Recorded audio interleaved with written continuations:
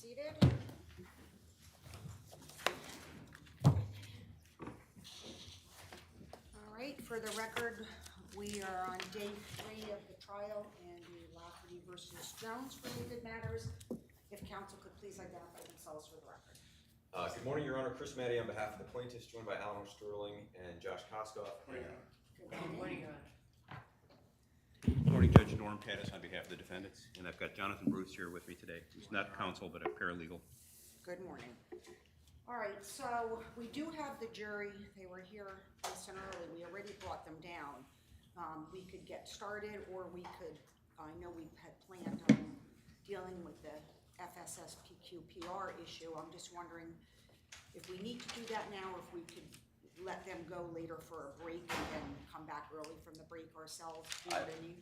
I think we can do that later. Do you agree, Attorney Pattis? I do. Okay, but I mean, this way they can have a longer morning break maybe, and we can have a little bit shorter or something along those lines. Does that work? Yes. And then, Attorney Maddy, one thing I did want to ask you before I forget, I didn't see the amended complaint, right? We have not yet filed. Okay, I just thought I missed it. All right. When will that get filed, do you think? Your Honor, when we left yesterday, we were discussing the email that I was going to be offering between Robert Heath and Adon Salazar. Counsel raised the objection that he would like an instruction that it's not being offered for the truth.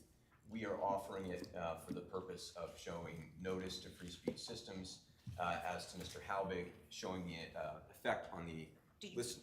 Yeah, do you have agreed upon language? We don't have agreed upon language. We agree on everything but notice. In my view, impact on the listener, what the listener did in response is permissible. Notice gives it more credit than a hearsay document is worth. And just to give the court a sense of the email, what we're talking about here is shortly after they have Halbig on for the first time, somebody emails Adon Salazar, says, have you looked into Halbig's credentials?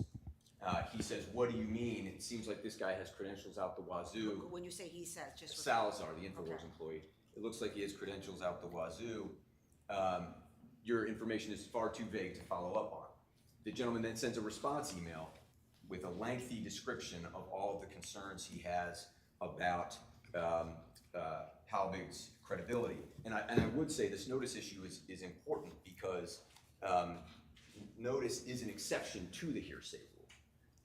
And so if a statement is made putting a party on notice of an issue and we can show that the party received it, that would be outside the hearsay rule anyway. So that's the email. And if you'd like, Your Honor, I can have Mr. Chaudhry pull it up for you. So tell me what you're proposing that I say, and what exception am I looking at?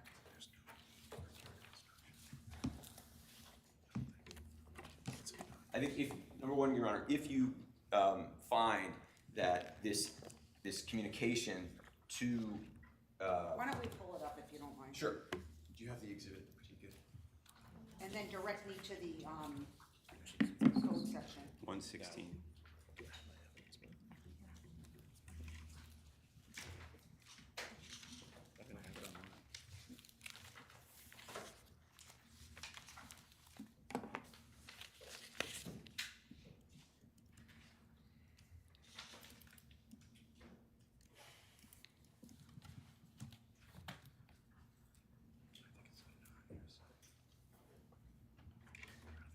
Senator 8-3, where am I looking for the exception?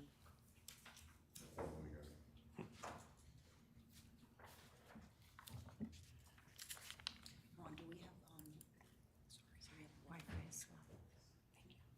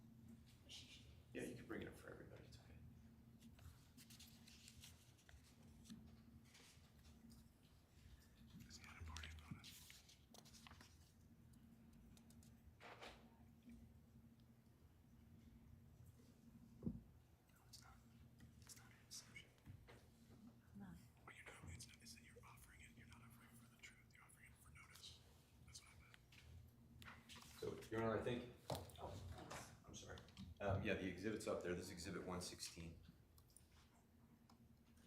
Why don't you start at the bottom? Yeah, there it is.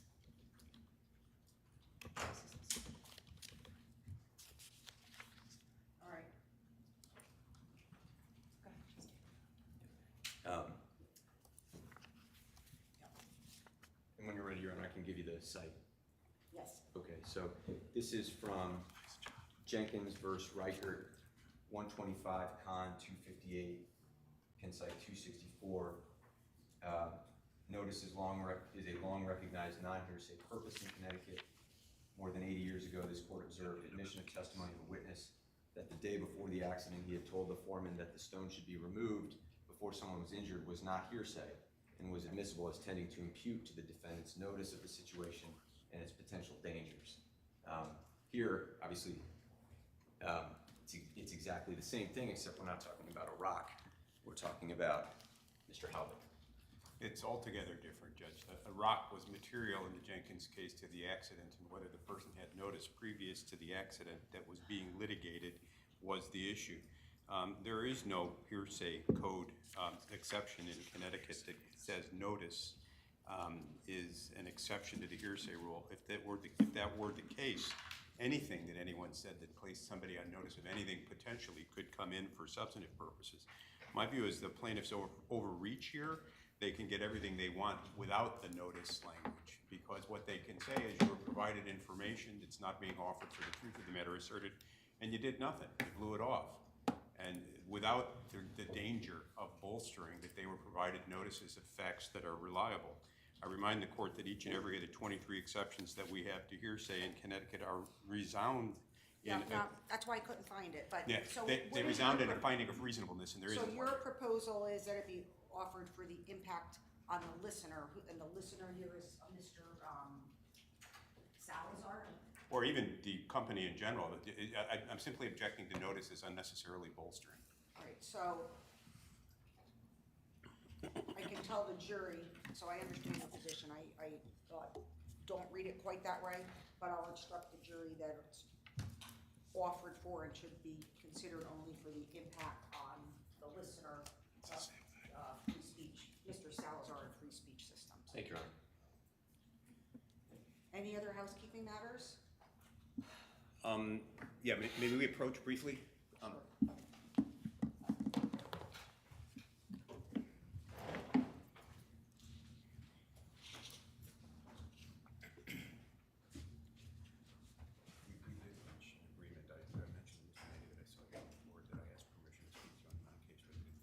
On the seats, yes, so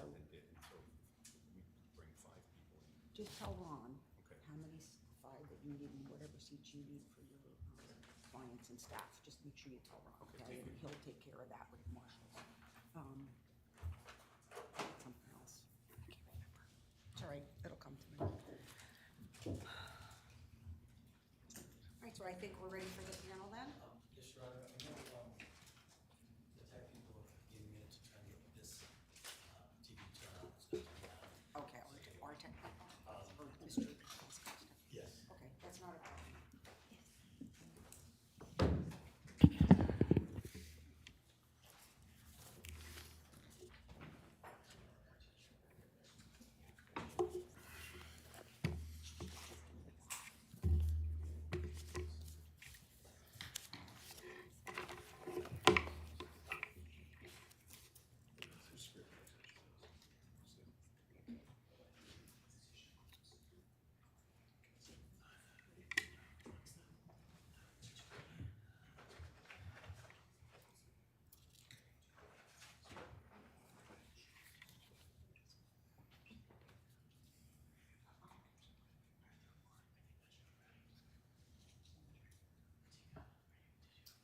Your Honor, just for the record, so is 116 now a full exhibit? We have to do it, I think, when the jury comes out. Okay.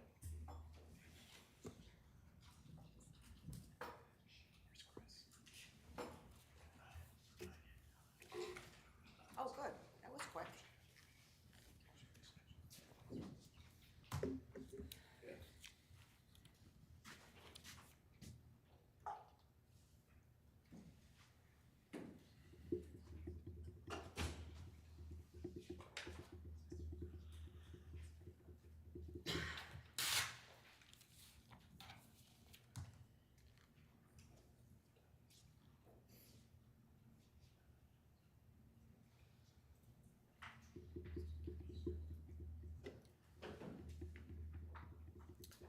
May I speak to Attorney Sterling while the jury You comes down? certainly may. Guess not.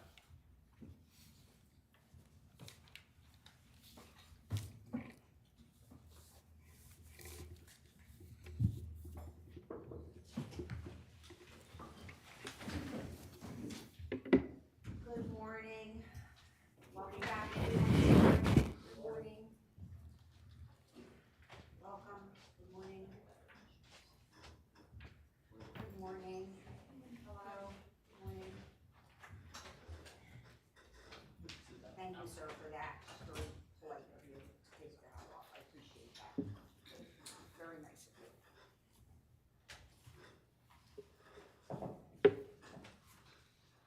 I'm sitting here thinking, I hope my sons would know to do the same. Very, very nice. All right, so council will stipulate that the entire panel has returned. I do. All right, and I did not receive any written notes from Mr. Ferraro, so that's good news, but that is the procedure we will continue to follow. I'll try to remember to address it every morning, that if you were unable to avoid any media coverage, or there were any issues that arose with you or with respect to a fellow juror and you have a concern, you just simply follow that procedure with the written note and we'll deal with it. Okay, thank you very much.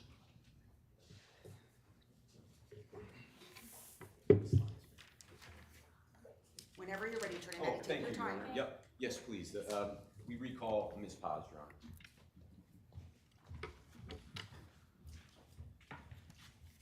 Good morning, and you remain under oath, of course, as you know, Yes. so make yourself comfortable. You didn't bring your own water today, so I we have the picture there, you may help yourself at any time. Thank you. It's fresh water. Thank you. Oh, yes. Good morning. Good morning, Ms. Paz. Good morning, ladies and gentlemen. Good morning, Your Honor. Ms. Paz, what I'd like to do this morning is just review some of the information that we covered yesterday. Sure. Okay? And so let's start with the videos and the articles that you and I discussed yesterday. You'll recall that by the end of the day, we had gotten up to about March of 2014 when Wolfgang Halbig was first invited onto the Alex Jones show, correct? Yes, I remember. All right. And we covered, leading up to March of 2014, Mr. Jones broadcast on the day of the Sandy Hook shooting. Yes. Connecticut school massacre looks like false flag, say witnesses. Yes, I remember. We covered another video a couple days later, creepy Illuminati message in Batman movie, hints at Sandy Hook school. Yes. Call that? Yes. We talked about the blooper reel that Mr. Jones published on December 17th about the Sandy Hook shooting. Do you recall that? Yes. We talked about the video he published on the 19th, 5 days after the shooting, called Sandy Hook Second Shooter Cover-Up. You recall that? Yes. Okay. Then we went to the article that they followed up on the Gotham piece called Lower Part of Gotham Renamed Sandy Hook in Dark Knight Film, correct? Yes. And you acknowledged to the jury that even as of this day, InfoWars has no idea whether that's true, correct? Whether what's true, whether it was renamed? Whether Sandy Hook appeared in the Dark Knight movie. Oh, right. I don't know. You acknowledged that. Right. Then we talked about James Tracy coming on in the beginning of January to say that the parents were crisis actors. Do you recall that? Amongst other things, yes. Okay. And we showed the email from Adon Salazar trying to register for the Crisis Actors website. Yes. All right. That takes us also to Mr. Jones' statement about Robbie Parker, in which he said that Mr. Parker had been given a card and told what to say, correct? Right, that's what he says on the video. You acknowledged that you had reviewed that video and you never saw anybody give Mr. Parker a card, correct? Right, I didn't see a card in the video. And then we get to the end of January, January 27th, and Mr. Jones runs his video, Why People Think Sandy Hook is a Hoax, correct? Yes. And he showed a clip of Mr. Parker approaching a podium to give a statement about his daughter, correct? I don't remember if there was a podium there, but I do recall that he had given a statement to the media on a particular day, and he was referencing that statement, yes. If I said podium, I apologize, I meant microphone. Yes, yes, And he showed that snippet, just a couple of seconds of Mr. Parker approaching the microphone, correct? yes. And he had slowed it down into slow-mo, right? I believe so, yes. He claimed that Mr. Parker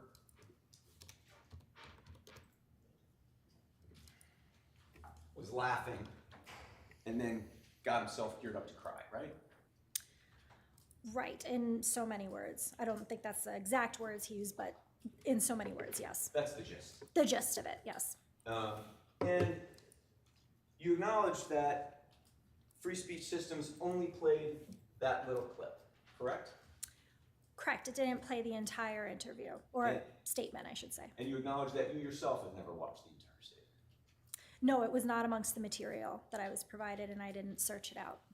And from that, we can conclude obviously that InfoWars never aired the entire statement of Mr. Parker, correct? Objection, Judge, calls for speculation. Well, I think, I think you testified to this yesterday that they never did, correct? I don't believe they did, and it wasn't amongst the material that I was provided, so I don't have any information to suggest that they did. Right.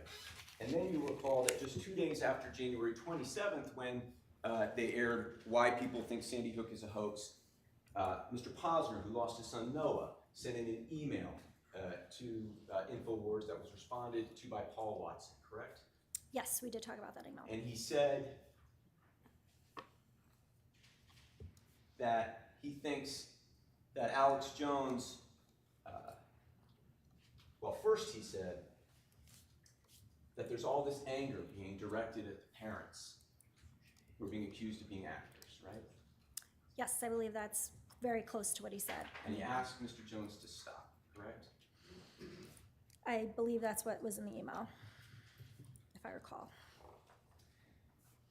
And then we saw the numbers, the Google Analytics numbers. Do you remember that? Yes, The Google Analytics numbers showing substantial increases in audience size from December to January, correct? there were increases in the audience size, yes. Right. And even though Mr. Posner sent that email and InfoWars was aware of it, going forward into March of 2013, Mr. Jones had on Steve Pichenik, correct? He did have him on after that, yes. Dr. Steve Pichenik, Sandy Hook was a total false flag. That's Exhibit 7, the video we talked about, right? That's what he said, yes. Mr. Jones was so excited to talk about that he had him on a few days later and titled the video, Crisis Actors Used at Sandy Hook Special Report. Move correct? to strike the comment about Mr. Jones being so excited, Judge. Argumentative. Overruled. I don't know if he was excited, but he did air him a couple of days later. Then we saw in April, Mr. Jones aired a video called Obama Gun Grab PSYOP, right? Yes, And that PSYOP is a term that refers to psychological operation, right? I believe so, yes. And what Mr. Jones has said at times over the years is that this was, in describing why Sandy Hook was staged, that it was a psychological operation in order to provide a pretext for disarming the American public, correct? He's used that term many times in connection with many different things, but I believe that's what he means by it. With respect to Sandy Hook, that's what he means. I think so, yes. Then we watched the video of April 16th, shadow government strikes again at the Boston Marathon, correct? Yes, I do That- remember us talking about that, yes. Right. He says, folks, they staged Aurora, they staged Sandy Hook, the evidence is overwhelming. Remember that? I do remember that, yes.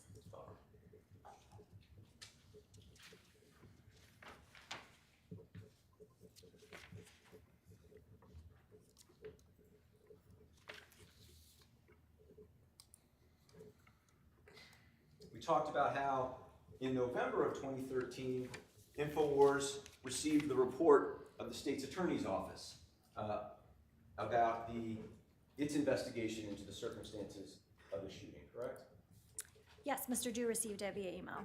And I think you testified that you're not sure whether Mr. Jones reviewed that report, correct? I don't know whether he read it, correct? Because you never asked him that, yes? I didn't ask him, no. And even though you asked to see Mr. Jones's deposition in this case, it was never given to you, correct?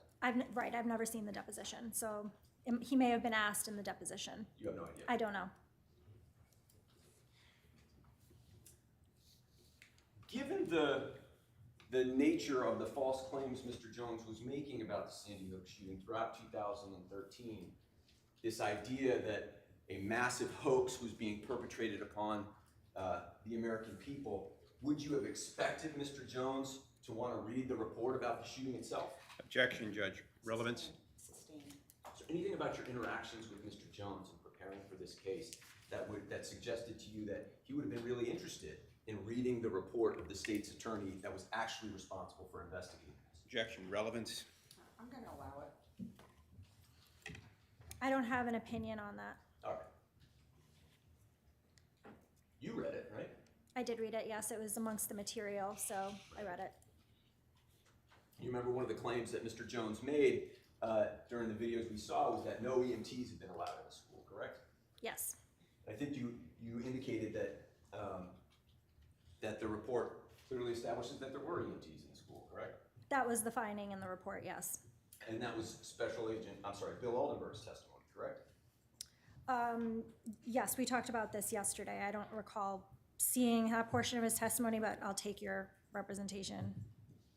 Thank you, and thank you for reminding me about that, because you said that you had watched some clips of the first day of the trial. I did see a couple of clips, yes. Can you let us know where you found those clips? I think they were on YouTube. Okay. And you're aware, do you know which channel? I don't, I'm sorry, I don't recall which channel it was.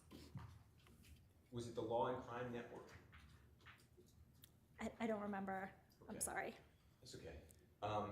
When you were watching the videos, did you see a scrolling comment section? I don't remember seeing a You don't comment recall. All right. section. All right. So you acknowledge that Wolfgang Halbig came on in March, correct? Yes, That the only check anybody at InfoWars did into Mr. Halbig was to go to a website that he himself created, correct? yes, I believe that's accurate, yes.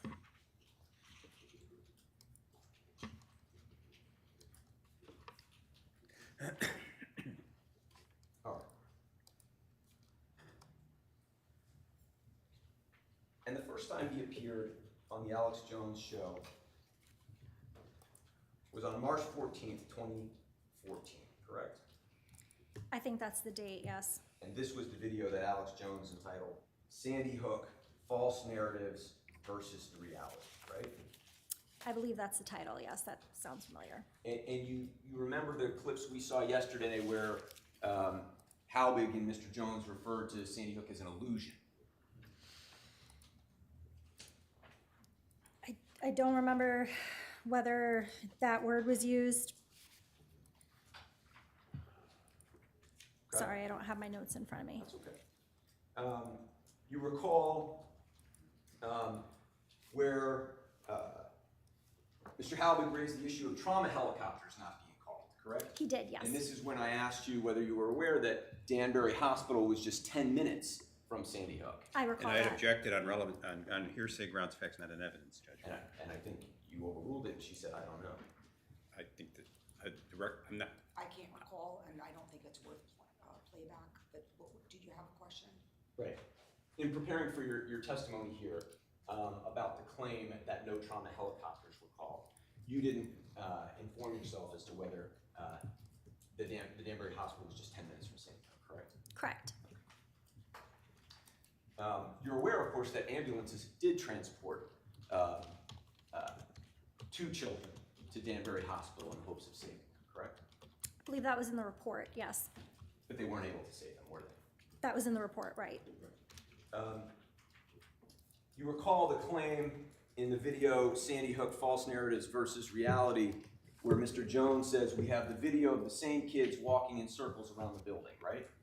He's made that claim in a few videos, yes. Many times, correct? Yes, Okay, we'll see some of that today. sure. And you recall Mr. Jones saying in that video that there were multiple actors involved, correct? He did use the plural of actors. Multiple actors playing different parts, yes? I believe that's what he said.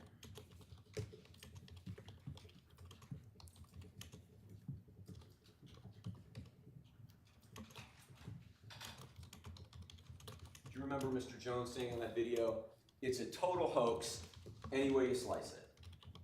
I believe so, yes. So then we were getting to this email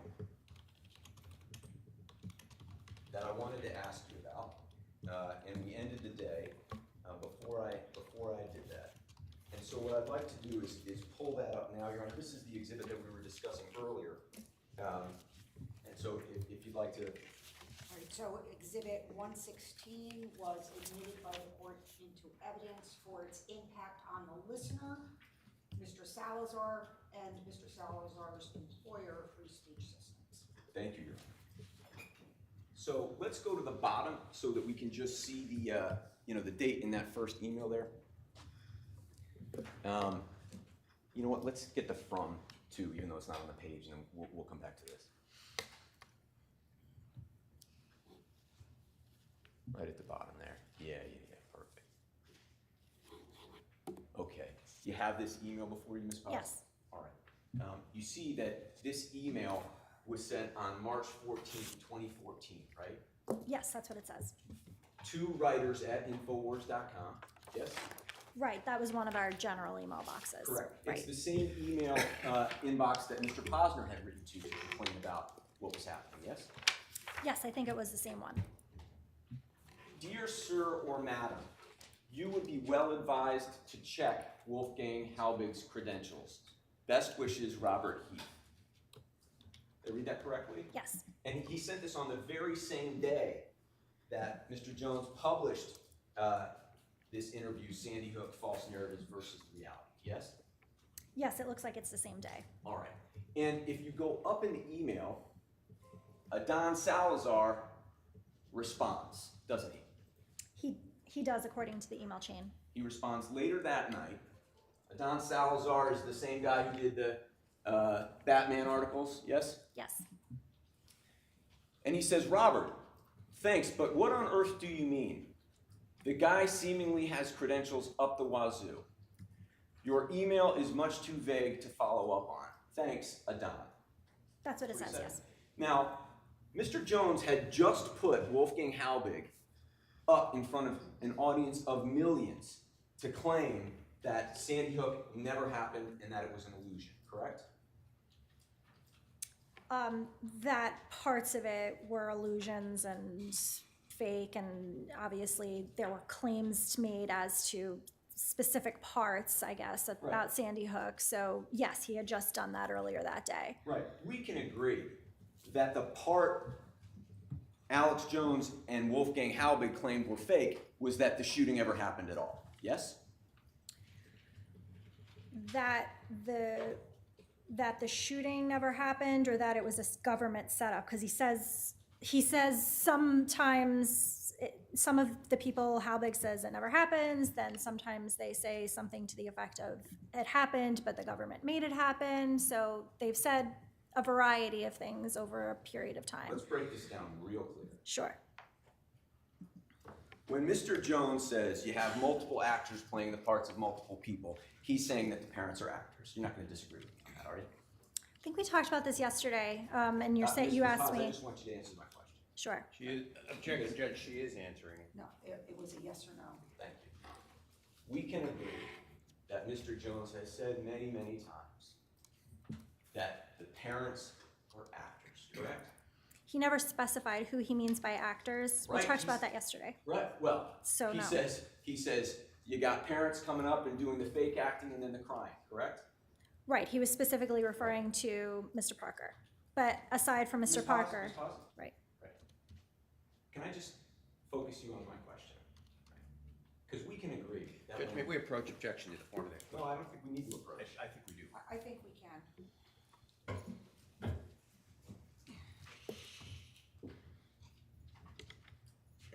She needs to answer the question. No, it's I a different don't want objection. him to, It's a okay, I'm different just telling you now. I get I'm that, no, gonna I jump get in. that. I heard you. Okay. We can agree locution, I object to it. It may be that I'm used to seeing Mr. Matty as a former federal prosecutor. That's implicit vouching. Whether he believes something or not is not for the jury, and I believe that is implicit vouching and is improper, and I'd ask that he not use that expression any longer. You can leave that out, but, I just wanna make one comment, because we don't have much left in here. I think the caffeine helps you remember to stand up. I did, didn't I? Did I forget I one? was so pleased, so we'll have to keep you caffeine. My wife said to me last night, you apologize to the judge, well, I'd rather apologize to me, so you've had a therapeutic effect on our marriage. All right.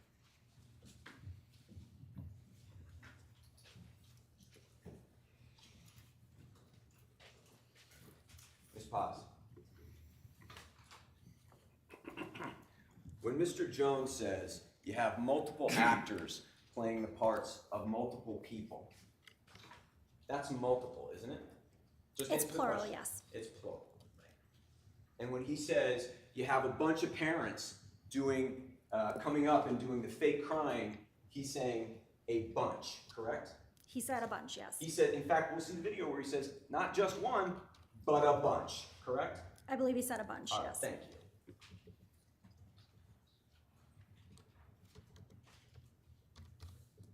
So getting back to my question then, Ms. Paz. When Free Speech Systems receives this email after having put Wolfgang Halbig up on their platform to millions of people, making these claims, saying checking his credentials, Adon Salazar says he's not even gonna follow up on it, correct? He said the first email is too vague to follow up on. That's what it says. So, based on that first email, he's not gonna follow up on his credentials, right? Says your email is too vague to follow up on. That's what it says. Okay. Well, you talked to Adon Salazar, right? I did, yes. Yeah, he didn't follow up on it, did he? I don't think he did, no. Okay. And then Mr. Heath is so concerned about Mr. Halbig that he sends a follow-up email to Mr. Salazar, doesn't he? He does, yes. Let's look at that one.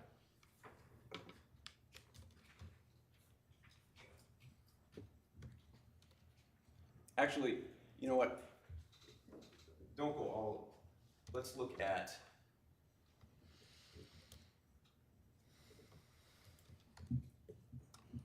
Here's it. Yeah, okay, so pull up those first 3 paragraphs, please. I can find no trace of him in connection with his current activities on Sandy Hook. For example, I cannot find him on the list that exists of expert witnesses, of which he has categorically stated he was one concerning Columbine. I cannot find any reference to him prior to 2012 as a school safety expert or a school principal as a comparison. All the teachers or head teacher principals I know I can easily find prior to 2012. The same for a sample of professionals I know. You see that? Yes, that's what it says. All right. And one of the, you can pull that down. One of the things that Halbig had claimed on his website was that he had investigated the Columbine shooting, correct? He did claim that, yes. Did Adon Salazar do anything at all to further investigate Halbig's credentials after he received that email? When I spoke to him, he didn't indicate that he had ever followed up with that email. So Free Speech Systems' position here is that no matter what warning they received about Halbig on that particular date, they did nothing further to look into his background, correct? Did free speech? No.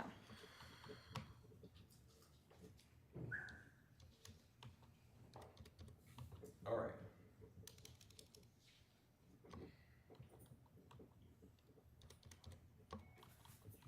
Now, let's get to, do you remember yesterday, one of the claims that Alex Holmes made in that video we saw was that there was an email that Mike Bloomberg sent out 2 days before. I do recall that, yes. You recall that. And you recall testifying that Mr. Jones was saying Mike Bloomberg, former mayor of New York City, had sent out an email 2 days before. And the significance of that was it showed that Sandy Hook was staged, correct? That was the purpose of, That Mike Bloomberg knew this fake event was gonna happen, but he accidentally sent out this email that he really intended to send after the fake event, right? I think he said false started or something to that effect, but I think that was the intent behind it, Right. yes. Alex Jones talked about this email many times. He has, yes. Sometimes he says 1 day before, sometimes it was 2 days before. He has mentioned it a few And times. the point is always the same.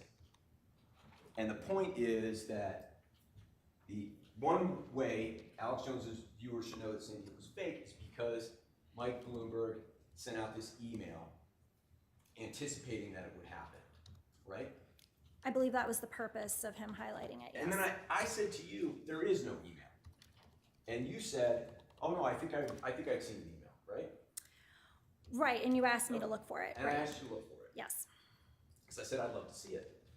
And you did. Go back and you looked, right? I did, yes. So I want you to listen to my questions very, very carefully here. After looking for it, you would acknowledge that there is not, and there never was, an email from Mike Bloomberg that went out the day before the shooting, correct? The day before, no. You would acknowledge that there is not, and never was, an email that went out from Mike Bloomberg 2 days before the shooting, correct? 2 days before, no. You would acknowledge that you've never seen the email itself, correct? The email itself, no. Right. But what you had Mr. Pattis send us last night was an article, yes? Right. Okay. Now, Your Honor, is there any objection here? No. This has not been previously marked, Your Honor. All right, so let's mark it now, please, as, what are we on? Your Honor, I know the plaintiffs have added a couple of exhibits, so Sorry. if they could just tell me what the next number is. 474. 474.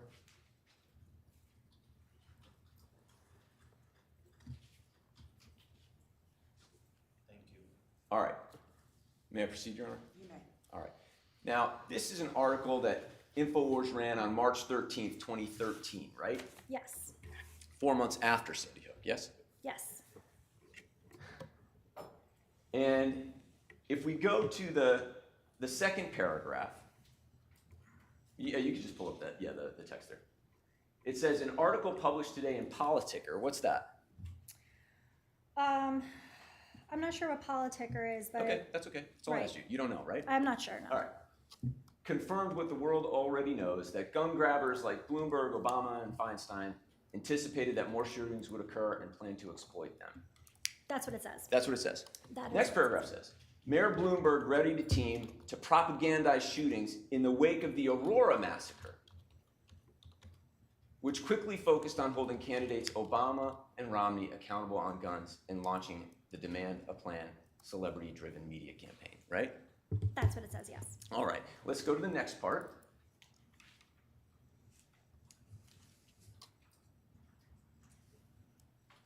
And now this is quoting, it says, after Aurora, how Mayor Bloomberg planned to make the next massacre count, right?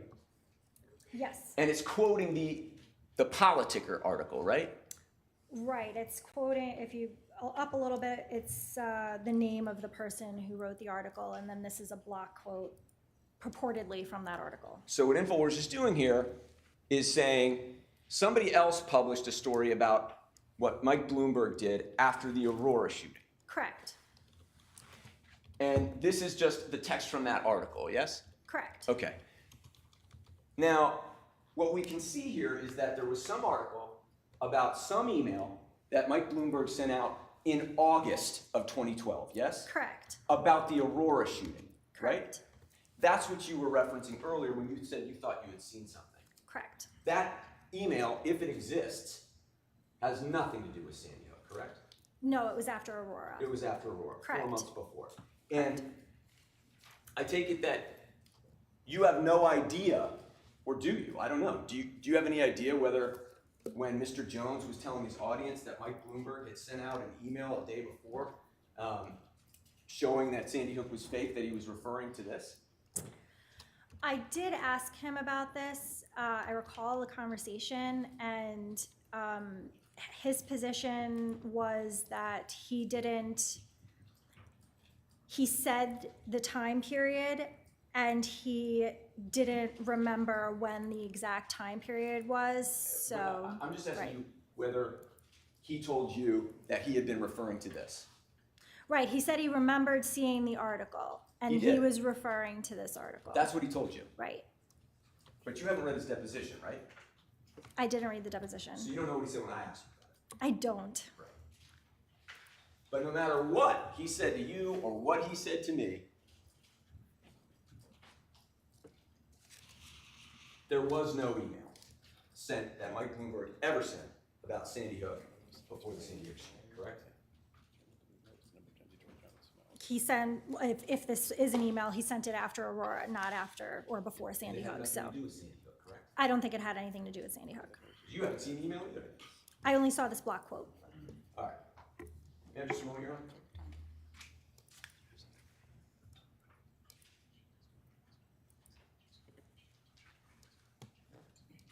And so, Ms. Paz, I just want to make sure, when you testified yesterday that you had seen an email, you now acknowledge that that was inaccurate, correct?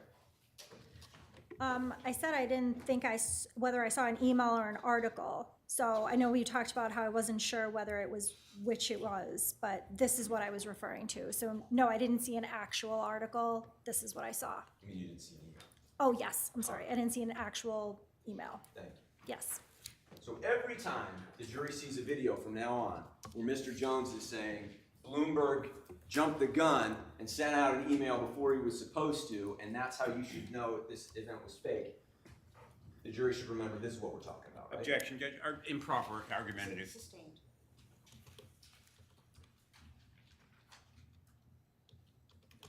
All right.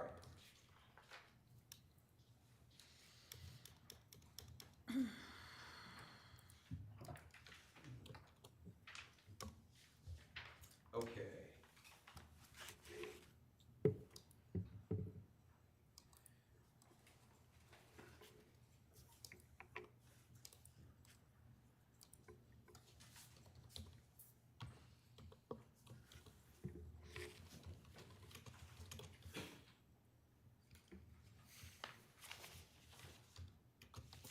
So, on May 9th, 2014, InfoWars ran another video, revealed Sandy Hook Truth Exposed, correct?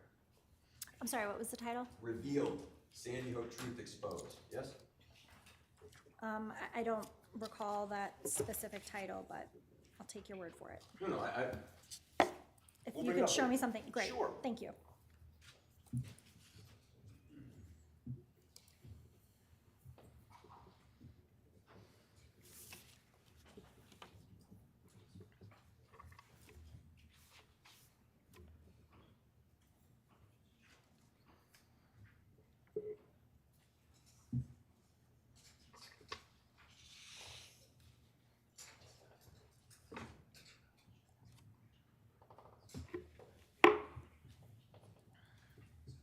all right, Ms. Paz, we're gonna bring up for you the stipulation we showed you earlier.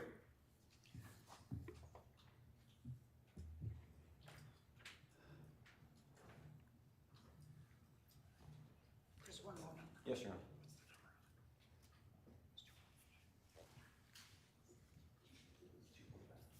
Do you mind if I'm taking your phone? I forgot it was yours.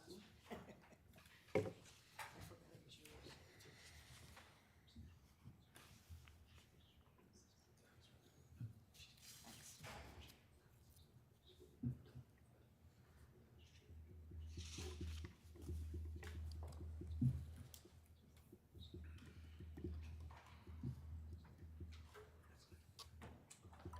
Can I say, Your Honor? Thank you. All right. Which date was it? I'm sorry. Sure. This is, if you look at your exhibit there, May 9th, 2014, revealed Sandy Hook Truth Exposed. See that? Yes, I see that. InfoWars published that video? Yes. All right. And then on May 13th, a few days later, Mr. Jones had Wolfgang Halbig back on, yes? Yes, I believe so, yes. And Mr. Jones titled that video, "Bombshell, Sandy Hook Massacre was a DHS illusion," says school safety expert. Yes, I see that. All right. Why don't we play clip 15A? That is a full exhibit, Your Honor. You mean 15 or 17? 15. Excuse me for I'm one sorry. second. Thank you. 17A. My Mr. apologies. Farrow, That is also a full exhibit. can I see you for a moment, please?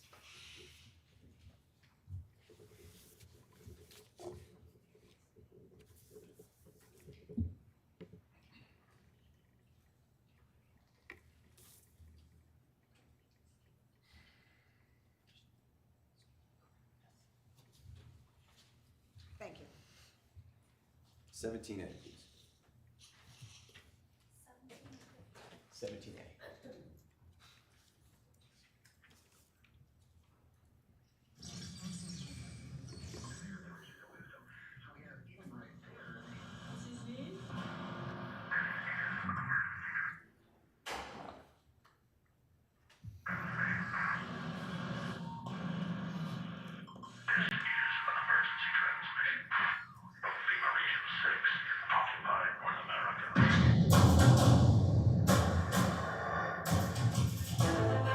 There is a war. It's happening now.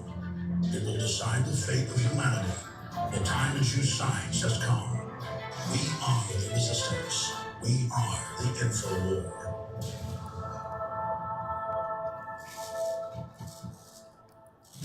So here's the headline: School board shuts down conspiracy theorists. Now they've shot footage of this, and Wolfgang's making a documentary, but he said he'll send us the raw footage.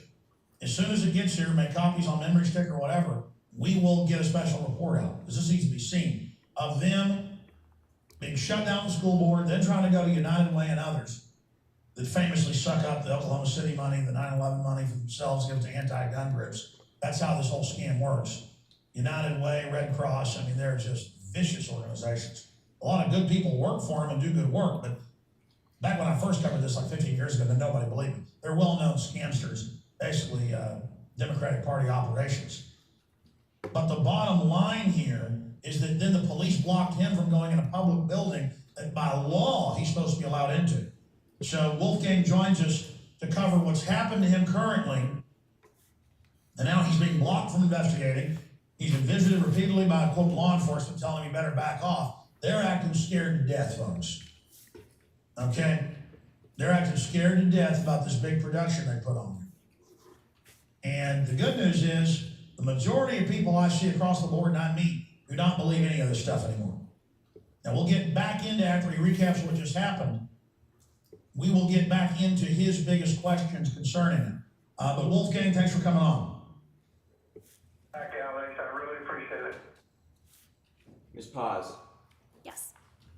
let's start from the beginning there, where he said, school board shuts down conspiracy theorists. Do you remember that? I saw that, yes. He's talking about the fact that Mr. Halbig came to Newtown, yes? He did, yes. And when he came to Newtown, he went to the United Way offices. He did make a stop there. It's a charity, yes? It is, yes. And the police had to be called, correct? Objection to the form had to be called, Judge, argumentative, not fact, not an evidence. I know the police were called by the employees there. And they had to come. Did the police come? Yes. Yes, they did come. Multiple police officers, yes? I don't know how many, but there was more than one. Okay. And they came because the employees were concerned about their safety. Objection, hearsay, where does this come from? Do you know? I don't know why they were called. Mr. Halbig was trying to enter the building, correct?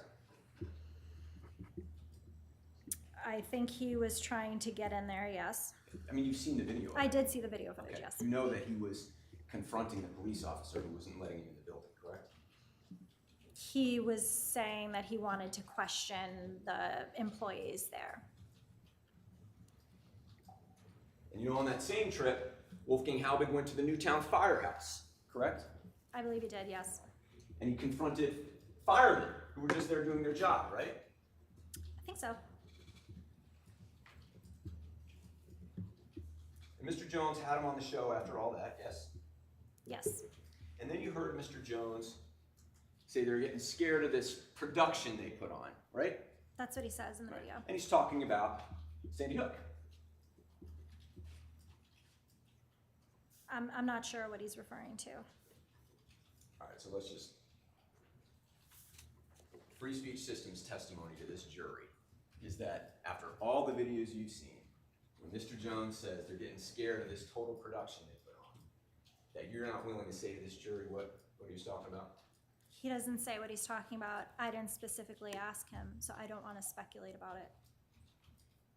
Free Speech Systems, which is owned completely by Alex Jones, who you met with several times, would only be speculating about what Mr. Jones meant when he said they're scared of this total production they put on. Objection, Judge. In fact, it would constitute legal speculation. This is argumentative.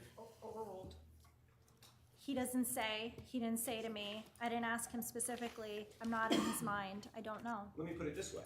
How about this? Mr. Jones repeatedly refers to this as a scripted event, correct? Refers to Sandy Hook as a scripted Yes. event? He said that before, yes. Yes. He has repeatedly referred to the families as actors, correct? He's referred to actors, plural, yes. He's now referring to something, you won't say what, as a production, correct? He uses the word production, yes. You've seen videos where he says he knows when he's watching a movie and he knows when he's watching something real, correct? He has said that, yes. Okay. So let's look at the next clip. And this will be 17.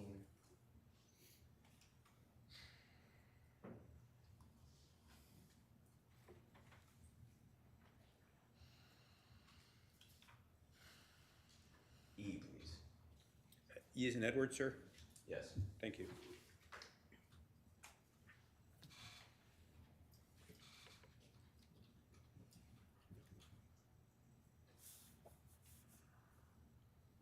I can tell you, children did not die, teachers did not die on December 14th, 2012. It just could not have happened. And it's in their words. It's not what Wolfgang thinks, or it's just my opinion. It's what they say. I mean, their own words actually show that it could not have happened. Is that Robbie Parker? Yes, I believe that's the statement he gave, a clip of it. Right, that's not the statement he gave. That's a slow motion video clip of Robbie Parker, correct? It's a clip of the statement he gave in slow motion, yes. Ms. Paz, I didn't know that we were gonna have to argue about what we're both. Objection, Judge. watching. But, Objection. Sustained. Ms. Paz, when you say it's a clip of his statement, you don't see Robbie Parker saying anything in the video, correct? I'm sorry, I'm confused by the question. I mean, this is video footage of his statement, so yes, I agree with you, there's no words in the video.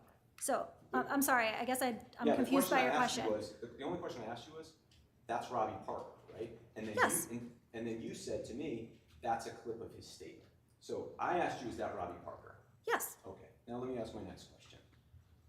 This is a slowed down video of Robbie Parker approaching a microphone, yes?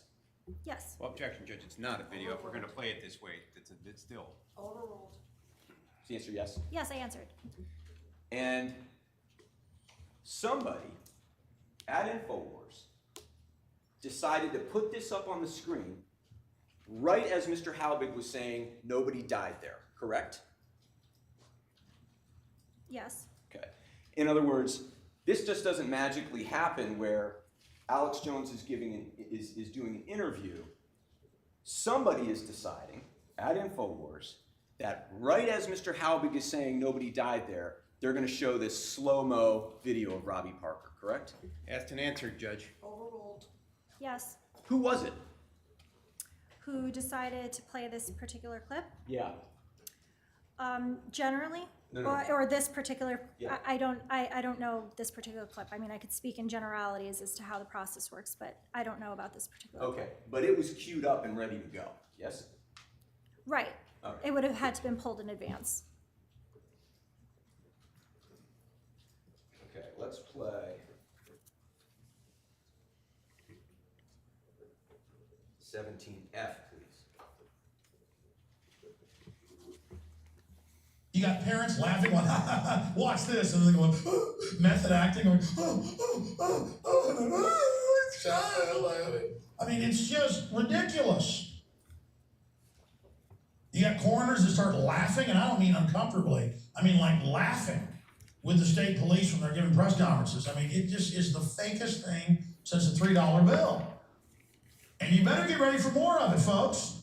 Now let's go to his 3 minutes to the school board there in Connecticut. My name is Wolfgang Halbig. I'm from Lake County, Florida, a town called Sorrento, Florida. I'm a national school safety consultant. For the last 25 years, I've traveled the country. And you look at me like I'm here today to create a problem.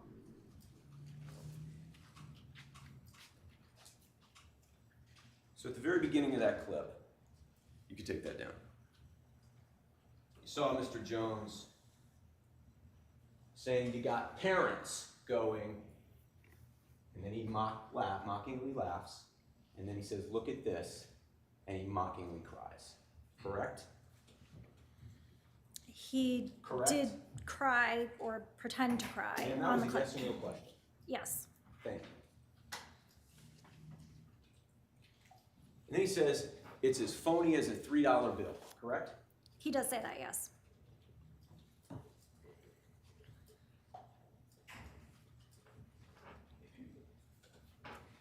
And this video of Mr. Jones mocking the parents was clipped and put up on YouTube, correct? You mean that whole video was put up on YouTube? Let's start with the whole video. It was, right? Oh yes, all of the videos were uploaded to YouTube. Right. And Facebook, yes? I believe so, yes. And Twitter, correct? I believe so.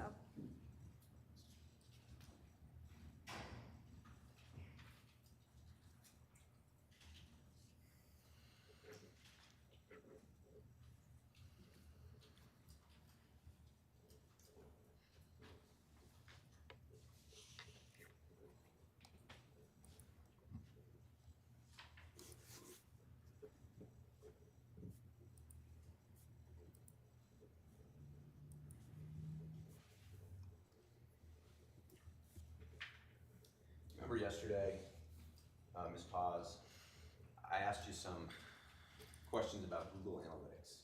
Yes. And let's just start here. By the way, did you do anything last night? You remember you testified yesterday that InfoWars does not use Google Analytics, correct?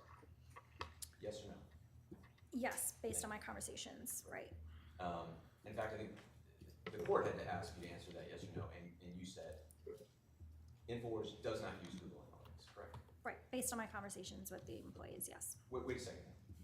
Yesterday you testified that the only conversation you had about Google Analytics was with a gentleman named Blake Roddy, correct? I Yes did or no? have a conversation with Blake Roddy, yes. You just testified that it was based on your conversation with employees. Are there any others?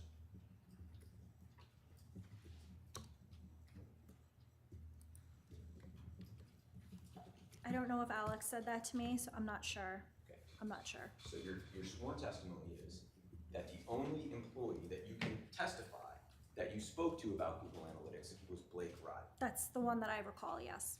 And so that's the only one that you're going to testify to that you spoke to about it, correct? Yes, I Thank you. had a long conversation with him about it. And Blake Roddy was very clear with you that InfoWars does not use Google Analytics, correct? That was what was conveyed to me, Thank you. And that's what you conveyed here. yes. Now, let's start with what is Google Analytics? I can't really get into the science of it. I'm not that technologically savvy, but basically it's an analysis of the number of visits to the unique pages. So InfoWars is comprised, any website is comprised of a number of pages. Each article has its own unique URL, and then it will keep track of, so to speak, how long people are on the page for, bounce rates, how many visits to a page, et cetera, and then rank them. So, and let's see if we can break that down a little bit further. I appreciate that explanation. So Google Analytics, let's start with this, is a software program, yes? Sure, run by Google. Right. Right. And so if you're a business, you can get the Google Analytics program for your website, yes? I believe so, yes. And what that program does is it allows you to track, and let's just walk through some of these things. It allows you to track the number of visitors to your website. Right. It allows you to track when they come to your website, correct? Yes. How long they stay on your website? How long they stay on each page, yes. Right, how long they stay on each page, correct? Right. What they click on, Yes. okay? It allows you to track whether when somebody comes to the website, they end up also going to the store, correct? Yes, there's a way to track that. Mhm. And it tracks, if they go to the store, how much time they spend at the store, yes? Yes. It can tell you which products they view when they go to the store, yes? Yes. It can track whether they buy something, correct? Yes. It can track how much they spent, correct? Yes.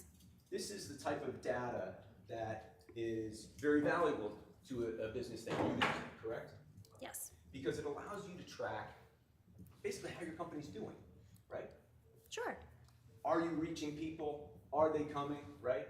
Are they staying? Are they staying? Yes. What's bringing them there, Yes. correct? How much money you're making off them, right? Sure. And so any company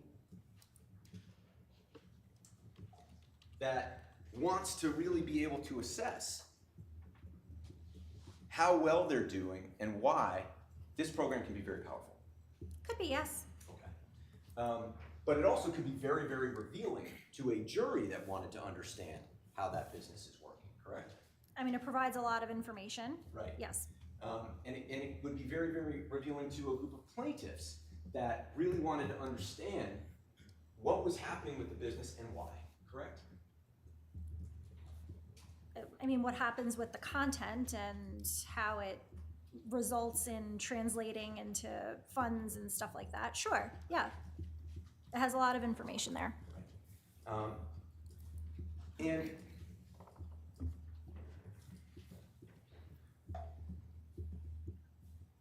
when you came in here and testified yesterday that InfoWars didn't use Google Analytics, by the way, Blake Roddy, let's just talk about Blake Roddy for a second. Sure. Blake Roddy currently runs the e-commerce side of the business, Yes. right? So went through this a little bit in opening, but the different platforms that InfoWars uses to sell stuff is InfoWarsStore.com, Yes. InfoWarsShop.com. Yes. They have an Amazon store. Yes. They have an eBay store. I think so, yes. They have an InfoWars Life page where they sell stuff. Yes. Yes? Yes. Okay. They have a website, Free World Outlet, where they sell stuff, correct? That doesn't sound familiar, but I'll accept your representation that it does. No. I don't know, I'm not sure. Okay, you don't know. So, I don't know. It doesn't sound So you don't know familiar. if Free Speech Systems also runs an online retail platform called Free World Outlet? I don't know. Free Speech Systems doesn't know Right. that. Okay, fair enough. But Blake Roddy supervises all that, yes? I believe that's his current role, yes. And that's a very important role within the company, yes? Sure. And he reports directly to Alex Jones, correct? Everyone in the company reports to Alex, so yes. Right. And you're aware that Timothy Fruget used to be his boss, Blake Roddy's boss, right? I believe so, yes. Because Timothy Fruget used to have that same job. Before he left, yes, Before he in 2019. Right, all the way through 2019. Right. Starting back, I don't think you could tell us yesterday, but I can't remember when he before started. 2012. It was, right, it was before Sandy Hook. Right. Okay. Now, you're aware that there's been an issue in this case about, put it this way, you're aware that the plaintiffs in this case have sought that Google Analytics data, correct? It was in the discovery request, yeah, I'm aware, yes.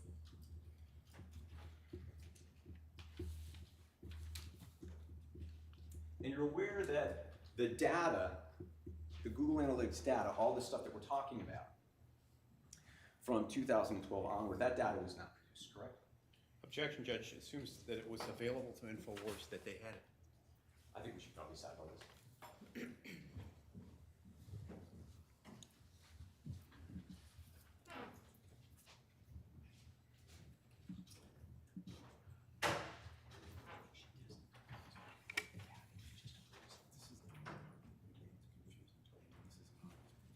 So should we maybe excuse the jury from what we did?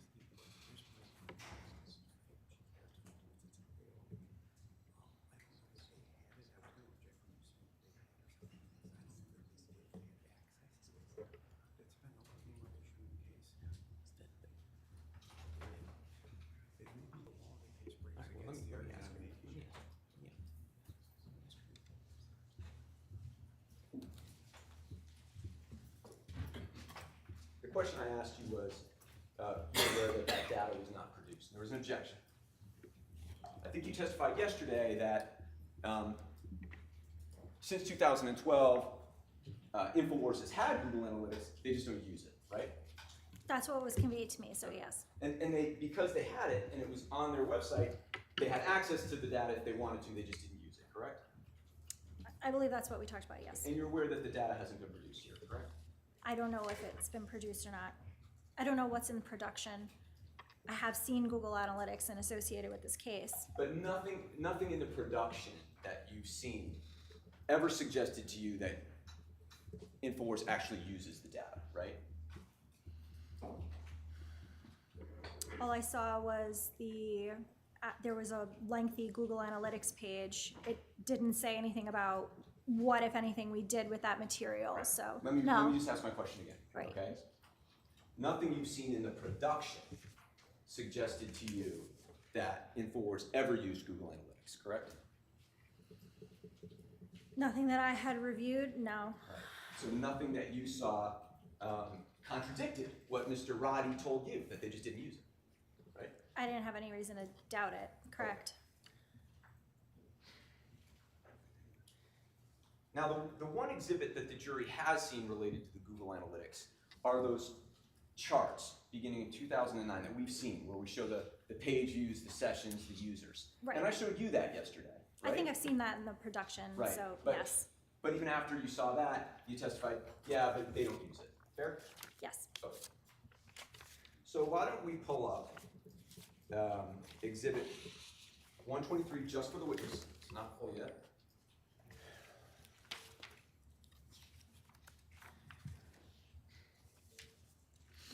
$123, did you say? Yes. I think that is full. You have it as full? Attorney Farrar, do you have it as full? No, I do not. I don't think it is. Okay. Ms. Paz, I want to ask you about this. Sure. This is an email from Tim Fruget, correct? That is what it looks like, yes. Dated July 10th, 2014. That's what it looks like, yes. 2 months after the video we just saw, Halbig and Mr. Jones, yes? Approximately 2 months later, yeah. And Mr. Fruget is sending an email to a rep for a lending company, correct?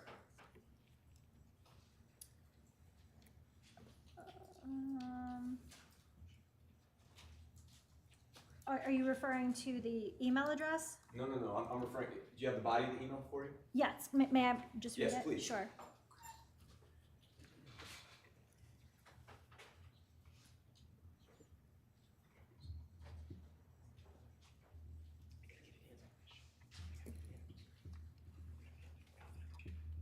See that?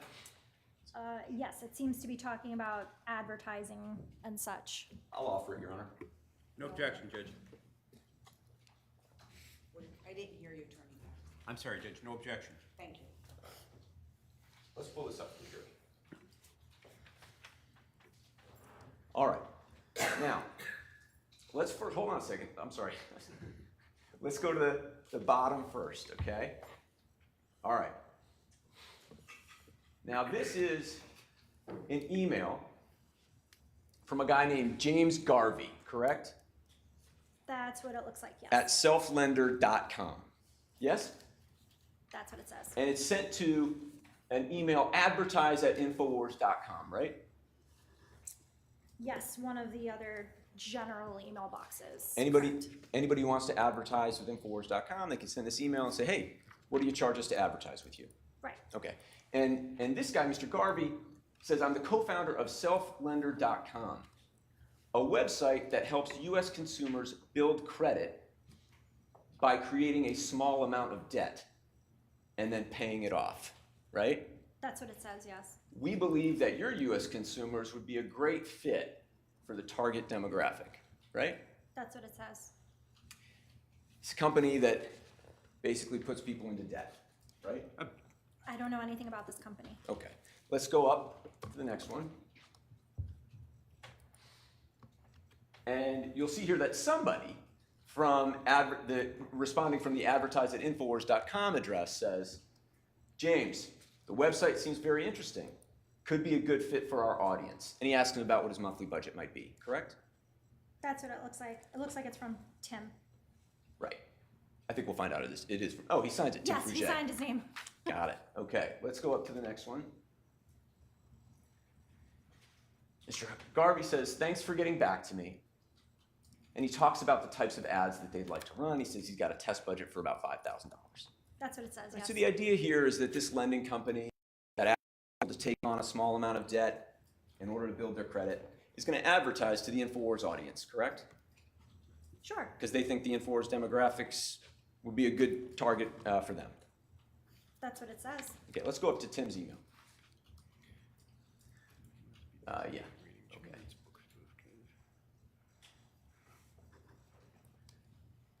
So he says, sorry for the delay. Unfortunately, we do not have a current media kit at this time, but I can give you some info about everything. And I just want you to look at the attachments. Do you see those? Yes. And you see he attached his GCN affiliates. And you know GCN stands for Genesis Communications Network. Yes. So that's all the radio stations that Mr. Jones goes out to, yeah? Correct. And then it says InfoWars audience demographics, and there's a JPEG. That's what it says, yes. And then there's an attachment that says Google Analytics from InfoWars, correct? That's what it says, yes. Let's go back to the email. And he says, first of all, he kind of recites what their audience numbers are, right? In the first paragraph, 790,000 likes on the Facebook page. They're going to charge them $1,000 for a Facebook post, right?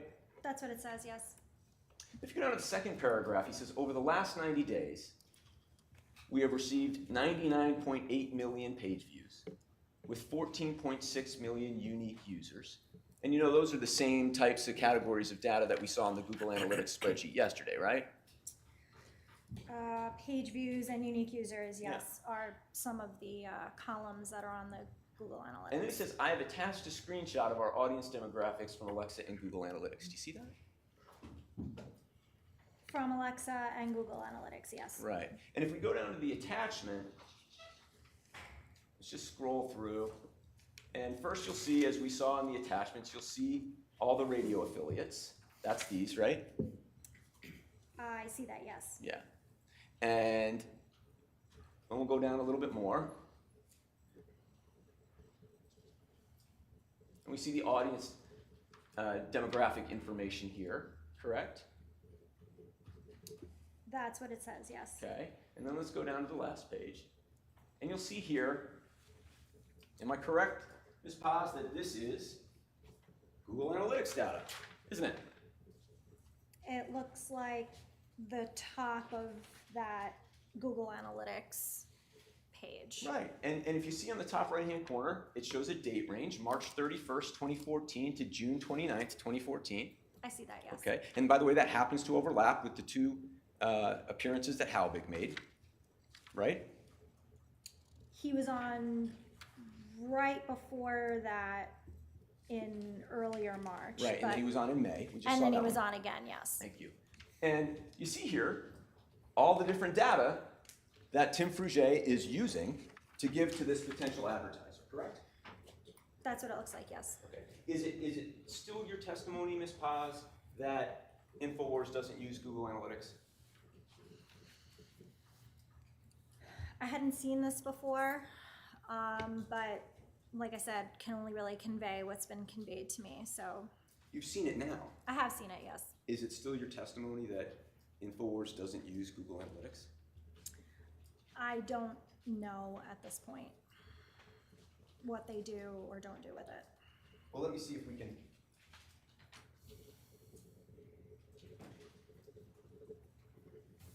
Help out here. Let's go to Exhibit 126, not in evidence. Just pull it up, please, for Ms. Paz.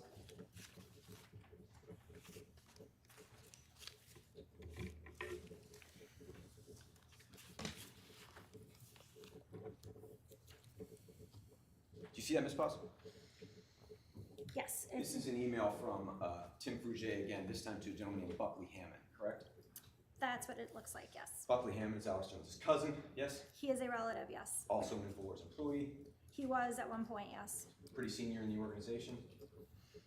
I mean, I can't say what his position was, but Why he not? was very trusted by Alex because they were relatives, so All right, I could put it that way. okay. So I offer it, Your Honor. No objection, Judge. All right, let's pull up 126. Just pull up, yeah, exactly, okay. This is an email dated August 20th, 2014, correct? Yes, From Tim Fruget, who again, at this time was the manager of the online store, at that time, yes. to Buckley Hammond, trusted Alex Jones employee and cousin, Sure, with attachments, correct? that's what it looks like. He's giving him, it appears to be sales information for August and Google Analytics for August, correct? That's what it looks like, yes. Can we go down to the attachments, please? So they got sales by day here, right? Yes, Looks like on this month, by the way, do you know what sales platform this is? We talked about how we had 4. Do you know which sales platform this is? I'm not sure, Okay. sorry. But it looks like it's, ranging from somewhere south of 40 grand to close to 120 grand a day, yeah? That's what it looks like, yes. So we go down to the next page. Some more Google Analytics that he's sending Buckley. That's what it looks like. It looks like the same screenshot of the top Okay. of the Google Analytics as in the last one. Having seen this, would you like to revise your testimony that InfoWars doesn't use Google Analytics? Like I said, I can only really convey what's been conveyed to me, and that's what was conveyed to me. Right. Blake Roddy conveyed to you that they did not, right? Right. Let's go to Exhibit 128 and 129. Not yet in? Correct. Any objection? I thought we agreed they would be. 128? Oh, we did. There is no objection. You had not previously objected. Correct. Okay. I offer them, Your Honor. They haven't been formally offered yet. So we're, Thank you.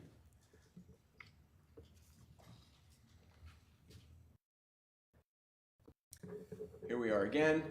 Now, this is Tim Fruget again on September 22nd, 2014, correct? Yes. And he's emailing Lydia Hernandez, correct? That's what it looks like. Lydia Hernandez is InfoWars' longtime internal accountant, correct?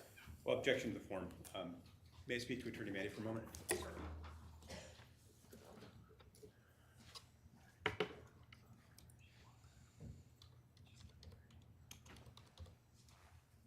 At the time this email was sent, Lydia Hernandez was InfoWars' top internal accountant, correct? I'm not sure what her position was, so I'm not sure. I used to work there, I'm not sure what her position was. Ms. Paz, did you I just can't recall what her position was. think That's, you knew at some point? I just don't recall as I sit here. If you could show me something. I will, but I'm not gonna do that right now. Okay, Okay? I'm You sorry. don't dispute that Lydia Hernandez, you don't dispute, 'cause at this point, you don't have reason to know that Lydia Hernandez was the top accountant for Right. InfoWars. I Fair don't enough? have All a right. reason to dispute it. Tim Fruget is sending her, and we just see Google Analytics, correct? That's what it says, yes. Let's go to the next one, 129.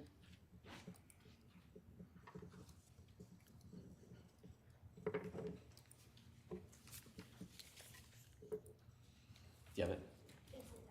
Yes, it was admitted along with 128. Same thing here, same day, another email, analytics, right? For Prison Planet TV, right? That's what it says, And an yes. audience overview, yes? That's what it says, yes. Your Honor, would this be a good time for a morning break? I think so. All right, so, Mr.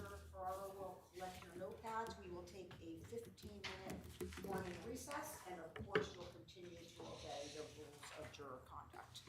Recess. All right, please.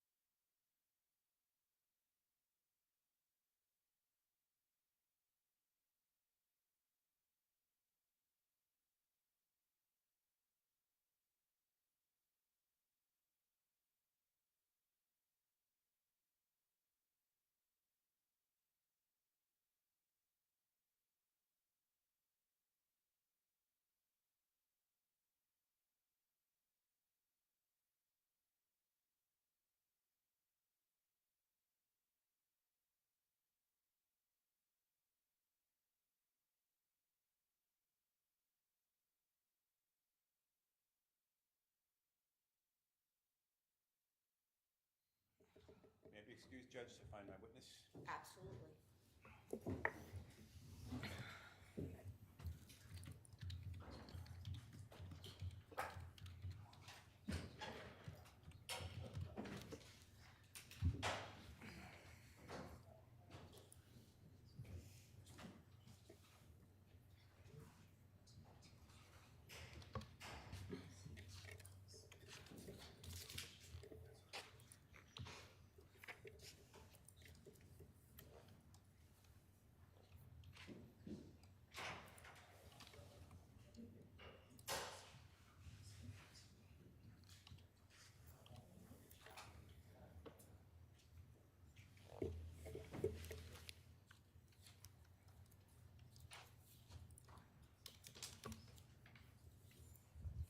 Did we approach, Judge?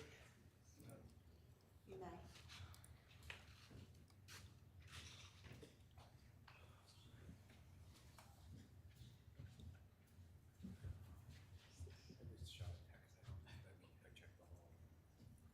Could be in the ladies' room.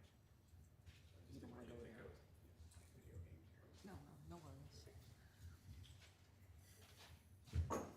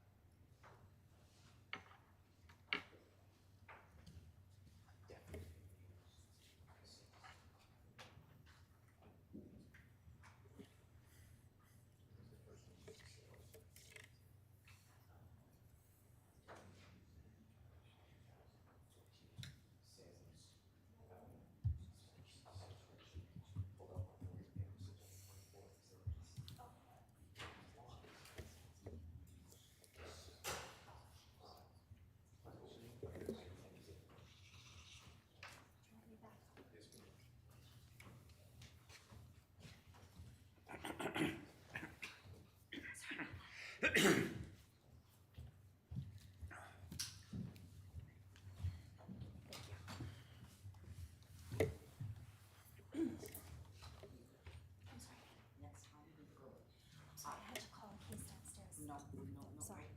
Absolutely not.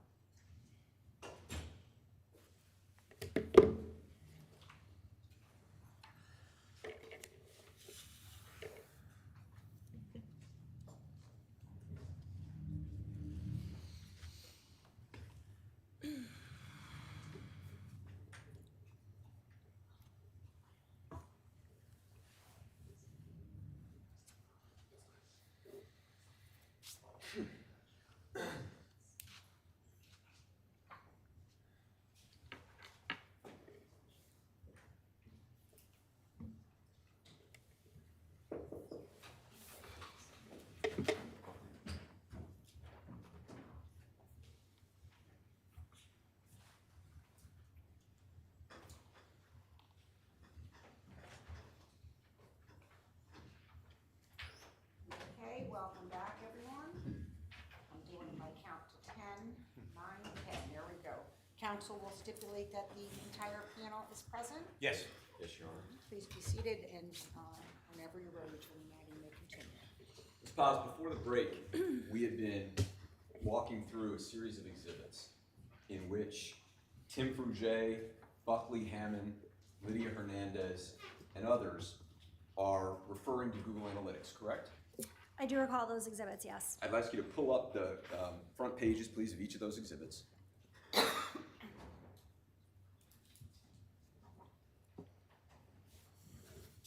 You see them here before you. This is each of the exhibits we were going through earlier. Yes. And I want to ask you, are you prepared to say, now having reviewed these, that in fact, InfoWars uses Google Analytics, correct? I could really only say what was conveyed to me in my conversation. I do understand that these emails show that they have talked about Google Analytics in the past. Ms. Paz, that's a yes or a no? Shall I have you I repeat don't- the question?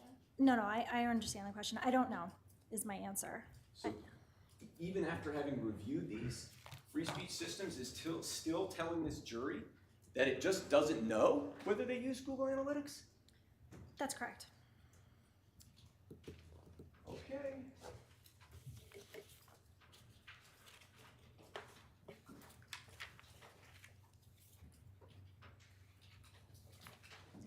You remember this email from Tim Fruget to the lending guy? I recall our conversation about that, yes. No, I actually whether you remember the email. Oh, you mean had I seen it before No. today or? 20 minutes ago, Yes. when I showed you that email, you remember that, yes? Yes. Tim Fruget is sending Google Analytics to a guy who wants to advertise on their website, correct? That's what the exhibit says, yes. And Tim Fruget is telling him all of the ways in which Google Analytics tracks their audience so that he can assess whether he wants to pay the $5,000 for a Facebook ad or whatever, correct? That's what the purpose of the email appears to be, yes. So at least it was important enough to Tim Fruget, correct? When he was doing business, yes? That's a compound, Judge, I don't understand what's going on. I'll withdraw it.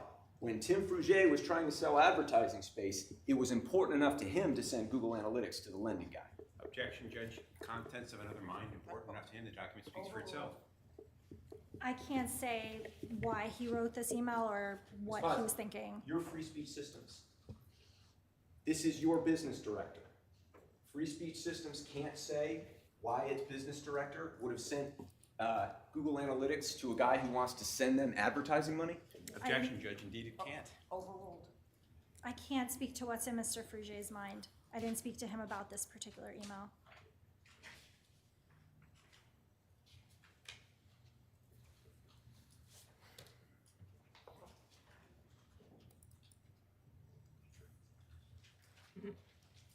The last date here, Exhibit 128, is September 22nd, 2014. You'd agree with me? Yes, I see that.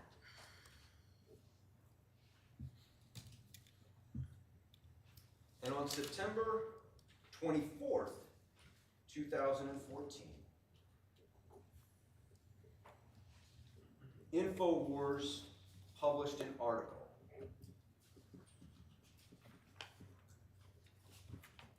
And the title of that article was FBI says nobody died at Sandy Hook, correct? I'm sorry. FBI says nobody killed at Sandy Hook, correct? Is that the 25th rather than the 24th? No, it's not. I don't recall Exhibit the, says 25th. I don't No, it recall the doesn't. date. And I appreciate you knowing the rush, please. I don't recall the date, but I do recall the article you're talking about.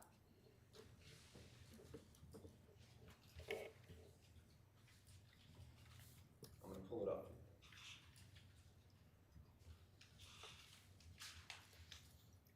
Give you.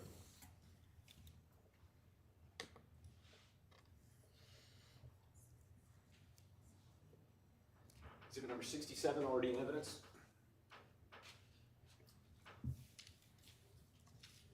That is a full exhibit, Your Honor. Thank you. Can we pull it up, please, Pratika?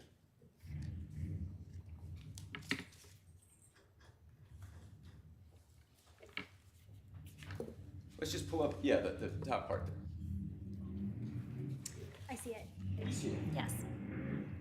FBI says no one killed at Sandy Hook, correct? Yes. This is by Adon Salazar. Yes. What's the date? It says September 24th, 2014. 2 days after the last email we saw with the Google Analytics, correct? I believe that was dated the 22nd, so yes. Right. And you have an ad there for DNA Force Plus, correct? I see that, yes. And in this article, Adon Salazar reports, by the way, this article, you know, was posted to Facebook, correct? I believe it was, yes. Okay. This article was posted to Twitter, correct? Yes, This article was posted to InfoWars.com, yes, PrisonPlanet.com.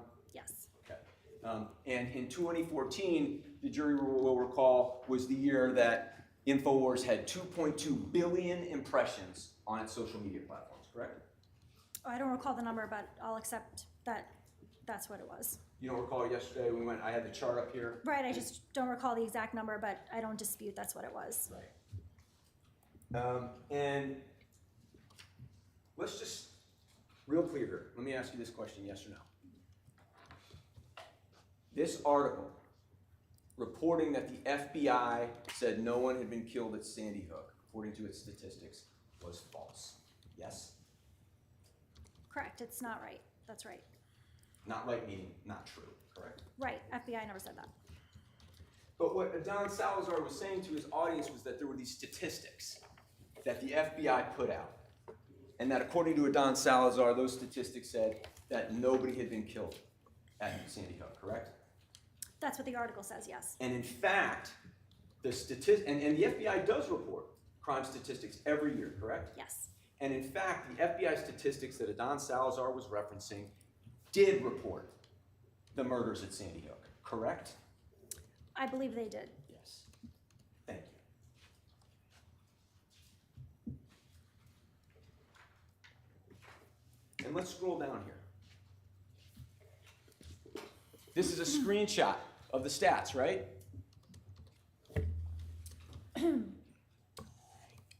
Yes, this is the screenshot that Adon took of the table, and he used that as the source of the article. Right. And he referred to table 8, right? Yes.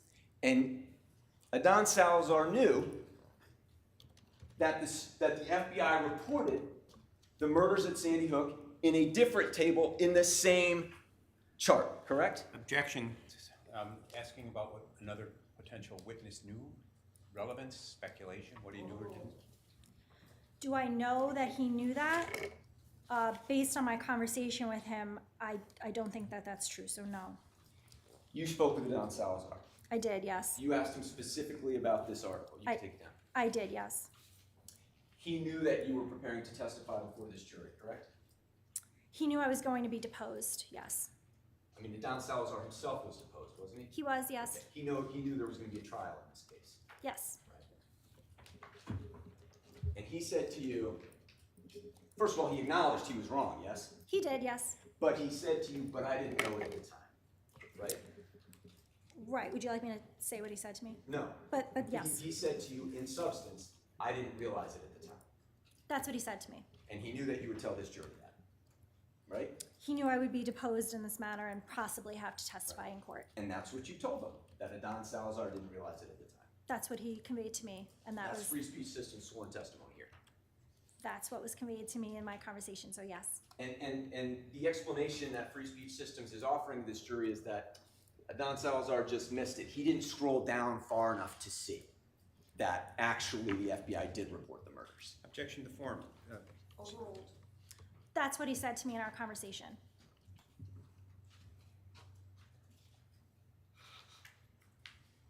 So let's just accept for just a moment that Adon Salazar, who published the creepy Illuminati article, who tried to get registered at crisisactors.org, who's now writing a false article about FBI says nobody killed at Sandy Hook. Let's just accept that that guy was telling you the truth for a moment. Even if we accept that, you acknowledge that if Adon Salazar had just scrolled down a little bit further in the page, he would have seen that that was false, correct? Right, at the bottom of the page, there's an asterisk there that would have indicated to him to go check another chart. Right.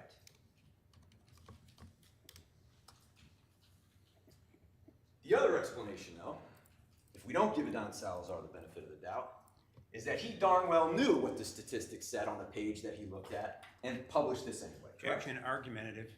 Overruled. I don't know because I can only convey what he said to me. Well, let's look at what happened with this.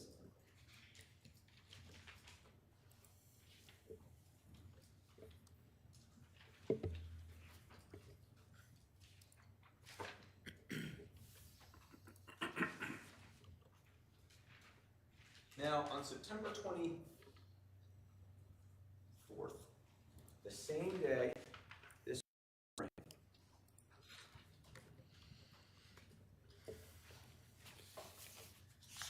InfoWars ran a broadcast highlighting Adon's Sandy Hook deaths missing from FBI report, right?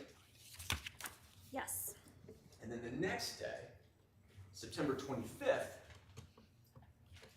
Alex Jones had Wolfgang Halbig, correct? I don't recall the date.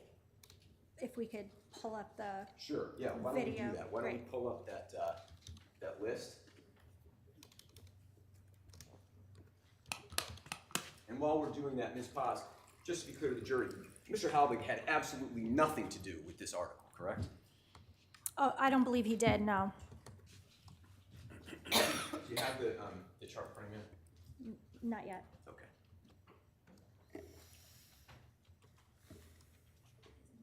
Okay, do you see a listing there, Ms. Paz? September 25th, FBI says nobody killed at Sandy Hook massacre featuring Wolfgang Halbig. September 25th. Yes, Sandy Hook deaths missing from FBI report, September 25th. Is that the one we're talking about? No, FBI says nobody killed at Sandy Hook massacre featuring Wolfgang Halbig. Okay.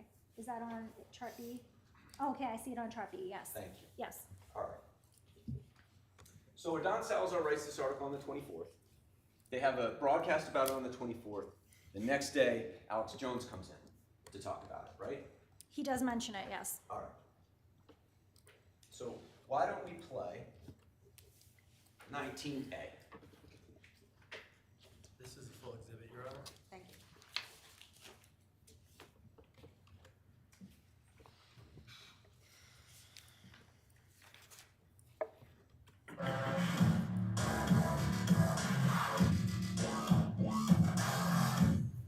Well, according to FBI crime statistics at FBI.gov, no one died in 2012 in Sandy Hook. It shows no homicides in that town. And that story by Adon Salazar is online at InfoWars.com. We'll put that on screen. Shows some screenshots of those statistics for TV viewers. Again, radio listeners can go there and pull that up for themselves. But Wolfgang W. Halbig,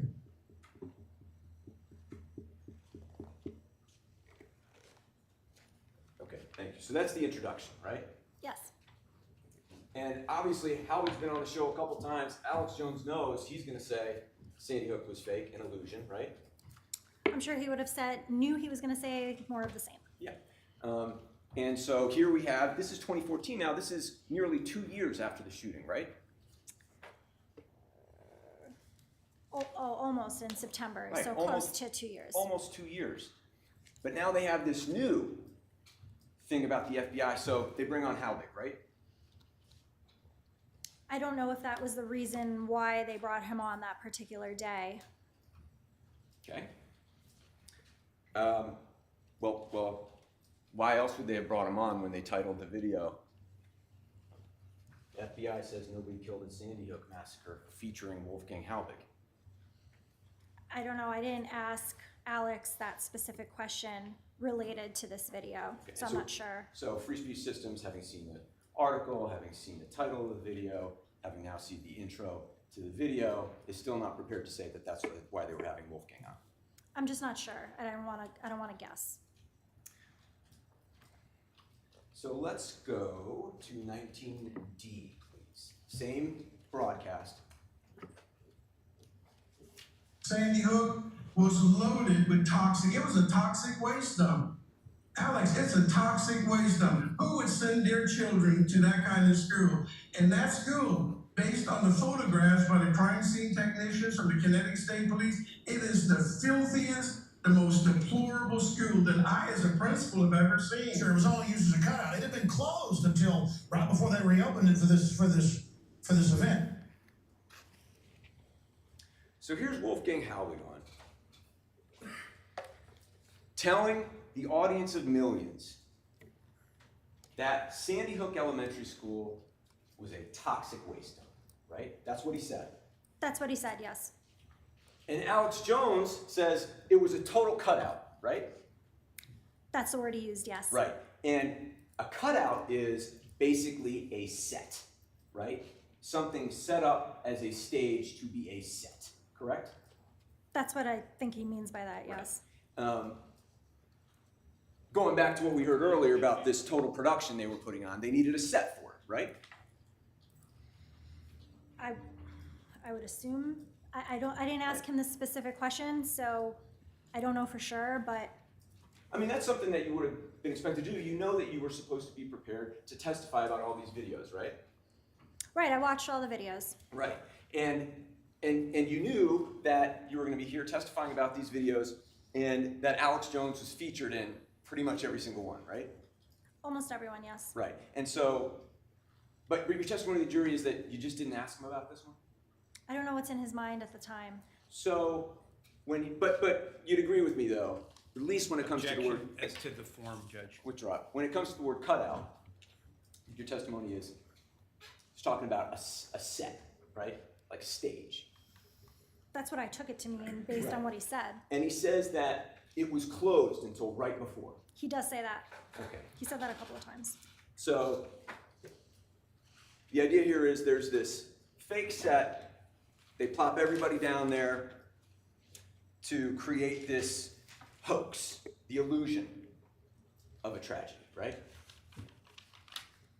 Are you asking if that's what he means by that? That's what's happening here, correct? That's what he said. Now, he says the school was closed until right before, after Halbig says it was a toxic waste dump. And did, let me ask you this. You're aware that, oh, and I think he said something like, how could the parents send their children to that school, right? He said that a few times. And the idea is, of course, that they wouldn't if it was a toxic waste dump, right? I think that's what he meant by it.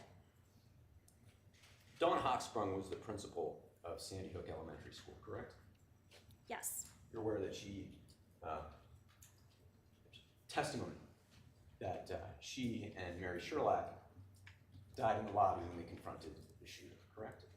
I think that was in the report, but yes. And Alex Jones, at the time he said this, was aware that Ms. Hochsprung had a Twitter account, correct? Was he aware at the time that he said the school was closed? Yes, ma'am. I don't know. Have you seen Dawn Hochsprung's Twitter account? I have not, no. Are you aware whether throughout the fall of 2012, Ms. Hochsprung was posting pictures of what was happening in the daily activities at the school? I have not seen the Twitter account, so no. Have you seen her pictures about the book fair? I haven't seen anything on her social media, so no. About the Veterans Day breakfast they hosted? Objection, Judge. You asked an answer repetitive at this point. She hadn't seen the Twitter account. Sustained. If you recall, on the very first day that Alex Jones covered Sandy Hook, the day of the shooting, he was talking about drills, right? He said this could be a drill. You recall that? Yes. And he referred in that video to a Twitter photo he had seen from earlier in the year of kids doing a fire drill. Do you recall that? In the first video? Yes, you watched it. Well, we watched it here. We watched clips, but you watched the whole thing, correct? The first video? Correct. The video. Connecticut school massacre looks like false flag, witnesses say. You watched that video, yes? Is that the video that I didn't see? That might have been the video that I didn't see. You hadn't seen it before you were deposed. They never gave it to you, right? Correct. Then you were deposed and you saw it, correct? You mean, did I see it after I was deposed? You saw it when you were deposed. I played it for you at your deposition, didn't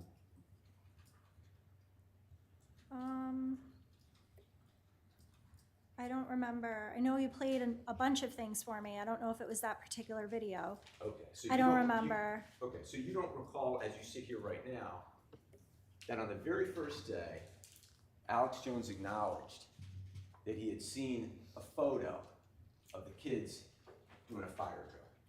You don't recall that. I don't remember. And at the time, he was trying to suggest that this is a drill, right? On the Remember that first day? part? I do, yes, I do remember that. But here he is 2 years later saying the school was closed until right before it happened, right? That's what he says, yes. And you've not seen Don Hochsprung's Twitter photo from earlier in the fall of the children doing a fire drill, correct? I have not known. But it's hard to keep track of lies, isn't it? Objection, argumentative, Sustained. relevant. So let's go on to the next clip. I think that was 19D we just saw. Let's go on to 19E.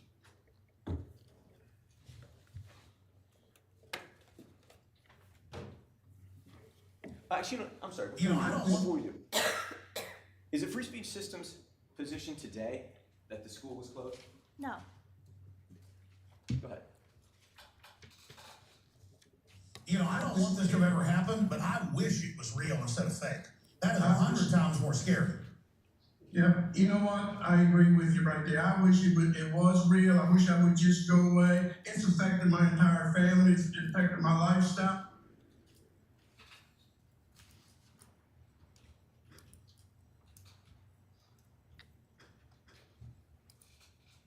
They wished it was real, right? Are you asking whether he said that? He says that, yes. He being Alex Jones. Alex said that, yes.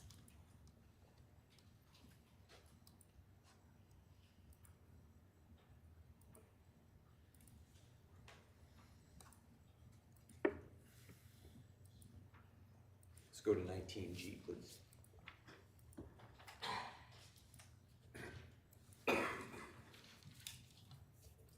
I just need help. I need the voices. I need help. And now with the FBI data showing that there are no murders in Newtown, I mean, come on. This is common sense.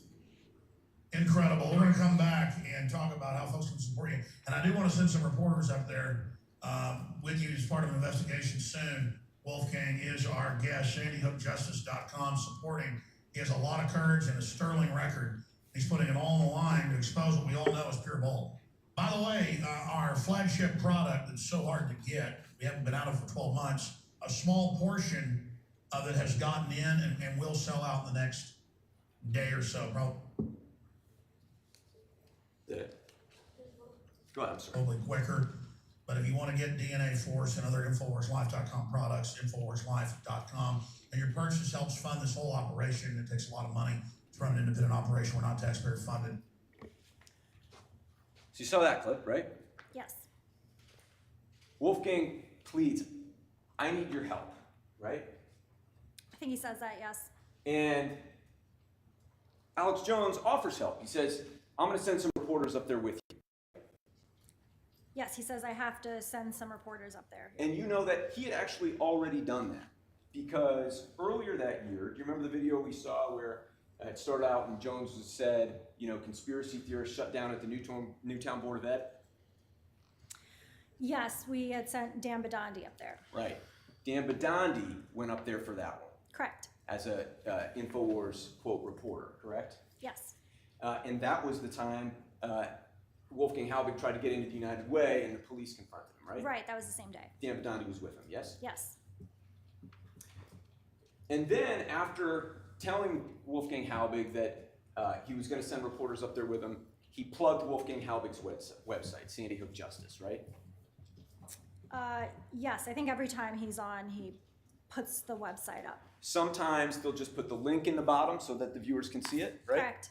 Sometimes Alex Jones will say the website, sandyhookjustice.com, correct? Yes, Sometimes they actually put up a screenshot of the website itself. yes. And on that website, Sandy Hook Justice, Wolfgang Halbig's website, is entirely devoted to Halbig's claims that the shooting was fake, an illusion, correct? Yes, And Halbig also had a link on that website to help him raise money, didn't he? yes, Okay. And Alex Jones encouraged his audience to support Wolfgang Halbig financially, correct? if they wanted, yes. Let's go to, was that G? Oh, and then right after he plugs the website, he gives his own store a little plug, right? He does that after all of the segments. Right. So, yes, Right. DNA Force Plus on this one? yes, And this video obviously would have been uploaded to InfoWars.com after, right? sure, Would have been clipped up and titled, yes? yes, Okay. And when it was, viewers could click on InfoWars store and go buy a product, right? right. And that's the type of thing Google Analytics would tell you, right? Whether they clicked from that particular video, yes, you would be able to tell if you clicked from, say, Adon Salazar's article, and then they went to the store and then subsequently purchased from the store. You'd be able to tell that. Right. And if they purchase DNA Force, it looks like it's about on sale for $129.95, yes? At the time of that airing, yes. I don't know what it goes for now. I don't know. They At still that s- time, Yeah, they still sell it. I think so, yes. All right. So let's play 19I. CNN admits they did fake scud attacks on themselves back in 1991, 1990.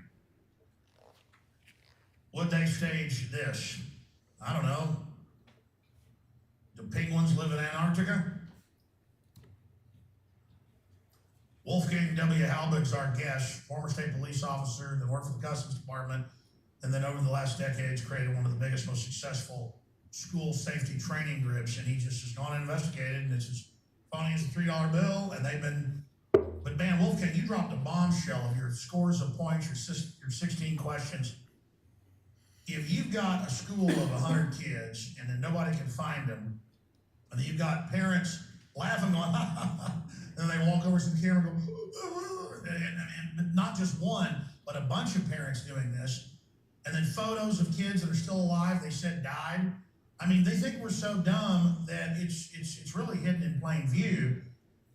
And so the preponderance, I mean, I thought they had some scripting early on to exacerbate and milk the crisis, as Rahm Emanuel said. But when you really look at it, where are the lawsuits? There would be incredible lawsuits and payouts, but there haven't been any filed, nothing. I've never seen this.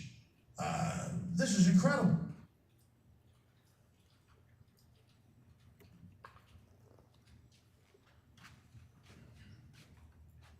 That's not the first time we've seen Alex Jones mockingly cry about what happened to these families, is it? I think we talked about another video earlier, yes. And it's not the last time he did it either, is it? I don't remember if he does it again, so I'm not sure, but And there he's talking about not just one, but a bunch of parents doing this, right? he says that in the video, yes. Sure does.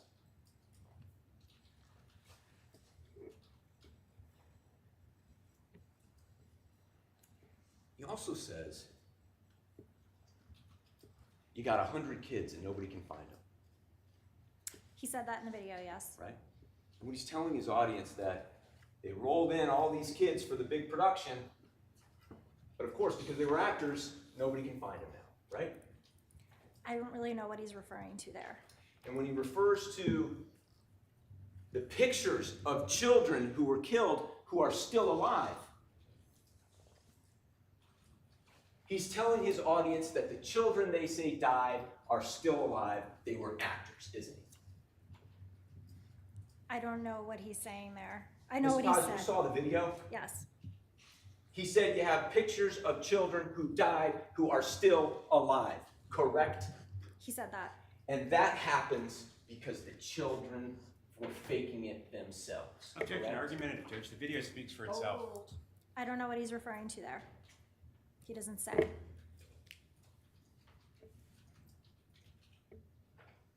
Are you able to use your powers of deduction, Ms. Paz, to tell this jury what free speech systems now knows, which is that he was referring to the children themselves as being actors? Objection. Sustained. Is Ben Wheeler an actor? Objection. Overruled. Is Ben Wheeler an actor? Yes. No, Free Speech Systems doesn't contend that he is. Is Abiel Richmond an actor? No, Is Dylan Hockley an actor? no, Is Daniel Barden an actor? no, Is Emily Parker an actor? no, Is Bill Aldenberg an actor? no.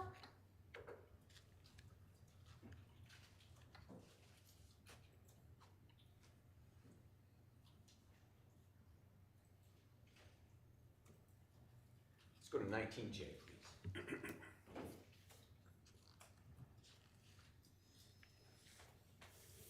I just need help. I need the voices, I need help. And now with the FBI data showing that there are no murders in Newtown, I mean, come on, this is common sense. Incredible. We're gonna come back and talk about how folks can support you. And I do wanna send some reporters up there, with you. I think we already saw this one. That was G. I meant 19J, please. Thank you. I'm sorry. Well, that's what tyrants always do. They push a little too far and find out people weren't scared. We were just reserved. And then the boys from the men are separated and the thugs always fall. SandyHookJustice.com. Folks, get in there and help this investigation. Fund it. Wolfgang, we'll talk to you soon. Now you can watch the Alex Jones Show live as it happens at InfoWars.com/show. You'll find links to all of our content there and a free 15-day trial for Prison Planet TV. More than 60 movies and documentaries all in one place at InfoWars.com/show.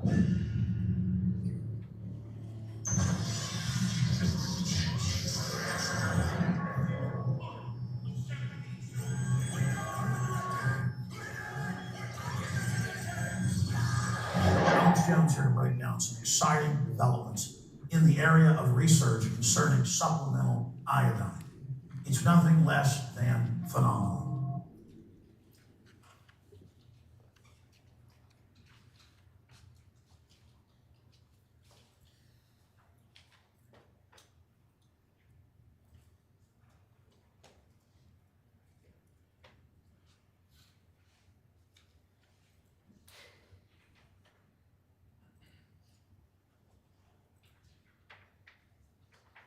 That was September 25th. That's what we just saw, right?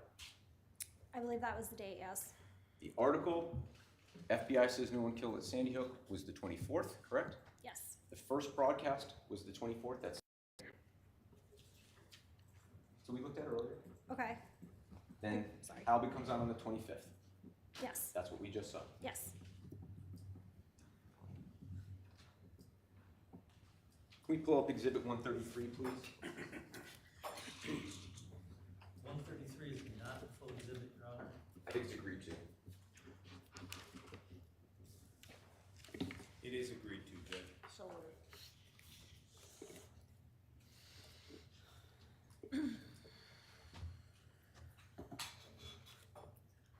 This is an email sent 3 days later by Wolfgang Halbig to Nico Acosta, correct? That's what it says, yes. Nico Acosta was the producer for the Alex Jones Show, yes? Yes. Can you read what Wolfgang writes to Nico? You want me to read the whole thing? I do. Sure. Nico, please thank Alex again for his great work in helping our cause in funding our legal bill. We are receiving donations because of him.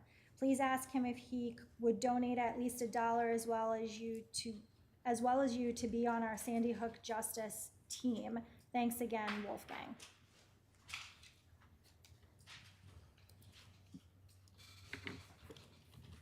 How much money did Wolfgang Halbig get as a result of Alex Jones's encouraging his audience to support it? I don't know.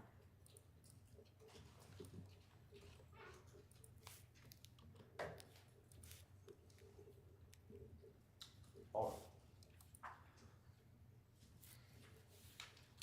Now, let's talk about this article.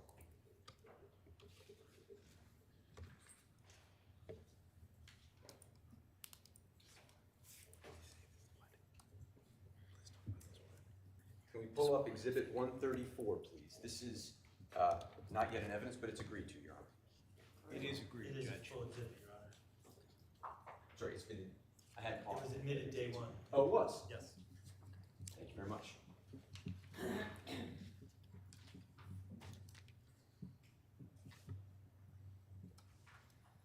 Now, this is an email from Tim Fruget, the business director for InfoWars, correct? At that time, yes. Yes, at that time. Mm-hmm. October 14th, 2014, correct? That's what it says. 3 weeks after the article ran and the videos ran that we just saw, right? Yes. And it's to Adon Salazar, the author of that false article, correct?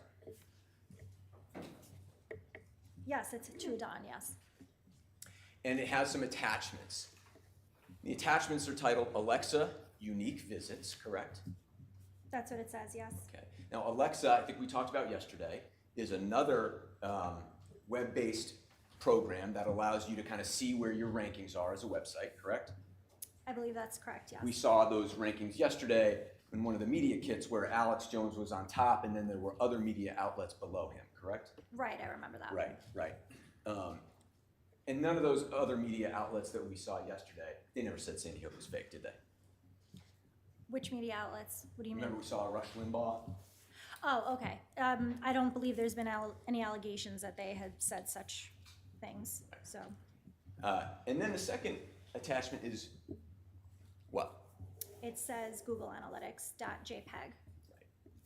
So let's go down to the second page. All right.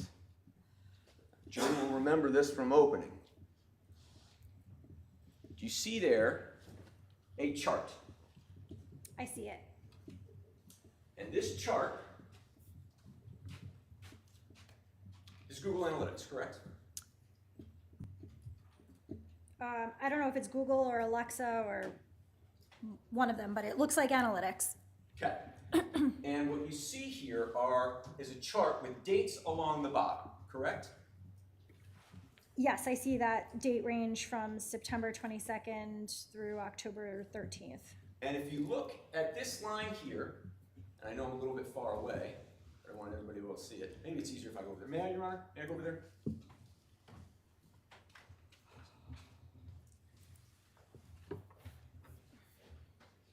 So let's see here. You have September 22nd, right?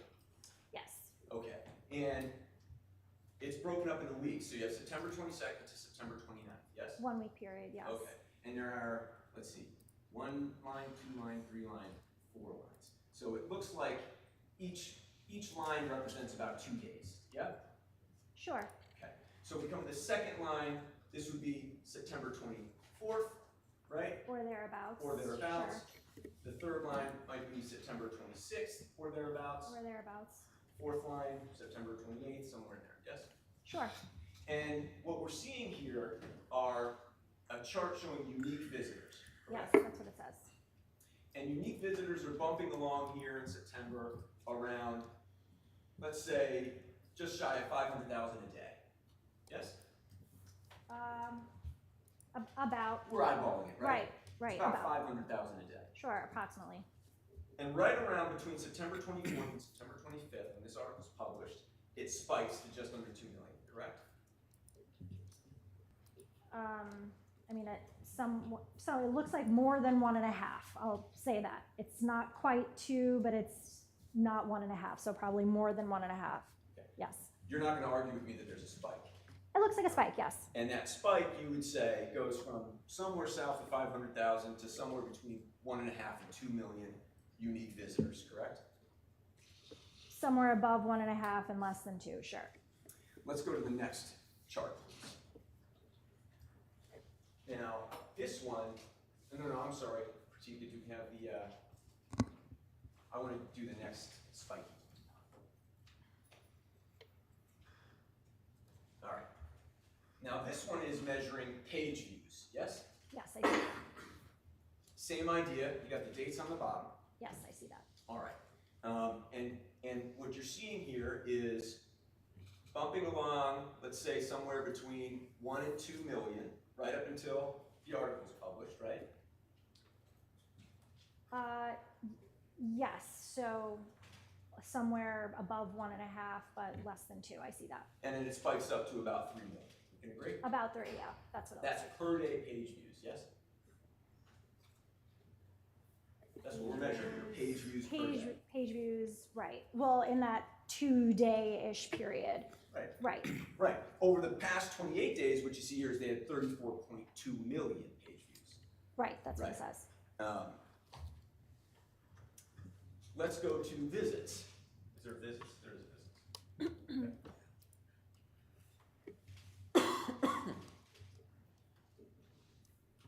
So now you see, same idea, but we're talking about visits, right? Yes. Bumping along here, let's say between, I don't know, 400,000 and 700,000, let's say, visits per day.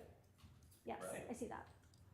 Spikes up to over 2 million when the article's published and when the videos come out, yes? In that period, right. Right. I see that. All right. Now, let's go to the next chart. You remember there were multiple attachments here. I saw that, yes. All right, let's stay on that one right there. Okay. Now, similar idea here. Obviously, you recognize this to be Google Analytics, right? Yes, I do. All right. And you see here, again, dates along the horizontal axis beginning September 15th, right? Yes. All right. And Google Analytics, you testified earlier, measures things like web performance, visitors, clicks, all that stuff, right? Sure. So here we are, mid-September, the week, September 22nd. You're at about, 1 to 1.5 million, right? Page views here we're talking about. See that? Yeah, so that's it. On September 15th, it spikes up a little bit above 1.5. I don't know, maybe. Oh, thank you. Yeah, okay. So we're just focusing on this first week, right? Right. There's a little bit of a spike on September 15th, isn't there? Yes. Okay. And then it's kind of cruising along below 1.5 million until September 22nd, right? Right, it hovers around 1.5 million and drops off. Okay, let's pull back from the chart here. Just focus on my questions, Ms. Potter, Sure. okay? Then here again, in the next week, between September 22nd and September 29th, you'd agree with me that page views... Objection to the form, Judge. It's fine, Mark. Am I correct that page views jumps up to just under 3 million over the 2 days when this article was published and the videos were broadcast? Yes, I do see the spike that you're pointing to, just under 3 million page views. And this period covers, let's say, I don't know, September 13th to about October 13th, right? It's about a month of data, yes? Yeah, give or take. Doesn't say the exact dates, but. And what Google Analytics is telling you here in this chart is that 33.4% of all page views during this month were new visitors, correct? The green slice of the pie? That's right. Yes. See, green means new visitor, right? Yes. Blue means returning visitor. Yes.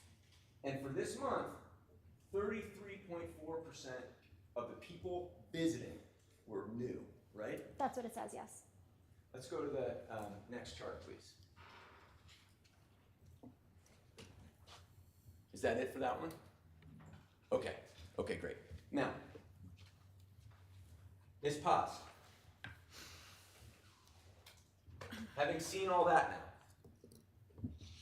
by the way, why did Tim Fruget send all those analytics to Adon Salazar, who wrote that article? Objection to the form, Judge. I don't know, I didn't ask about it. You don't know. Having seen that, and now coupling that with all the other emails we saw during the preceding 2 months about Google Analytics, will free speech systems now tell this jury that yes, it did in fact use Google Analytics?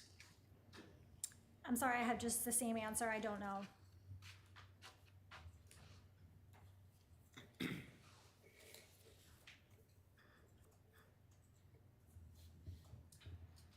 Let's pull up Exhibit 135, please. It's agreed to, Your Honor? I think it's already in. If it is, 135 is not in yet. Oh, agreed.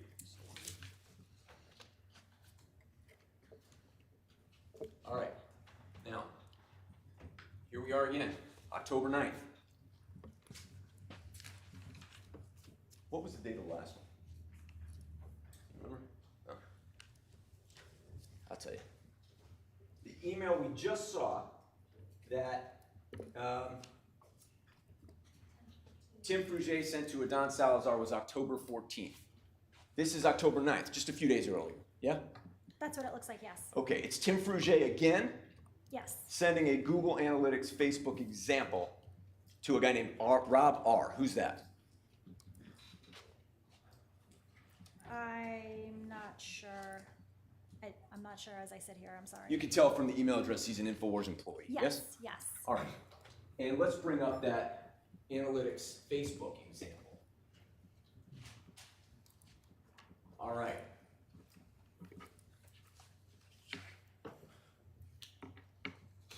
Let's pull up now. You see here, this is September 23rd, right?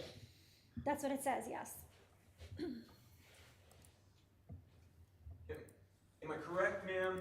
I know Free Speech Systems testimony here over and over again is that it doesn't know whether it used Google Analytics, but do you know whether Google Analytics was available to InfoWars to also track its performance on social media? I don't, I'm sorry. Let's pull up this, just the pie chart here with all the colors. Okay. I'm sorry, should have said with the date as well. Now, can you remind the jury when that article, FBI says nobody killed at Sandy Hook, was published? Is that a question to me? It I is, believe right. it's September 24th. Right. So this is the day before, right? That's what it looks like. And what it shows here are the top channels through which people are arriving to Infowars.com, correct? Oh, how they're getting to the website, yes. How So they're getting to the website. direct search, organic search, yes, that's what Right. it looks like. Right. And so what you see here is direct visitors. What that means is people just type in Infowars.com because they want to go there. Right. Organic search means people are searching for Infowars.com and it sends them there, correct? Or it's coming up on search terms. If they're say they search Alex Jones, or they search a particular topic and they're coming up on the Google search results organically. Organically. Right. So it would include search terms, not necessarily just InfoWars. Right. So if somebody's searching on Google, quote, FBI says nobody killed at Sandy Hook, they're coming to InfoWars. That's an organic search, right? Right. And so the direct, on September 23rd, I'm going to come this way because I'm in the jury's way. The direct, and you have the screen in front of you, right? On the day before they publish this article is 39.3% of all visitors are coming direct. They know they want to go to Infowars.com, type it in, go, right? That's what it says, yes. 25% are searching for something on Google, Infowars.com comes up, they click on it, they come, yes? Right. 24.2% are clicking on a link on social media, correct? That's what that says, yes. And then they're coming to Infowars.com through that link. Right. Okay. 10% are being referred from another website. That means that, because you know that Infowars.com at this time was paying to advertise itself on other websites, right? Right. And so they do that to get more visitors to their site, so another website had referred them there, right? Right. And then there's, okay. And then it looks like there's two other categories that are not depicted here. One is email, right? Yes. You know that InfoWars had a daily email newsletter that would go out. Yes, it has a newsletter. Okay, and so people can click on, and that newsletter contains links to all the stories that InfoWars runs that day. Right. Okay, so, you know, you get an email in your inbox, good morning, here's the latest stories from InfoWars, right? Right.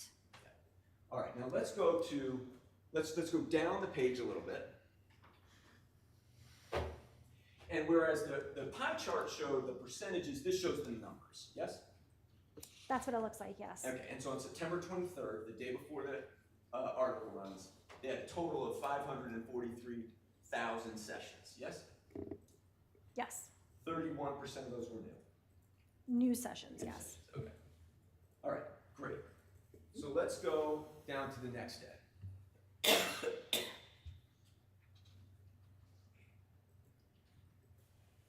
Here we are on September 24th. Yes? Yes.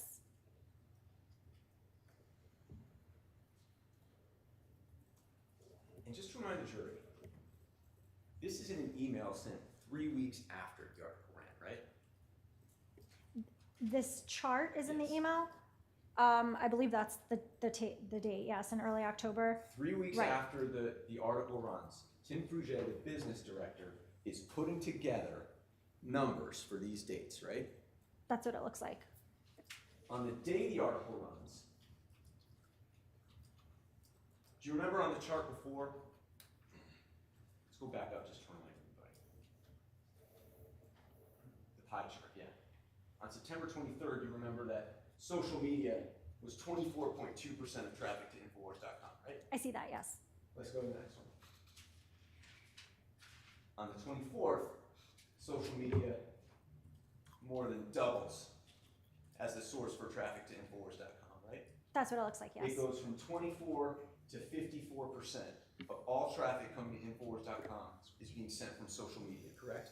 That's what it says, yes. This is the year Alex Jones had 2.2 billion impressions on social media, correct?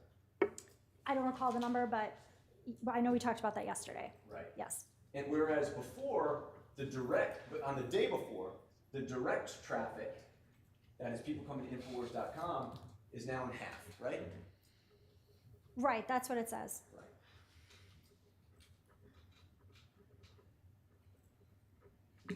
And so, Mr. Paz, what we're seeing here, according to InfoWars Google Analytics, is Adon Salazar's false article taking off on social media and resulting in traffic to InfoWars.com. Objection, Judge, argumentative. Overruled.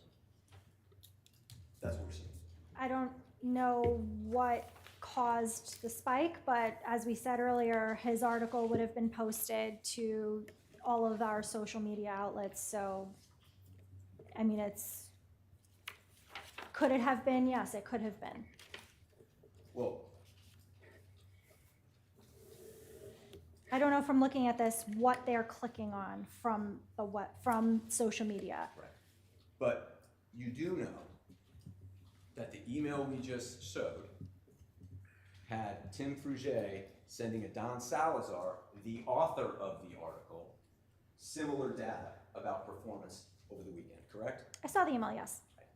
And now we're seeing just a few days before Tim Fruget putting this together for the exact same week, correct? For the same 2-day period, Right. yes. And you know that over this same time period, because of all this increased social media traffic coming to InfoWars, its revenue spiked as well, correct? I'd have to see the numbers, I'll but show you that in a minute. sure. So on the day the article is published, social media accounts for more than half of all referrals to InfoWars.com, right? That's what it says, yes. All right, let's go down to the next part of this. Okay, now again, thank you, you read my mind. September 23rd, you'll recall that the total sessions the day before the article was published was 543,000, right? Yes, Let's see go that. to September 24th. I want to see the sessions down a little bit further. Thank you. Okay. It goes from 540-some thousand to 1 million sessions on the day it's published, correct? I see that, yes. 583,000, more than half of it now coming from social media, correct? I see that, yes. Let's go to September 25th.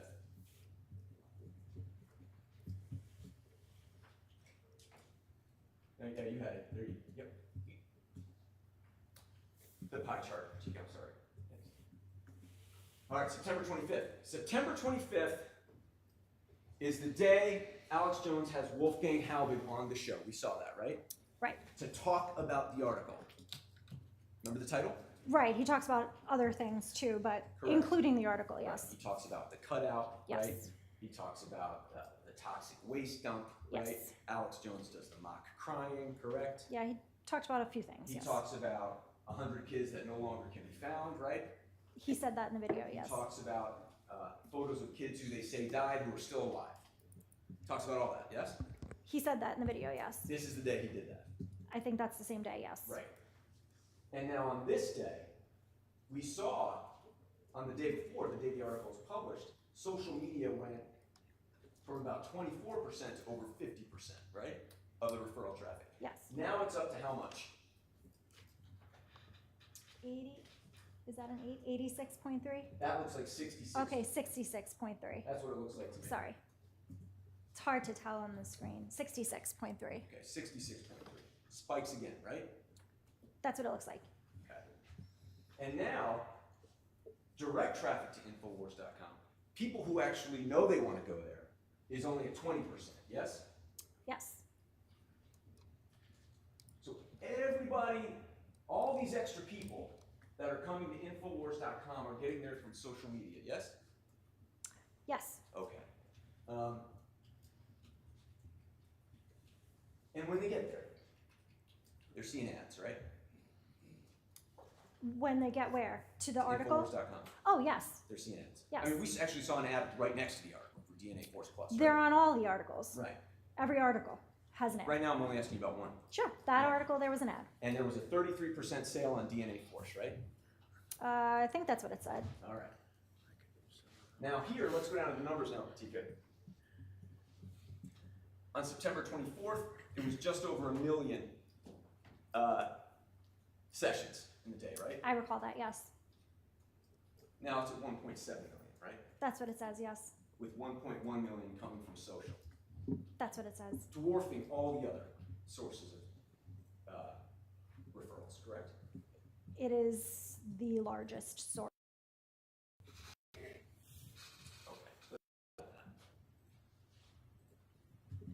Let's go down. Is there one for the 26th?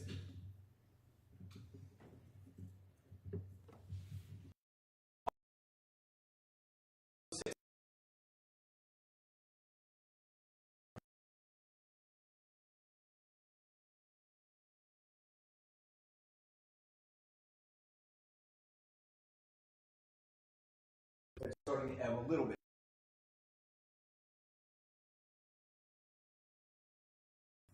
Right.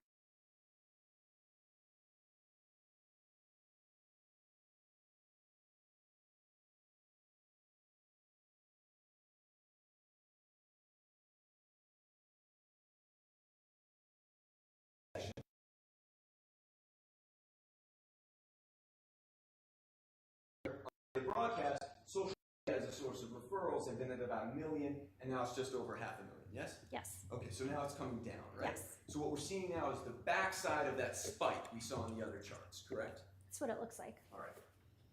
Let's go down to the next, if there is an X.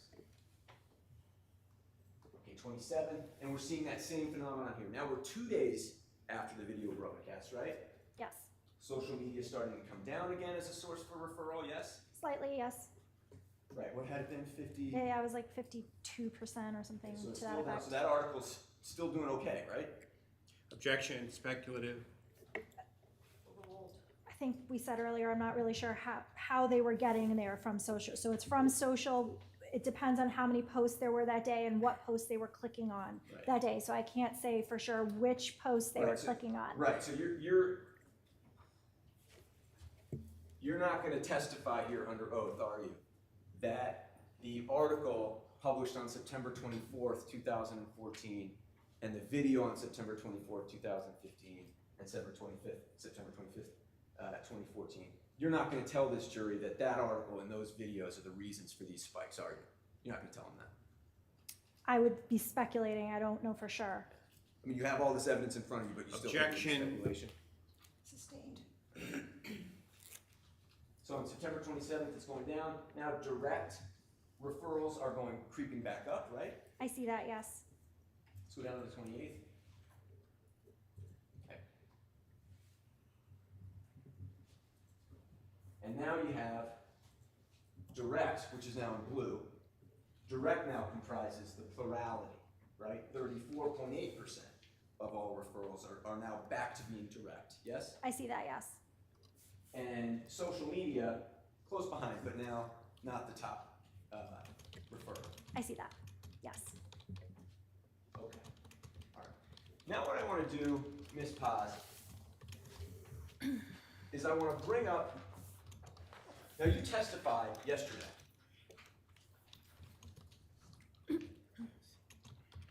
And you've heard the testimony of David Jones and Timothy Boucher, that the business model here is maximize audience to the website and then send them to the store and hopefully they buy stuff. That's the business model. Right. All right. So what I'm going to do now, do we have that exhibit?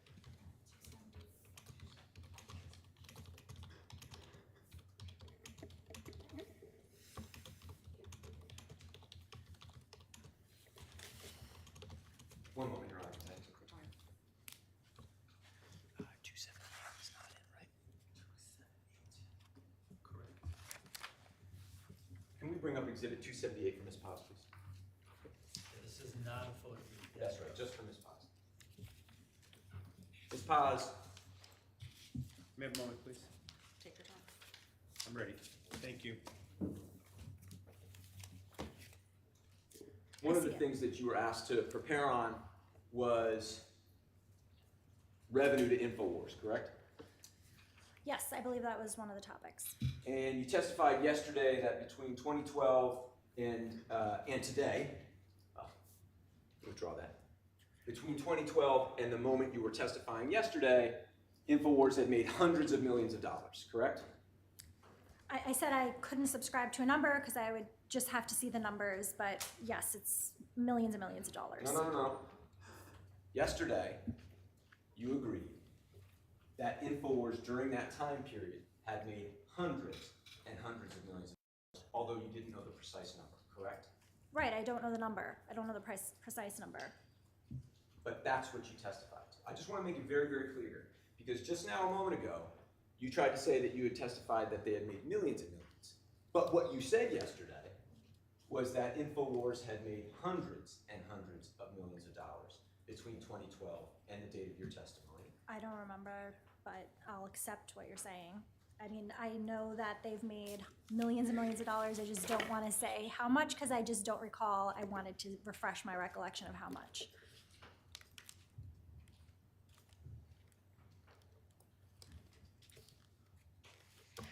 You're the corporate representative for Free Speech Systems, correct? Yes? You're required to prepare yourself to testify about the revenue that Free Speech Systems received, correct? Yes, that was asked. I am not asking you for a precise number. Let's start here. Are you able to testify as Free Speech Systems corporate representative that between the years 2012 and yesterday, Free Speech Systems has made more than $100 million? I think that's fair. Are you able to testify that it's made more than $200 million? I don't know. I would like to see the numbers. Are you able to testify that it's made more than $1 billion? Judge, badgering at this point. Overruled. I don't think it's made $1 billion, so no, it hasn't. Okay. So your testimony right now as you're testifying to this jury is that you can testify under oath that Free Speech Systems has made somewhere between $100 million and $1 billion between 2012 and yesterday, correct? No, I think what I said was I don't know what the number is. I'm asking you a different question now. Okay. You just testified that, yes, you can tell this jury InfoWars has made over $100 million, but you're not willing to tell them that it's made $1 billion. So now I'm focusing on this range, that at least you're willing to testify to this range. And the range that I've just heard you testify to is, you can tell this jury that Free Speech Systems has made over $100 million since 2012, and between $1 billion, but that's as specific as you can get, right? Without seeing documents, yes. Okay.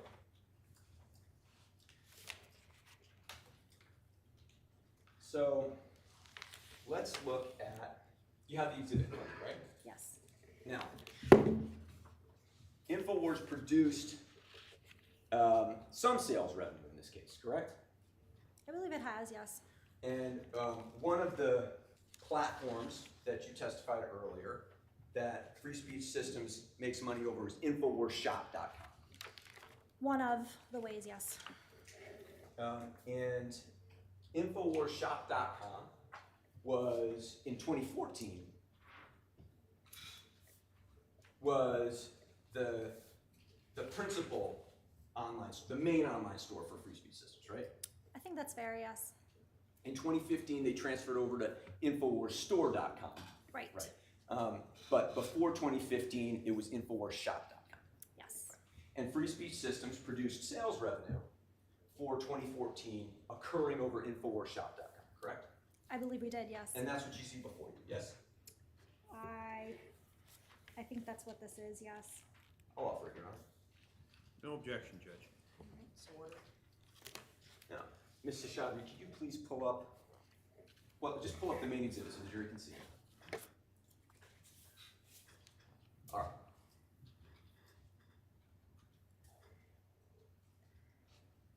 And actually, there were some exhibits, some sales reports that were produced year by year, but InfoWarsShop.com was produced for all the years that it had data for, according to InfoWars, correct? Right. All right, and so what we're seeing here, this is row 1, right? According to this sheet, on May 25th, 2010, that's the first date for which InfoWars provided data, correct? That's what this says, yes. All right, we'll deal with the rest of it later. Why don't we go down to September 2014?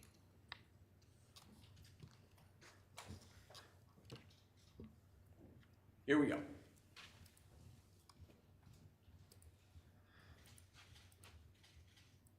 I'm going to start with you on September 20, well, let's just look at the few days before, starting September 19th, okay? On September 19th, you'd agree with me that InfoWars reported 60,000 in daily sales, yes? Just on this website, yes? That's what it says, yes. On the next day, it was 43,000 just on this website, yes? Yes. On September 21st, it was 45,000. That's what it says, yes. On September 22nd, it was 62,000. Yes. On September 23rd, it was 56,000. Yes. On September 24th, this is the day the article's published, yes? The 24th, yes. It's 48,000, right? That's what it says, yes. The article then, and you recall that on September 24th is when the social media was still a minority percentage of the overall traffic, right? I do remember that, yes. On September 24th, the revenue over this platform goes from 48,000 to $232,000 in a day, right? Yes, that's what it says. Okay. That's like a 500% increase? My math is terrible, so I don't know the percentage. Okay. Then the next day, and this is the day that the next day we saw data, social media on the 25th and on the 26th had jumped to first place as referral source for revenue, right? I'm sorry, referral source for website traffic. I recall that, yes. Right. And it's ebbing off a little bit, but it goes from 232,000 to 128,000, right? Yes, that's what it says. Still twice, more than twice what it was on September 23rd, right? It is more, yes. And then it starts to drop off again, correct? That's what it looks like, yes. Okay. Thank you. Matt, it will approach in the lunch hour, so when it's, Your Honor, this would be a perfect time. all right. Oh, wait, can I just ask one more question? You may. Ms. Potts, now having seen all of those analytics, is it still Free Speech Systems testimony to this jury that it just doesn't know if it uses them? It uses what? Google Analytics? Yes, sir. Same answer, yes. Thank you, Your Honor. All right, so we'll take the lunch recess. We'll be back, if you could get back by 5:02 so that we can promptly start at 2 p.m. Ron, you know the routine now, we'll collect your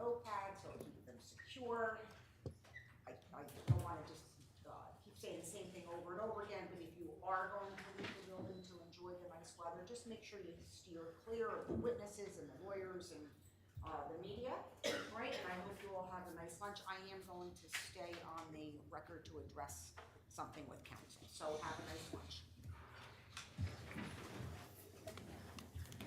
Take your books and stuff.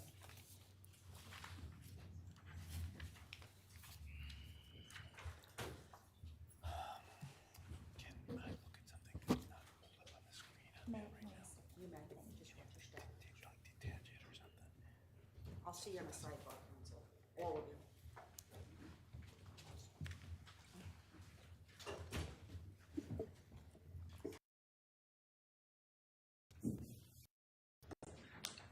So you know how I have to keep reminding attorney Travis to stand on objections, and you're doing it that much. I have no problem. Well, you did better. You're did better. Put me on the spot. I didn't see the witnesses back. It's I don't want to say it.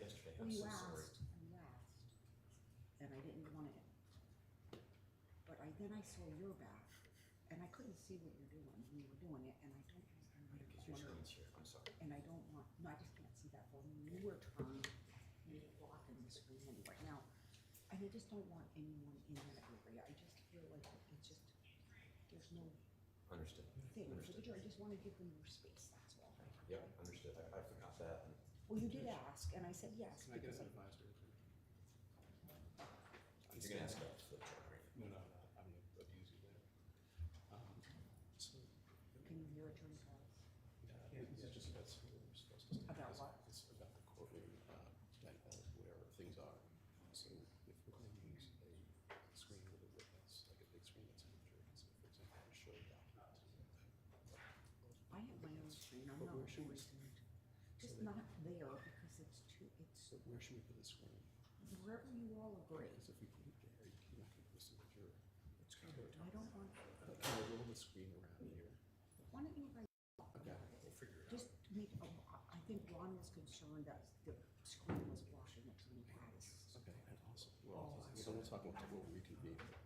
So you guys talk about that because I know where they had the screen at first, Ron didn't like it because he thought it was blocking the defense team. Well, So I know it's Judge, hard. you don't want Chris or me on that side of the screen either. You don't want us in that corner. I don't because I cannot have the witnesses back. I It's just, understand. Try to work on it. And then, she doesn't work in that case, just so you know. Because she was down in the GA. wow, by the way, just while I had attention, you cannot, the microphone's working. Covered in green.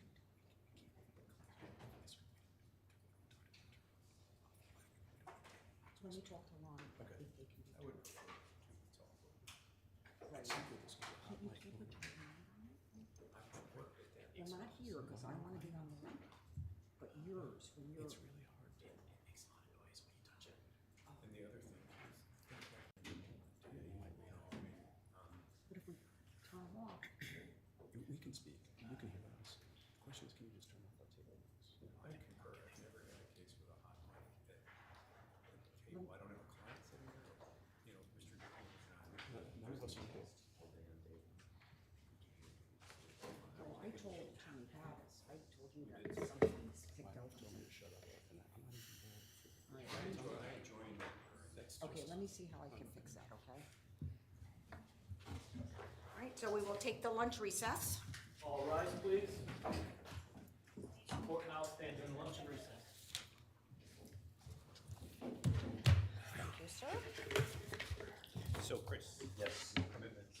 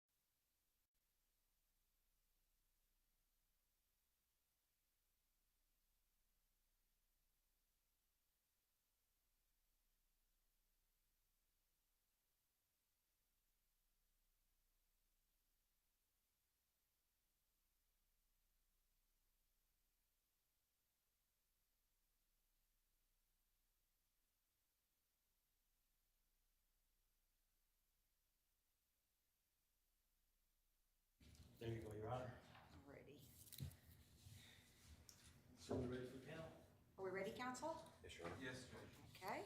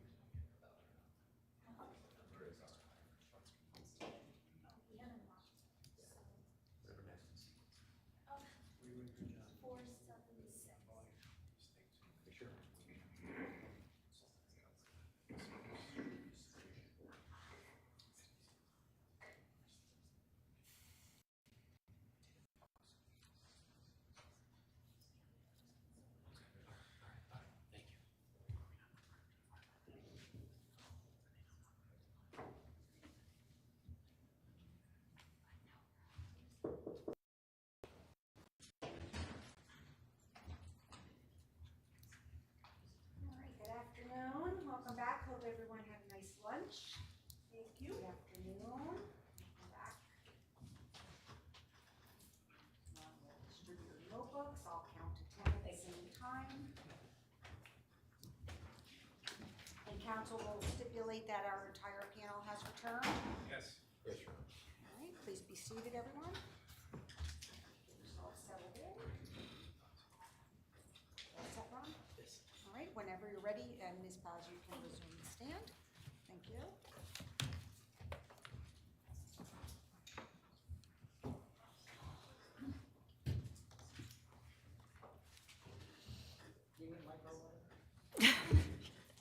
I'm afraid I'm gonna run out. You may inquire whenever you're ready, counsel. Thank you very much, Your Honor. Ms. Paz, when we left for lunch, we had just finished showing the jury a series of Google Analytics graphs, all covering the 3-day period between September 24th, the date the article FBI says nobody killed at Sandy Hook, and through the September 25th, when the broadcast with Mr. Halbig was titled FBI says nobody killed at Sandy Hook massacre featuring Wolfgang Halbig, correct? Yes, I recall that. So that's September of 2014. The end of 2014, Free Speech Systems posted on its website a documentary called We Need to Talk About Sandy Hook, correct? Yes, I don't recall the exact date, but yes.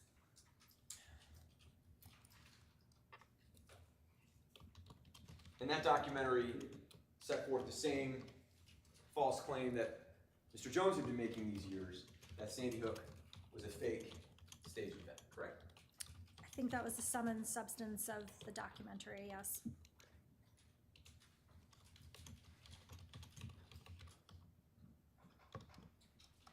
And then on December 28th, 2014, Mr. Jones published a video titled America, the False Democracy, correct? Do you recall that? Yes, again, I just don't recall the date, but yes, I recall a video with that title. Okay, all right. And this has been marked, Your Honor, and admitted as Exhibit 22, America, the False Democracy, identified as a video published by InfoWars on December 28th, 2014. That is a full exhibit, Your Honor. Agreed. I'd like to play clip 22A, please. May I speak to Attorney Manning?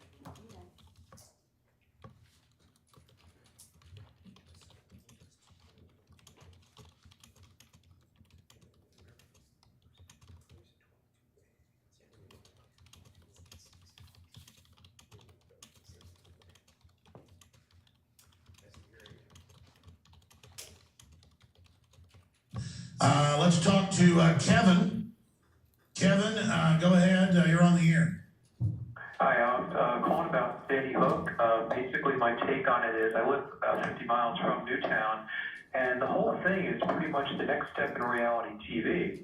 Because with other false flags like 9/11 or Oklahoma City or the Boston bombing, at least something happened. With Sandy Hook, there's no there. You've got a bunch of people walking around a parking lot, pretty much what it comes down to, and none of the No, I've had the investigators on. I've had the state police have gone public. You name it. The whole thing is a giant hoax. And the problem is, how do you deal with a total hoax? I mean, how do you even convince the public something's a total hoax? Hard because, anytime I talk about this issue with people, you get criticized, blackballed, ridiculed, called every name in the book, or they respond with the magic words they were saying on TV. There's no statement more proof positive of somebody who's been brainwashed by that stuff, mainstream media, than those words they were saying on TV. Well, I always tell people the same thing: go out and prove the official story. And I knew the millisecond this happened, with that now fake picture of the kids being let out of school, that there's nothing that's going to sell this agenda like dead elementary school kids. Well, that's right. The general public doesn't know the school was actually closed the year before. They don't know they've sealed it all, demolished the building. They don't know that they have the kids going in circles in and out of the building as a photo op, blue screen, green screens they got caught using. I mean, the whole thing. But remember, this is the same White House that's been caught running the fake Bin Laden raid that's come out and been faked. It's the same White House that got caught running all these other fake events over and over again. And it's the same White House that says, I never said that you could keep your doctor, when he did say you could keep your doctor. People just instinctively know that there's a lot of fraud going on. But it took me about a year with Sandy Hook to come to grips with the fact that the whole thing was fake. I mean, even I couldn't believe it. I knew they jumped on it, used the crisis, hyped it up, but then I did deep research, and my gosh, it just pretty much didn't happen. Unbelievable. Stay with us.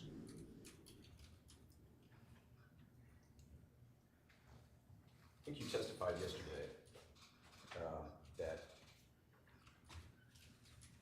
from the day of the shooting until today, Free Speech Systems has not done any investigation of the circumstances surrounding the event itself, correct? Independent investigation? No, that's correct. Right. So when Alex Jones says to his audience, I've done deep research, that's a lie, correct? It's not accurate. That's correct. Now, at the beginning of that video, the first thing Alex Jones says, he kind of cuts off the caller and he says, no, I know, I've had investigators on, the state police have gone public. The investigator he's talking about is Wolfgang Halbig, right? Right. Now he says investigators, correct? He does. Right. But he's just referring to Wolfgang Halbig. I think that's who he's referring to, yes. And when he says the state police have gone public, he's talking about Wolfgang Halbig, right? I'm not sure because obviously Mr. Halbig's not Connecticut State Police, so. Right. Well, I don't know. Who else would he be talking about? I don't know, and I didn't ask him that specific question. Because one of the things that Wolfgang Halbig told InfoWars was that he had, in a previous career, been a state trooper, right? He did say that, yes. But Free Speech Systems today just doesn't know whether he's talking about Halbig here. Right.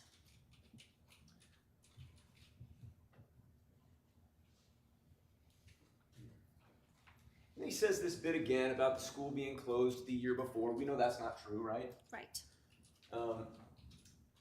He says that, by the way, he said the kids were going around the school in circles for a photo op, right? Yes, he said that a couple of times. Not true. Right. And this is over a year after the state's attorney's report about the shooting itself had come out and delivered to InfoWars, correct? Well, correct. Employees at InfoWars had been given a copy, right? And I don't know if Alex read it, but. You said that yesterday. Right.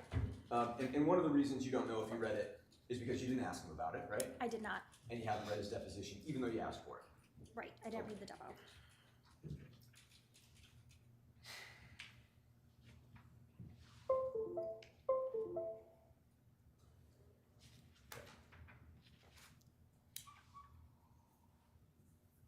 heard him say,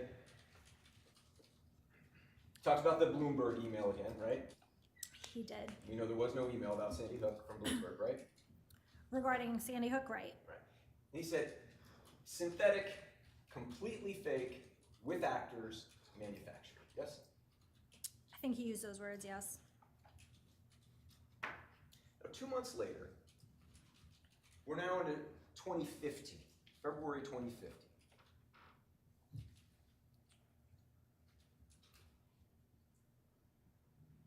Actually, no, hold on one second. Hold on one second.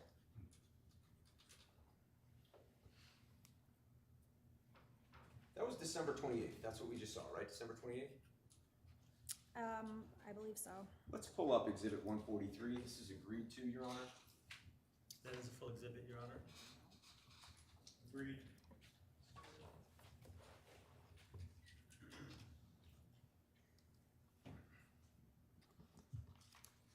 Now, this is an email dated December 21st, 2014, right? See that? Yes, I do see that. And it's from Wolfgang Halbig, correct? That's what it says, yes. Now, you've seen this email before, correct? We can pull up the body of it if you'd like. Could we? Yes, please. Yes, I have seen it. And you've seen this because this email was sent to Free Speech Systems, correct? Amongst other people, yes. Amongst other people, Yes. Free Speech Systems got it, yes? Right. Okay. And who is Michelle here? I think it is a relative of one of the victims of Sandy Hook.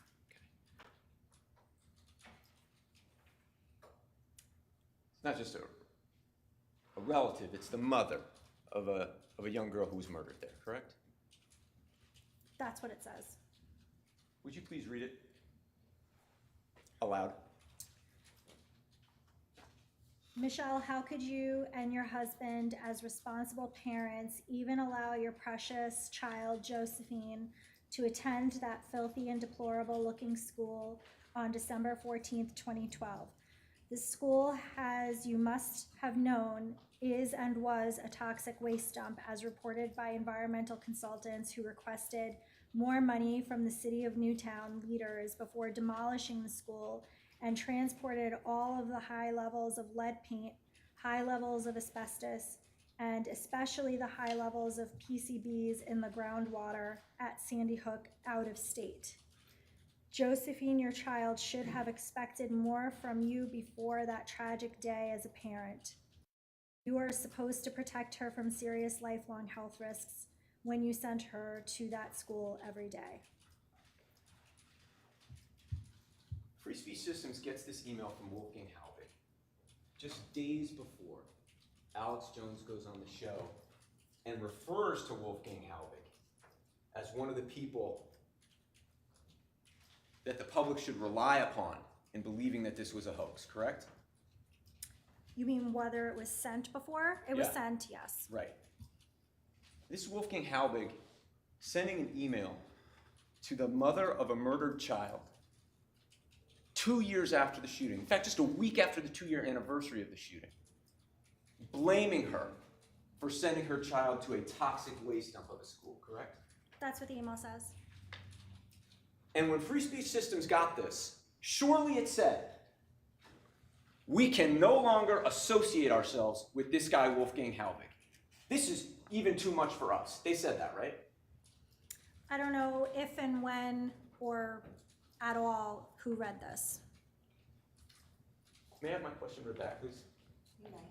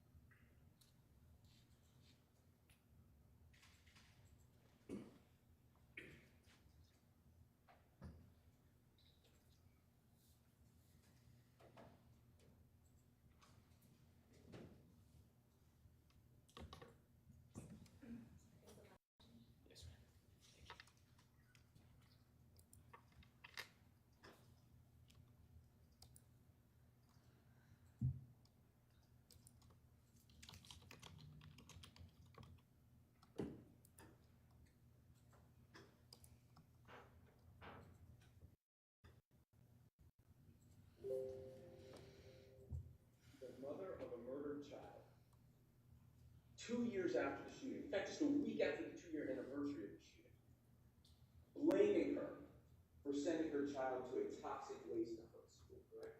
That's what the email says. And when Free Speech Systems got this, surely it said, we can no longer associate ourselves with this guy, Wolfgang Halbig. This is even too much for us. They said that, right? I don't know if and when or at all who read this. I claim that responsive, Judge. I don't think we're on the record yet. I'm sorry. What's that? I claim that's responsive, Judge.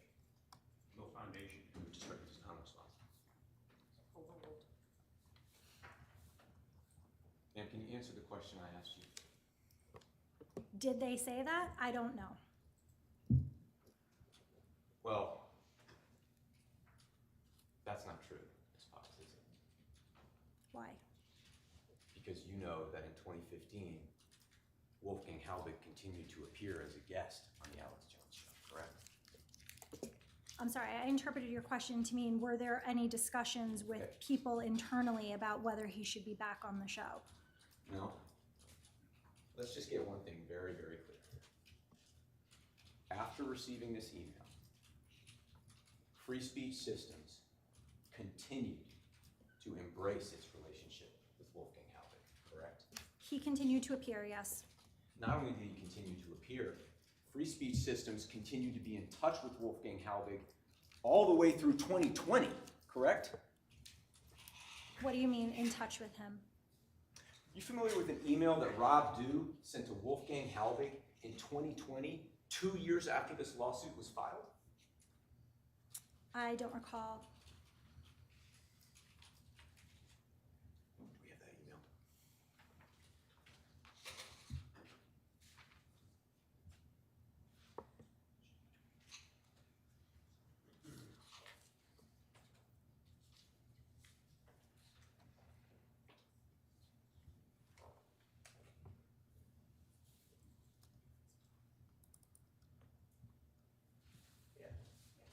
Is that a minute? Can you pull it up for the witness, please? This is exhibit 204, Your Honor. Not yet admitted. No objection to it, sir. This lawsuit was filed in 2018, correct? Yes. We just saw an email sent to Free Speech Systems in 2014 in which Wolfgang Halbig was harassing the mother of a murdered child, correct? Yes. Let's pull up the header of that.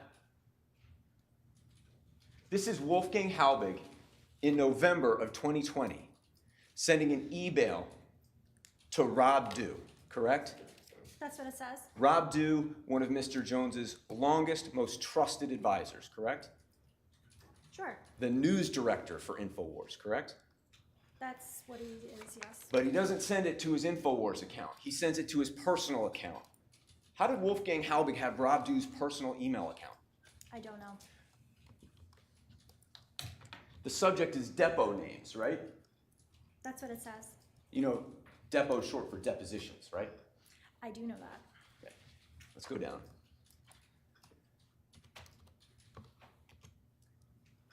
And he's suggesting to Rob Dew the different depositions they should take in this case, correct?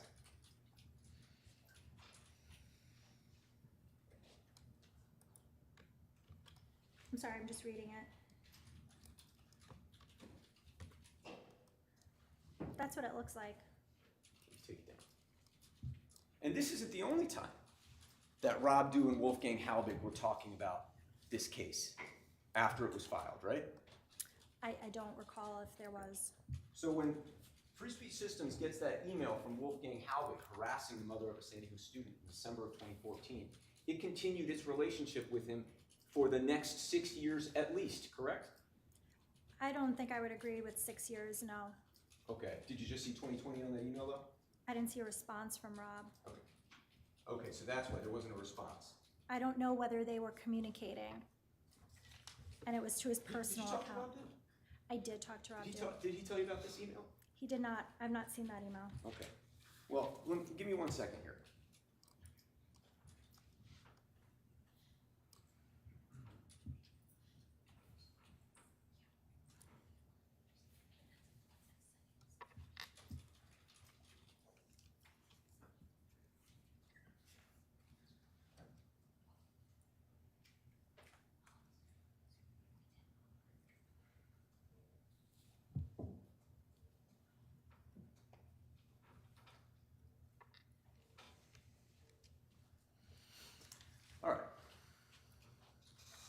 So let's go to February of 2015.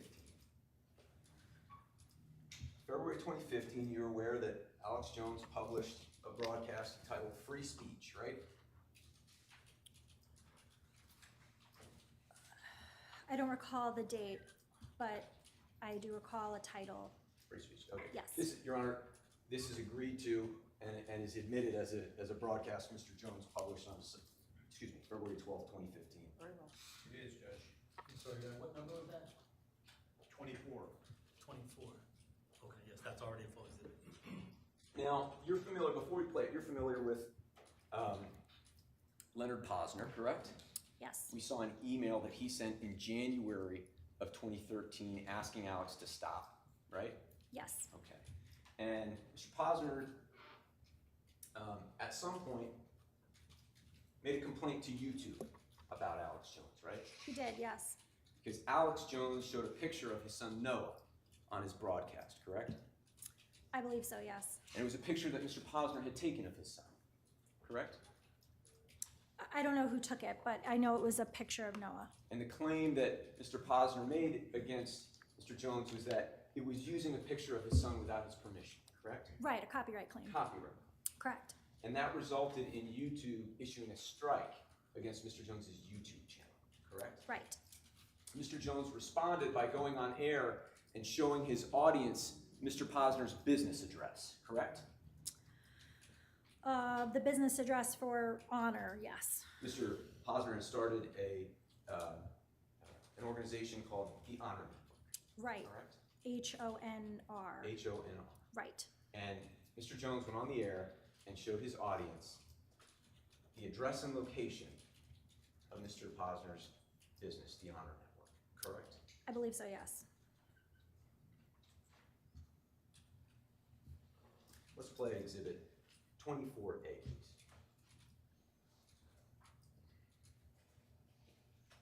It was an attempt to shut down a large venue that we reach. Let's be conservative. I say we reach 20 million people a week. It's way more than that on AM and FM, YouTube, and hundreds of other platforms, Boxy, Roku, Global Shortwave, the list goes on and on. But YouTube is 10% of that. And we get 5, 6, 7, 8 million views a week just on our one channel. Altogether, more than 10 million views a week. So see, I'm being very conservative when I say 20 million listeners or viewers a week, because just on YouTube, just on our channels, it's 10 million. Our big channel has 474 million views. You add our other channels together, it's over 600 million. You add other channels that aren't ours together, it's over 1 billion. 1 billion views just since 2008. So this is Mr. Jones complaining to his audience about the fact that a YouTube strike against his YouTube channel could result in this channel being closed off to him, correct? That's what it says, yes. And what that would mean is that all that audience that he's reaching through YouTube, he might not have a chance to redirect to his store, correct? Well, he's not getting views. Right. And people aren't clicking on YouTube then, and he doesn't have a way to get them into the store, right? That's a problem. It's one of the platforms by which people couldn't see the videos and then subsequently go to the store. And that's why Mr. Jones felt the need to retaliate against Mr. Posner, correct? Objection calls for speculation about the contents of the mind. Overruled. I don't know if I would use the word retaliate. I know that he What word would you use? complained about. What word would you use? Well, I know that he appealed the strike decision, which is his right, and then. I'm sorry, Ms. Paz, I asked you about the retaliation against Mr. Posner, right? So the question was, the reason that, the fact that Mr. Jones could lose business as a result of this is why he retaliated against Mr. Posner. No, I don't use the word retaliate. Okay. Any other reason you can think of that Mr. Jones would have showed Mr. Posner's business address and location on his show? I don't want to speculate as to his reasons. I didn't ask him. Okay. Let's go to 24F, please. Wait, did I, I'm sorry.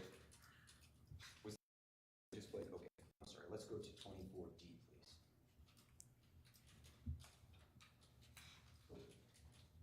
In fact, let's go to the About page on the Alex Jones channel, one of many channels we have.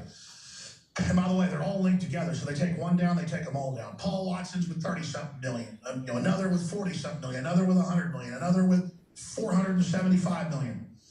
And these videos continue to grow. So there's about 1 million subscribers, 950,000 plus subscribers on this one channel, 474 million. And let's see how many videos. Let's back out on that. It should show the number of videos that we have on the channel. It used to, I guess they're removing that stuff. There are thousands of videos on that channel. Of those thousands of videos on that channel, how many were about Sandy Hook? Oh, I don't know by looking at this video. I mean, the reality is Free Speech Systems has no idea how many videos it published about Sandy Hook, correct? I know how many videos I watched related to Sandy Hook, but is that an exhaustive list? Is that your question? I don't know. My question was, Free Speech Systems has no idea how many videos it published about Sandy Hook, correct? I can't say how many there are now. Okay, let's go to 24F, please.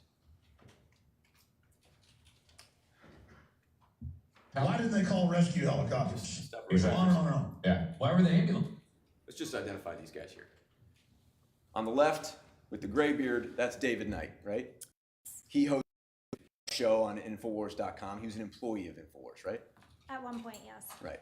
On the left, I'm sorry, the younger gentleman with the beard, that's Rob Dew. Yes, that's Rob Dew. That's the guy who Halbig sent that email that we just saw, right? Right. Okay. Go ahead, you can play it now. Why didn't they call rescue helicopters? Exactly. On and on and on. Yeah. Why were the ambulances not even at the school? They were stuck at the firehouse. Why did they classify the investigation? They've never done that with any previous shootings. Why did they knock down the school and Why did Mayor Bloomberg alert his people to get ready the day before for a big push? Yeah. They made it a felony to release birth certificates or death certificate information. Can you just pause it? God, what kind of country is that where you can't release birth? You know that's false, right? Which part? That it became a felony to release birth certificates or death certificates. Right, That's false. right. Go ahead. God, what kind of country is that where you can't release birth certificate and death certificate information? I mean, if there's, what have you got to hide, as they like to say to us? Why are you so concerned about privacy? What have you got to hide? But it's only if you're going after one of their, I think it looks like an operation. It looks like something went on there and it drill to hide. Let's go to 24, was that 24G or F? Let's go to 24G. Well, I've got an article here from a guy, I think was our last caller, Michael. He's been getting all kinds of grief from Mr. Posner. Anything that comes out, social media shut down due to Sandy Hook false copyrights. What's interesting is they list the address for the Honor Network in Boca Raton, Florida. You look up the address on that, which says 908 North Dixie Highway. It is the address for a women's clothing store and a UPS, U-Haul rental place, U-Haul neighborhood dealer. So here's the 908 North Dixie Highway. There is no suite, but it's got two different buildings listed that address. One is a JJ Shop women's clothing store, and you go to the other one, same address, U-Haul neighborhood dealer. Now you go to their About Honor Network. I can go to this one right here, guys. You can leave the camera right there. Honor Network right there.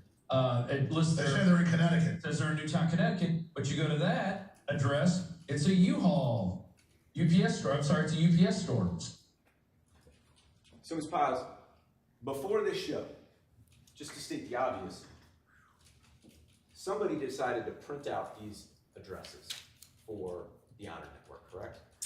In preparation for the show, yes, they were pre-printed. And over the desk, there's an overhead camera, right? Right. And so somebody knew to film that camera down right on the address. In fact, Radu said, you keep that camera on, guys, and he showed him the address, right? Right, he told them to Right. keep the camera on it. Right.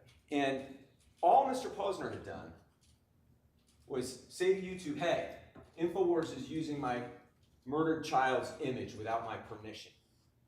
That's what he did, right? That's what he did, yes. And then they put his business address on the air to millions of their followers, correct? Right, that's what's happening in the video. Let's go to 24H, please.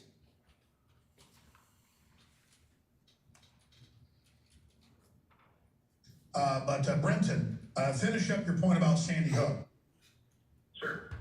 Yeah, it's my opinion, they can't stand the slaves talking to each other, and we talk to each other over the internet. They can't control the narrative, and Sandy Hook is a blatant example of how they are manufacturing reality, and all people have to do is just go, look at the evidence. It's overwhelming, and once people come to that same conclusion that I did, it's all over. It is ridiculous. I mean, it looks like a school play. It's so badly done, but maybe that's what reality looks like. Maybe reality looks totally fake. Of course, in my experience, it looks real. Yeah. Reality is crisp and real. You know it when you see it, and this comes off like a bad school play.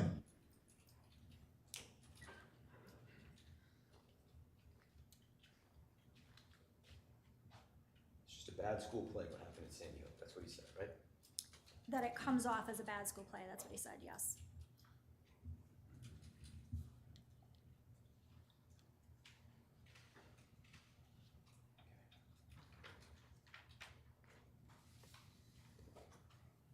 A few months later, in 2015,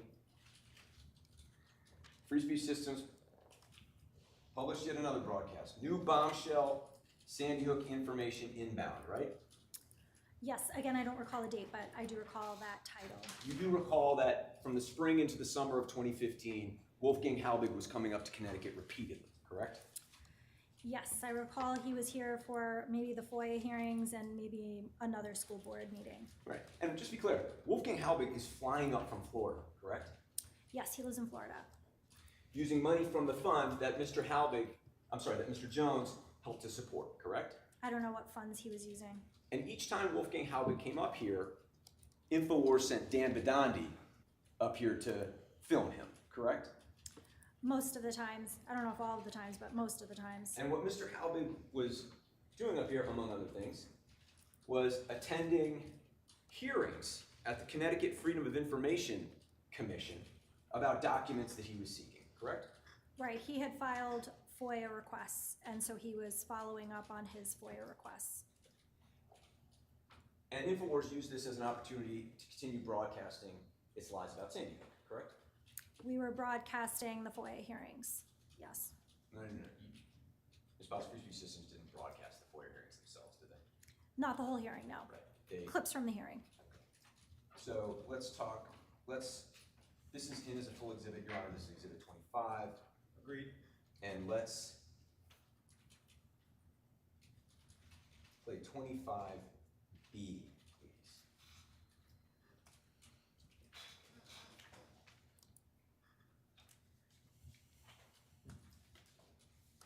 Tell us why Anderson Cooper's nose disappears, why it's blue screen. Just tell us why the people are walking in circles in and out of the building. It appears to be staged. Tell us why they said they didn't catch somebody in the woods when they did. Tell us why the school was closed before and then after, why they've sealed it all, why they've now torn it down. Tell us why Bloomberg sent an email to his people the day before saying, get ready to launch an operation to capitalize on the mass shooting. Tell us why you didn't launch the emergency helicopters. Tell us why the ambulance was parked for an hour down the road. Tell us why this appears to be as phony as a $3 bill. This is him introducing Wolfgang Halbig, right? I don't know, I'm not sure what comes after this, I don't recall. These are the same false claims we've seen before, yes? Yes, many of them are in Mr. Halbig's 16 points. Right. The one he mentions here, tell us why there was a man in the woods. You know that in the report, the gentleman was actually identified as a parent who had come to help make gingerbread houses, correct? Yes, I think that they pulled somebody out of the woods, but it did turn out to be a parent. A parent. Right. Who had been there to come make gingerbread houses in advance of Christmas, correct? I don't recall his purpose, but I do recall it was a parent that was pulled out of the woods.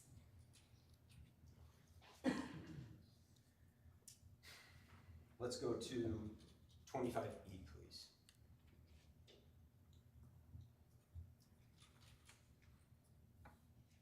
Which is this? When you've got somebody laughing, smiling, going, 25E.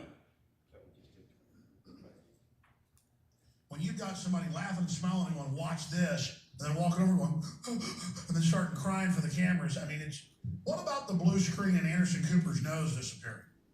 Absolutely. The blue screen, it's everywhere, whether it's at the firehouse, whether it's Anderson Cooper, absolutely. They use that as a technology. It's like a movie set.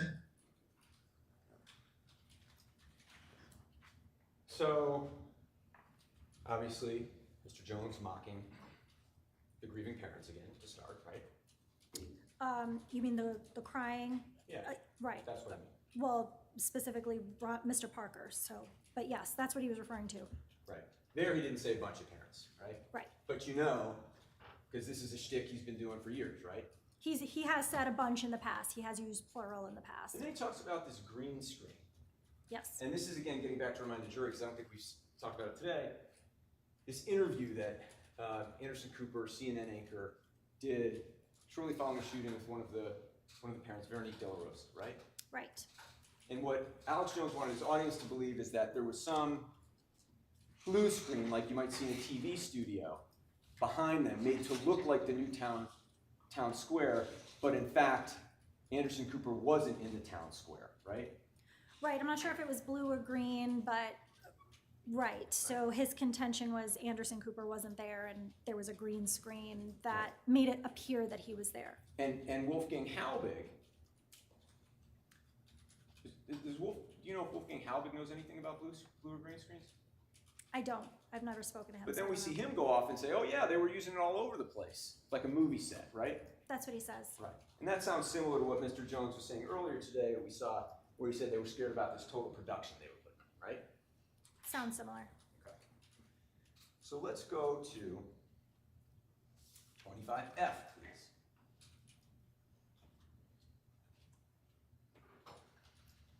And I'm asking you right now, and I'm asking all your listeners, doggone it, support InfoWars. Become part of the warriors. We need out. We need this show. We need the truth. If you find it in your heart to donate a few dollars to our legal funds, let me tell you, we have them. We have the lawsuits filed. We are closed, but we can't do it without people helping me. I'm too old for this, but I do need help. But big thing is support InfoWars, because if we don't have your voice, nobody's going to hear the truth. Well, folks need to donate. Folks need to donate, right? That's You what he can, said. right. That's what he said. Let's go to 25H, please. And one more thing, with my own personal investigation with this, is you find out who Robbie Parker works for, and you start really going down the rabbit hole. Robbie Parker was a solicitor for the CHIP program. And tell us what the CHIPS program was. The CHIP program is you register your kids into a database. The DNA, yeah, the Masons pushed that. You know that Robbie Parker is a physician assistant in neonatal intensive care unit. That's his job. Did you know that? I don't know. But this gentleman had apparently done some investigation into Robbie Parker, right? I don't know what he did, but that's what he said. And you know that many, many times over the years Mr. Jones was saying Sandy Hook was fake. He would say to his audience, this needs to be investigated, correct? Something to that effect, yes. This needs to be looked into, correct? Sure. Let's look into Sandy Hook, correct? Sure. And he would do that after he showed the slow-mo of Robbie Parker approaching the microphone the night after his child died, correct? He's done it with various other things, but including that, yes.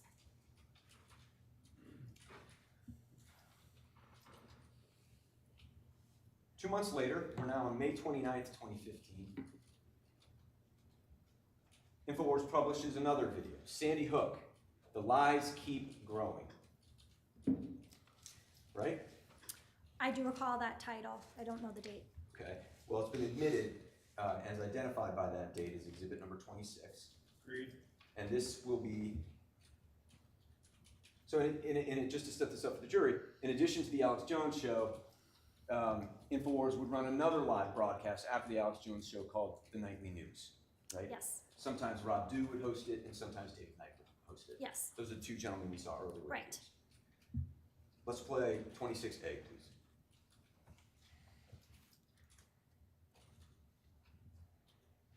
He's gotten very angry about this. He has been on this like a bulldog. And now, after 19 months, at the end of April, he was able to finally get his first FOIA hearing. We're going to talk to him live after this interview. But Dan Badandi went to the first FOIA hearing and talked to Wolfgang Halbig after that. Dan Badandi, InfoWars.com. We're in Hartford, Connecticut with Wolfgang Halbig. How you doing, sir? Good, thanks for coming all the way up here and taking a look at what's happening today. It is, you know what, that is the classic word in Connecticut. It's unbelievable how they play with the law, they manipulate it, they play with it, and people laugh about it. These witnesses from Connecticut, they think it's funny. I don't think it's funny. That's a filthy, deplorable looking school. It's a toxic waste dump, and they ought to be ashamed of themselves. This is Dan Badandi here on the left, right? Yes, that's him. You see he's holding a microphone with the InfoWars logo on it? I see that, yes. And he was sent by InfoWars to this hearing to create this content that InfoWars then aired, correct? To record footage at the hearing, yes. Including this, correct? Right. Which David Knight then aired to InfoWars following. Right. Right, okay. If Dan Badandi hadn't gone up there to film this with and by the way, he had InfoWars cameraman with him. Correct. Right. That gentleman's name is Kevin LaPrade, right? I can't remember his name, but he was our cameraman. Right. Right. And if InfoWars doesn't send Dan Badandi up there, Wolfgang Halbig's face isn't going out to millions and millions of viewers, correct? I mean, at least live at the hearing. I mean, I don't know if he would have called in after that or what. I mean, I don't want to speculate as to what would have happened, but there wouldn't have been live footage from it. Is Free Speech Systems aware of any other camera crew, media organization, or anything of any type that was offering Wolfgang Halbig interviews up in Connecticut? At the hearings? What started the hearings? No, there was nobody else at the hearings. Okay. Let's go to, still on the same exhibit, 26B.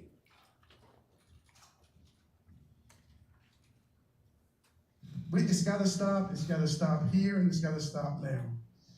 Absolutely. And I want to thank you for your time, Wolf, and I want to thank you from a patriot to a patriot for your great and hard work. And folks, again, you ask the real questions, you get ignored completely. It's unreal, it really is. Truth is definitely stranger than fiction. This is Dan Badandi for InfoWars.com.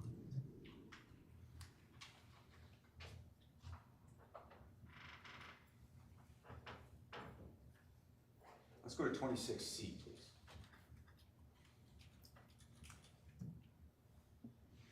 For all of recorded history, civilizations around the world praised the health benefits of silver. At InfoWars Life, our mission is to bring you the highest quality, purest, cleanest, effective colloidal silver on the market today. So this is an ad that ran right after this segment with Halbig, right? That's what it appears to be, yes. So in colloidal silver. That's what it looks like, yes. Okay. Now, Wolfgang Halbig had multiple hearings up here, correct? Yes. And each one, InfoWars sent InfoWars sent Dan Badandi. Yes? Right, I don't know if he came to all of them, but certainly most of them.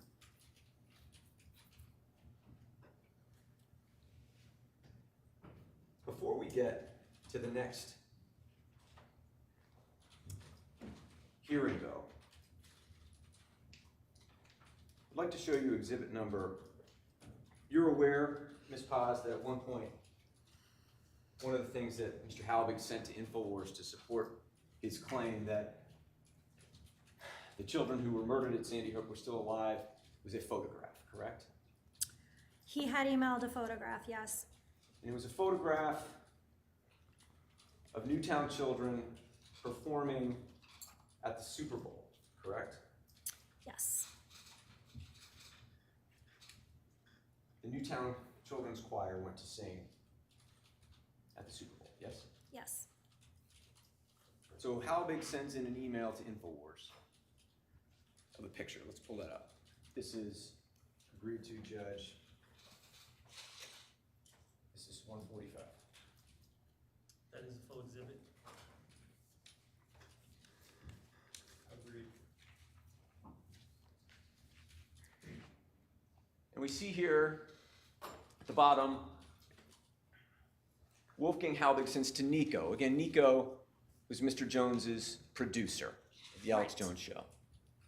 Nico, the picture of the Sandy Hook Elementary School choir is one of the keys. Other pictures are great for discussion. These are about the CT crime pictures. The same day, Nico gets back to him. The same day. Got the Super Bowl picture. Thank you for sending. We will be calling you on Skype at 1 p.m. Eastern. How long will you be available for the interview today? And Wolfgang Halbig says, as long as you and Alex can put up with me, right? That's what it says, yes.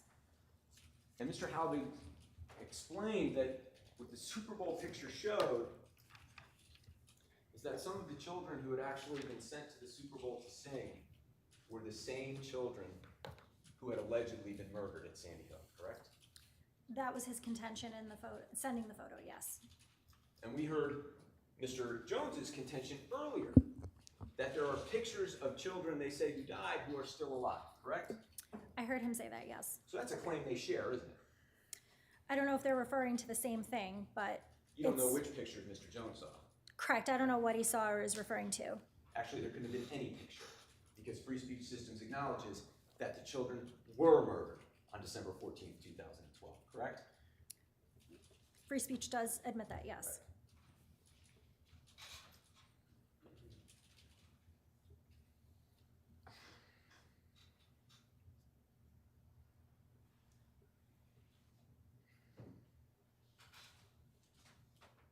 This is May 2015. I'm sorry, March 2015, right? That's what it says, yes. The email we saw that Halbig had sent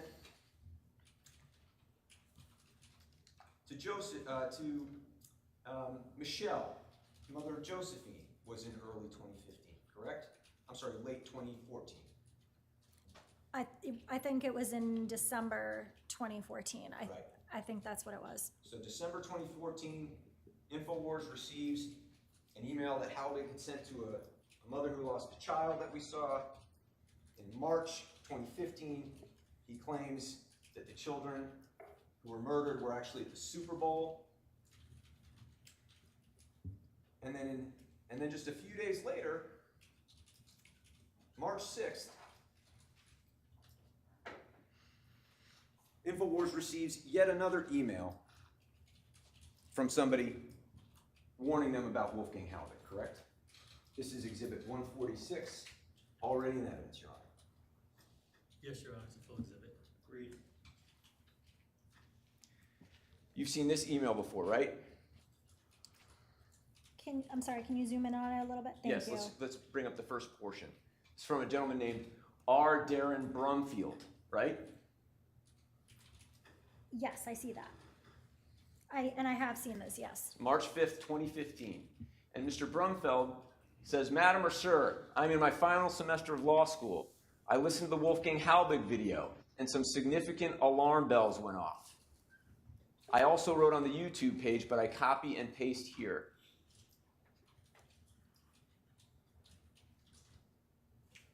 And he says, okay, just so I get this straight, starting he, referring to Halbig, filed his lawsuit in Seminole County in Florida, not federal court in Florida, but in state court.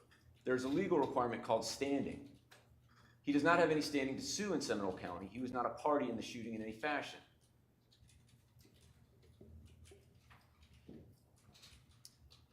And what Mr. Brumfeld is saying is that the claims that Mr. Halbig was making about some lawsuit he was filing seemed to this gentleman, who was a law student, to be ridiculous, correct? It looks to me like he's providing his opinions as if he did file this lawsuit there, it doesn't belong there, it's not the proper forum. Right. And the bottom paragraph, it says, this man seems to be grasping and stretching. No judge in their right mind would do such a thing as he describes, correct? That's what it says, yes. Okay. And so fair to say that what this gentleman is doing is calling into question Wolfgang Halbig's credibility, correct? He's calling into question some things about the lawsuit that he said he filed. Right. That's what that means to me. And then if we go up to the top portion, Nico sends this, right? Yes, it was full. Some comments on Halbig's last interview from the lawsuit, correct? That's what it says, yes. After receiving this, InfoWars continued to have Halbig on the show and continued to air his false claims, correct? He appeared after this, yes. Can we approach briefly, Judge? Yes.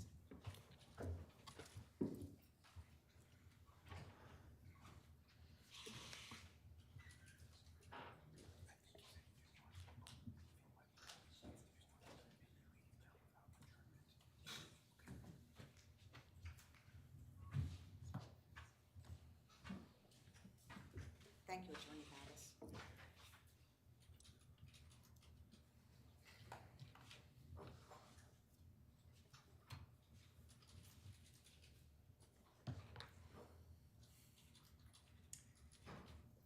Then on March 10th, so that was dated March 6th, right? I believe so, yes. On March 10th, this will be Exhibit 147, Halbig sends Free Speech Systems another email that he sends to yet another.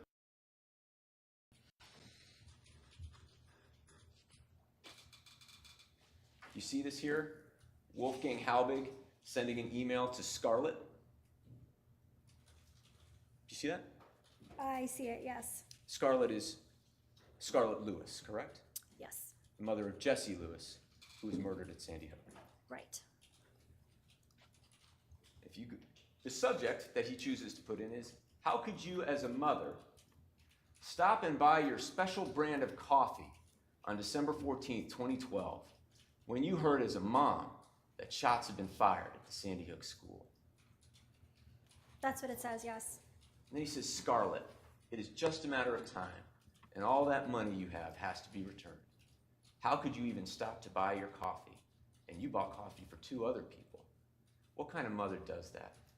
Especially when you on the news tell everyone how you ran across the fire department parking lot.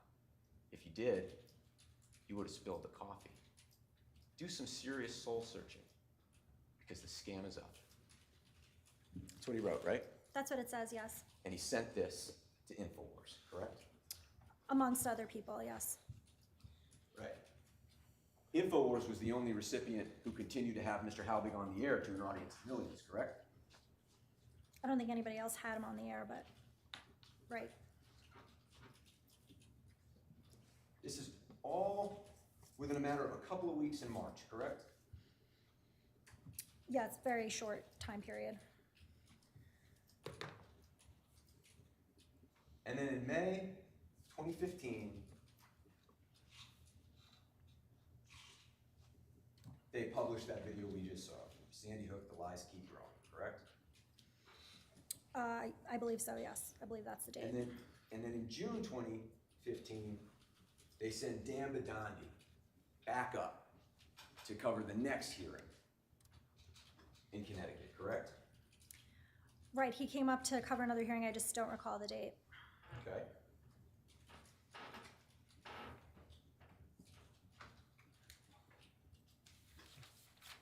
Well, let's show you exhibit number 153. That is a full exhibit. Agreed. Pull up that first part there. This is Dan Badandi to Rob Dew, right? That's what it says, yes. June 3rd, 2015, right? That's what it says, yes. Okay. And let's go down to the email.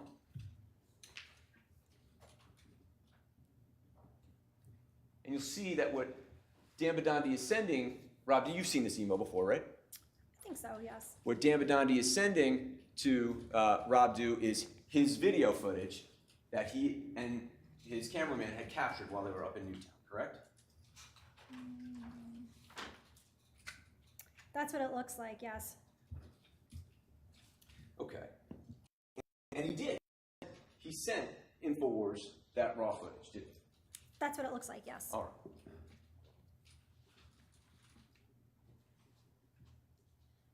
This is Exhibit 27. It is admitted, Your Honor. Yes, it's a full exhibit. Agreed. I'm sorry, Your Honor, one moment.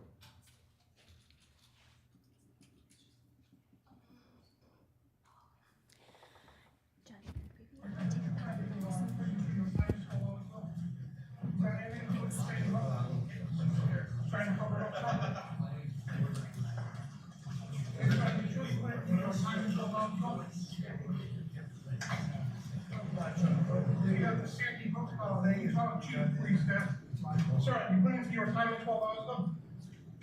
Wow, retirement, huh? You guys trying to cover up Sandy Hook? That person that Dan Badandi is following behind, that's the chief of the Newtown Police Department, correct? I believe that's true, yes. This is 2015, but Chief Kehoe was the chief of the Newtown Police Department on the day of the shooting, correct? Correct. He responded to the scene of the shooting, did he not? I believe he did, yes.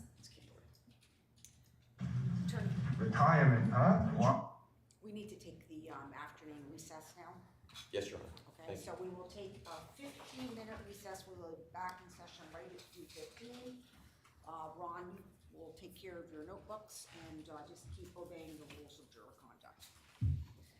All right.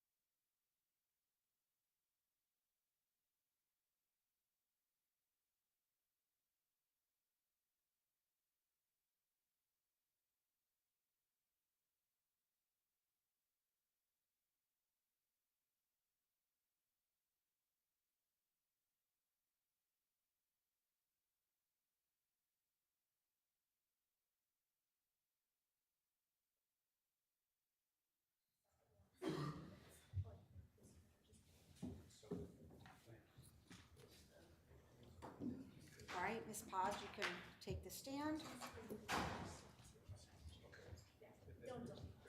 Attorney Paz, do you need a minute? I just would add one anomaly in the exhibit list, one moment, please. Yep, no problem. So that's it. Okay, you were ready to. I'm ready, thanks. I'm always ready. Yes, all set? Yes, yes, ma'am.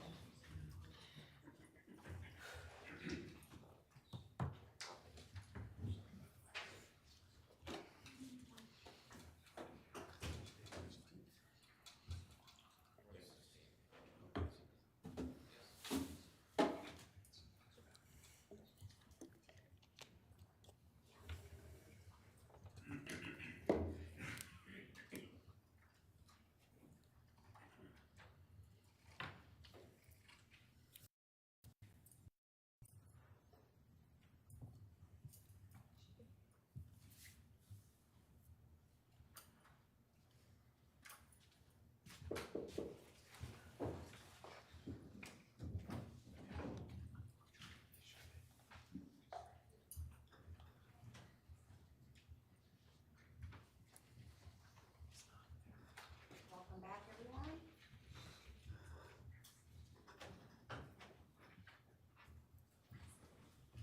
And the record will reflect that the entire panel has returned. Be seated.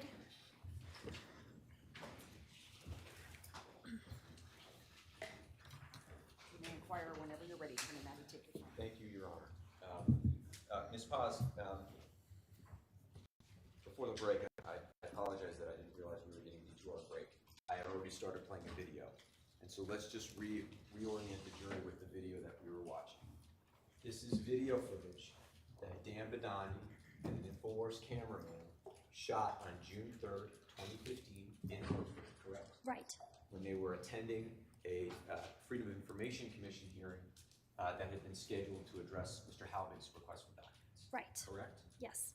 And as we were breaking, Badani was following the former chief of the Newtown Police Department, who had been called there as a witness, out of the room, correct? Right. We're going to start that video from the and we're going to watch it all the way through.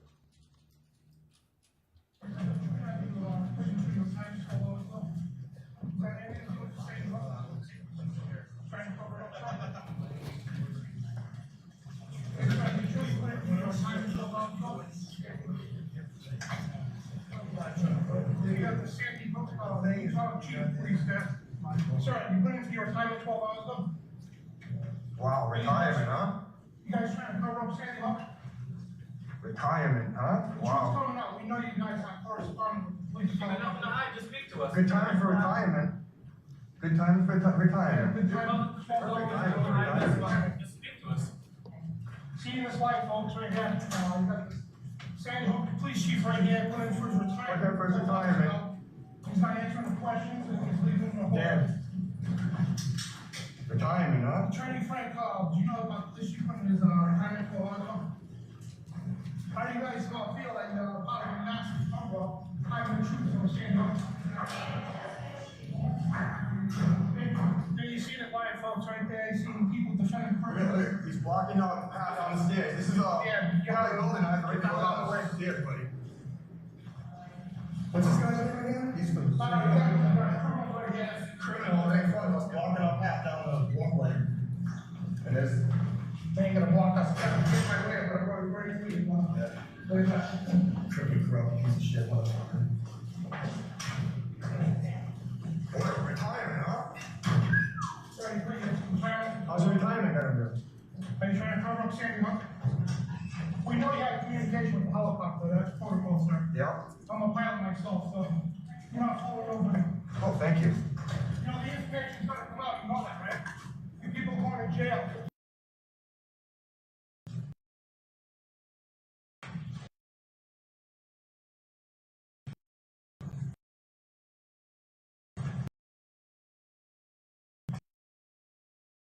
Will.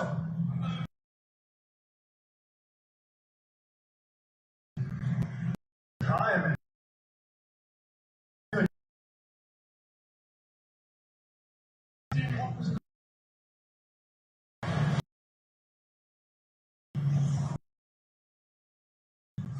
Police chief of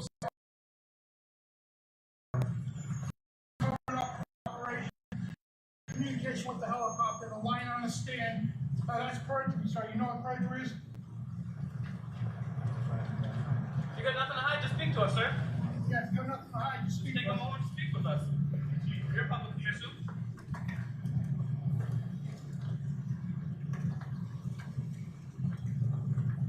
Sir, you know you're live on the air, right?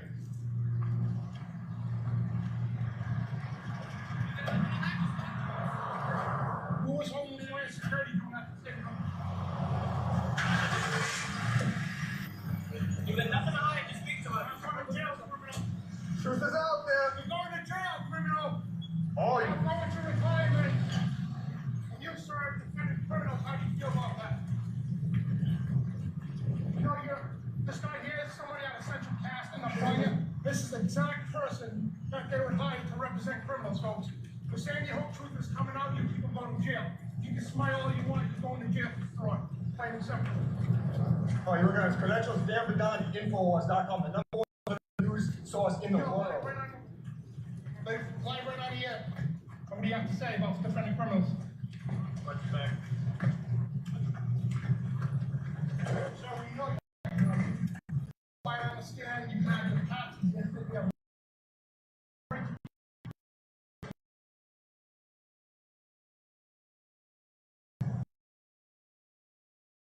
Truth will be. So. why did you do that? You have no authority.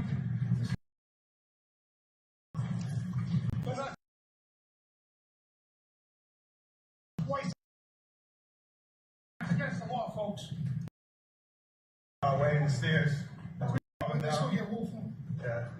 But make no mistake, you will be going to fraud for bunch of criminals. Enjoy your Federal Reserve notes now, scumbags. Hey, see those people, folks, that opened up Sandy Hook. Sandy Hook was an infant.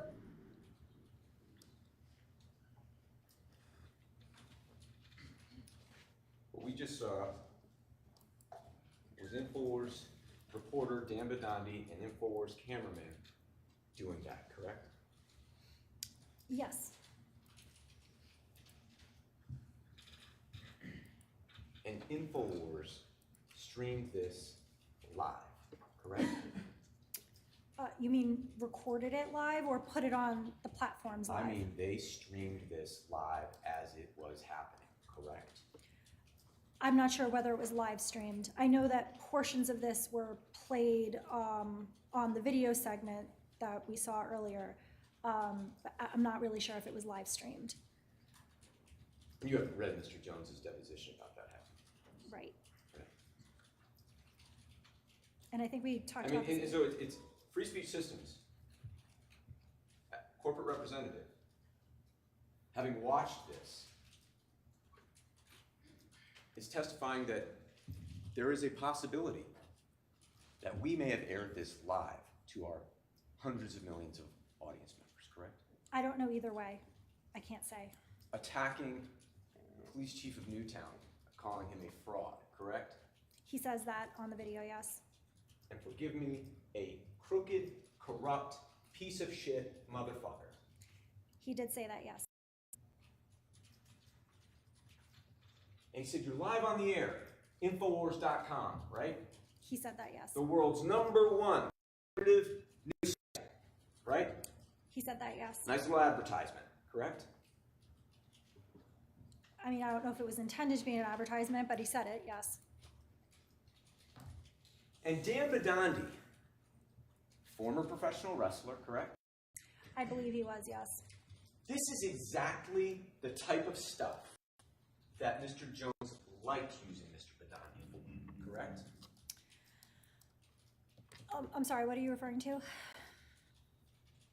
Mr. Badandi was so valuable to Mr. Jones because he was willing to engage in this type of near violent confrontation with people, correct?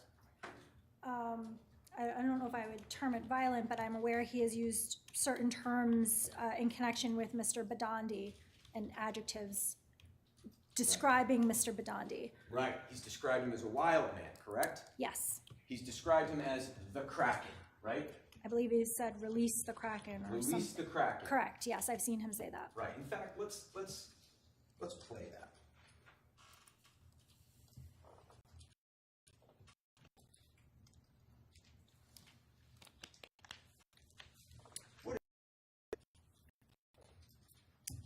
it's referring to mythology. Right. It's a mythological monster, correct? That's my understanding. Play Exhibit 11, all evidence. It's comments made by Mr. Jones 2 years earlier about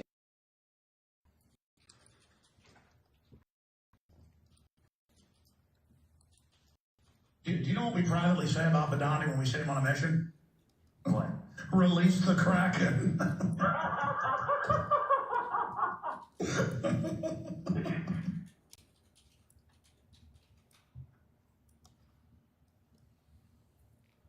Mr. Jones sent Mr. Badani on a mission here, didn't he? He was sent there to record that, yes. And he released Mr. Badani to come up here and to do exactly what he did, correct? Objection to the form of the question, Judge.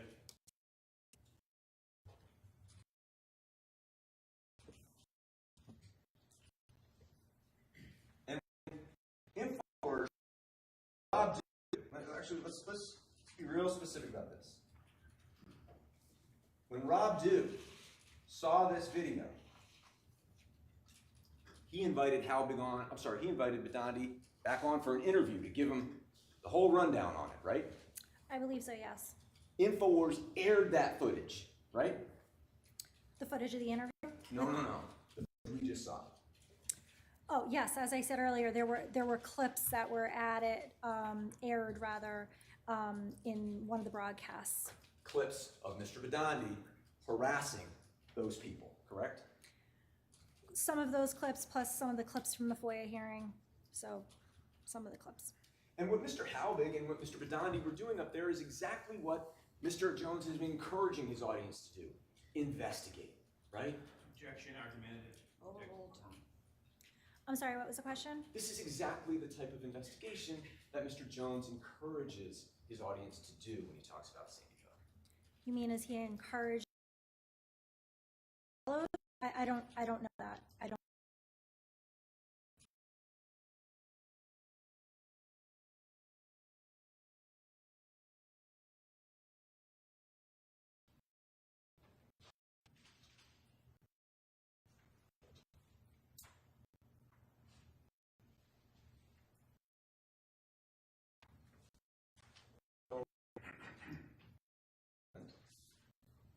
That was June 3rd, just to remind everybody, that was June 3rd, right? I believe so, yes. July 7th, 2015, 2.5 years out from Sandy Hook, if my math is correct.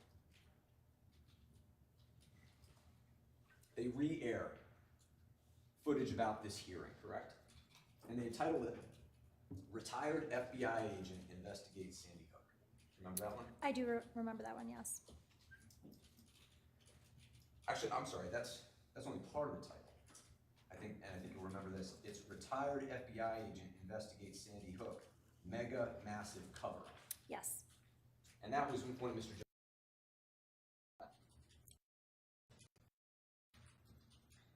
So let's exhibit 20. That is a full exhibit, Your Honor. Agreed.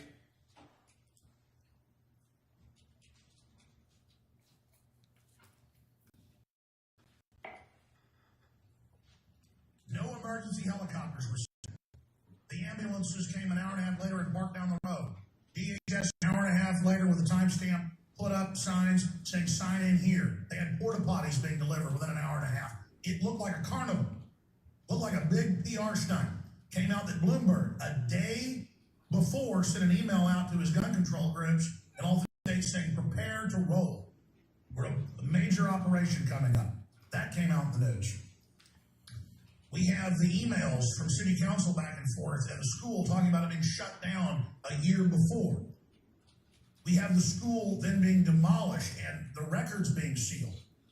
We have videos that look just incredibly suspicious where people are laughing and everything and they start huffing and puffing and start crying on TV, which is pure acting method. You got a degree, Rob, in theater. I mean, this is something that knows. So I began to investigate. They had a weird anti-terrorism unit from the state nearby with men in the woods, which were on video from helicopters. Then they said that didn't exist. And so we'll recap some of the history of this. But now, your uncle, John Dew, Navy SEAL, retired FBI agent, works for a successful security company. I had missed this episode of the Nightly News back on June 4th. And then again last week when you did an update. And then I heard you talking about it yesterday. I knew that we'd sent our reporter, Dan Badandi, there for days to cover the city council hearings about it, and the fact that they're sealing everything. And then you just said, oh yes, and that's why I'm trying to get my uncle to tell me more, because he's been in John Gotti hearings and been involved in huge cases, a pretty prominent FBI agent before he retired. And in his words, he said he's seen the most secretive mafia stuff ever, and he's never seen people more close-lipped. He's never seen something where it basically stinks. And we'll use his words, but the headline here is retired FBI agent investigating Sandy Hook. I mean, that was just amazing to me that so much goes on around here that I miss some of what's happening. Next time a former Navy SEAL FBI agent, I don't care if it's your uncle, is investigating something like this, we want to hear about it. I want to try to get him on. I know he's going to get heat probably, and they'll probably try to threaten him, but really kudos to him. I mean, you told me that he went and investigated it because other insiders said, you need to go look at this. I guess people currently in the FBI aren't allowed to. But man, the fix is in. So Rob Dew, tell us about your uncle. Tell us about all this. I wish we'd have gotten more than a 2-minute interview with him, with Badandi. Badandi did a great job. I just wish I'd have known about this. I would have gone up there. Halbig tried to get me to go. I just am trying to launch the TV network and the new website and everything else. But I mean, this is just so big. Okay. You see the picture that they're showing there? Yes. That's Badandi, right? Yes. Wearing the same shirt that we just saw in the video we just saw, right? Yes. You heard Mr. Jones say Badandi had done a great job, right? That's what he said. Right. And I just want to, there were a couple of maybe new ones in there that we were talking about, or that he was saying. Did you hear there where Mr. Jones said, we got the records and the emails showing that the school had been closed, between the town officials showing that the school had been closed the year before, right? Yes, I heard him talk about emails relating to the school being closed, yes. I don't know what he's referring to. That's a lie. I've never seen any such thing. Right. And you had every opportunity to ask Mr. Jones about that. He had every opportunity to tell you, right? About what he was referring to? About the records and emails that he was claiming to his audience of millions exist, and that proved that the school was closed the year before. I didn't ask him about that specific claim. I did ask him about the claim about the school being closed, but I didn't ask him about emails and such relating to the school being closed. Wait a second. You asked him about the school being closed. I asked him what basis he had for saying the school was closed. Okay. And he didn't tell you about the emails and the school records going back and forth between town officials? That's not what I got from him, no. Right. Certainly, those emails and records would be shocking to see, right? If there were any, yes. We heard another claim in there that might be new to the jury, and that is men in the woods. Men in the woods. Did you hear that? I heard him say that, yes. And at some point in the afternoon of December 14, 2012, there was helicopter footage showing people in the woods, correct? Right, yes. Many hours after the shooting had taken place, correct? I'm not sure the exact time, but You don't know that it was in the afternoon? I don't know the exact time. Okay. But the shooting was in the morning, and it was some hours later. And the state police report makes clear that those were reporters that had gotten a little bit too close to the school, correct? I don't know if they were reporters. I know that they were talking about a man in camouflage a couple of times being pulled out of the woods. But I don't recall whether it was ultimately a reporter or not. Just Mr. Jones about that? About This claim that there were men in the woods? his, yes, I did, and do you want me to continue? I asked him about the man in the woods, and his claim was, I saw footage of them taking a person out of the woods. He saw footage of them taking a person out of the woods. That's what he saw. Exactly. Which,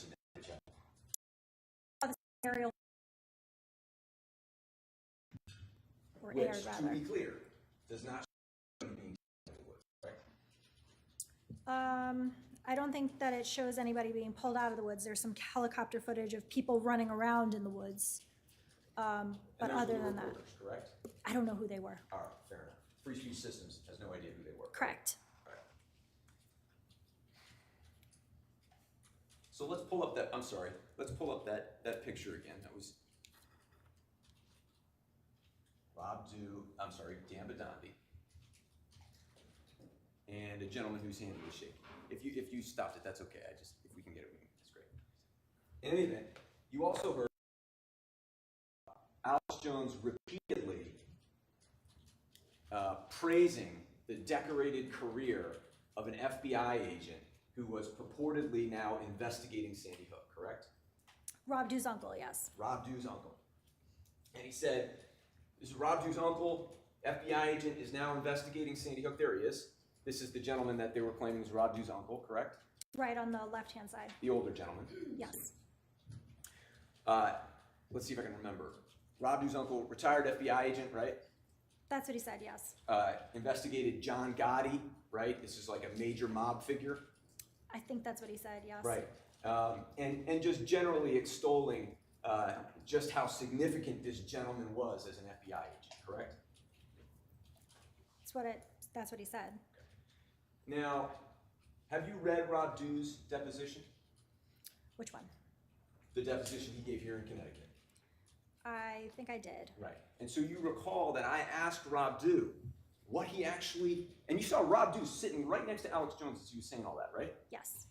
And I asked Rob Dew to tell me about his uncle's career, right? Mm-hmm.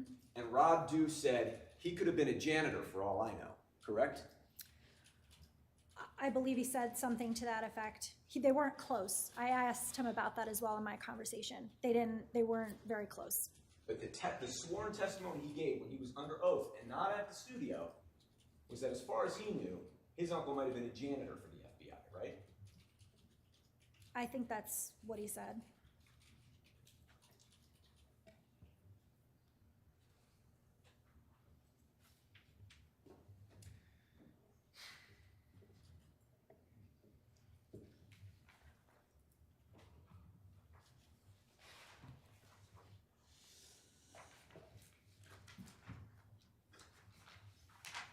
In 2016, November 2016. Actually, you know what? I'm sorry. I think there was one more clip I wanted to play there.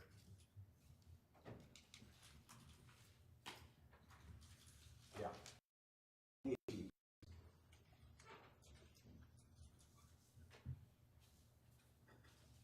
Nobody acts like. It's 101, they're covering it up. He goes, nobody acts like that if they're on. It's like if a cop pulls you over and you're busy cramming stuff under the seat. Right, saying, don't worry, hold on, I'm looking for my license or whatever. Nobody has the proper paperwork. Nobody can deliver it. They deliver videos without timestamps from police squad cars. There's videos without timestamps that they give to them and say, these are the copies from the squad car. Yet you go online and you can see squad car video from the same squad car and it's got time code on it. So how did they give him video without time code and he's viewing it at the police station? This is mega massive cover up. It's crazy.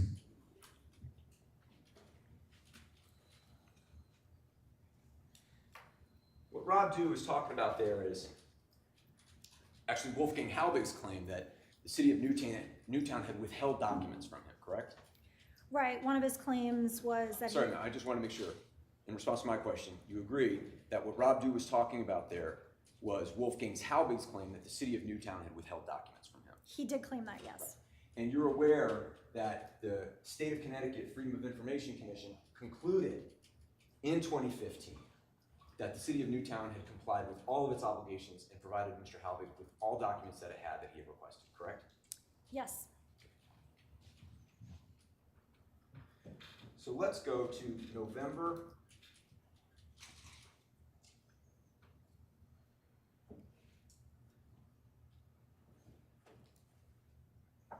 before we do that.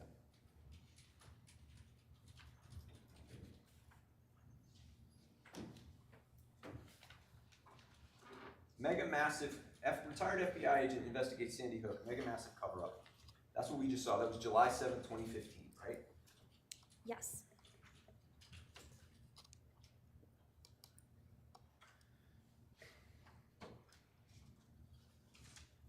Let's pull up Exhibit 156. It's a full exhibit, Your Honor. Yes, it's a full exhibit.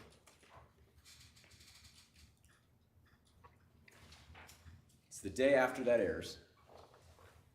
If we pull up the, I think we can just start at the top on this one. Okay, this is an email from Rob Dew to Dan Badandi, right? Yes. Okay, let's go down.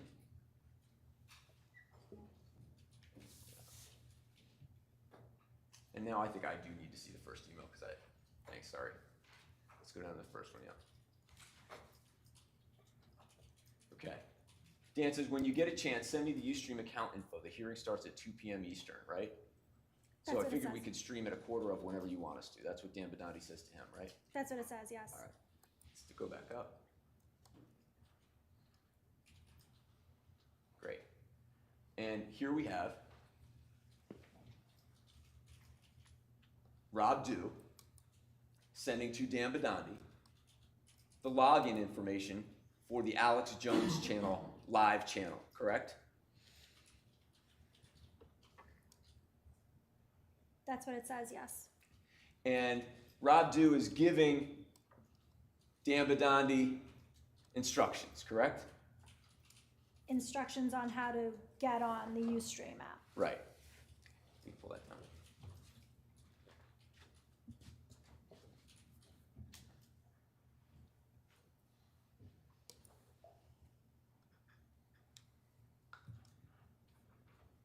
Let's go to Exhibit 157. It's also a full This- exhibit. Agreed. Thank you. So you can see, just chronologically here, we're now 2 months later. This is September of 2015, right? See this? Yes, I see it. This is an email from Lewis S. to Travis Knight, Rob Dew, and Darren, right? Yes. Okay. Lewis, you know, is Louis Sertuki, correct? Yes. He's a social media manager for InfoWars, yes? I believe so, yes. Still employed there. I think he is, yes. Darren McBreen, that's Darren, longtime employee of InfoWars, right? Right. You met with him, right? I don't know if I met with Darren. No. And let's go down to the email, and let's pull it out a little bit so we can just see the list here. And the subject is video files for Facebook upload, correct? Yes, that's what it says. So what's happening here is Mr. Sertuki sent Rob Dew, Travis Knight, and Darren a request. Can I get these videos for future strategic Facebook uploads, right?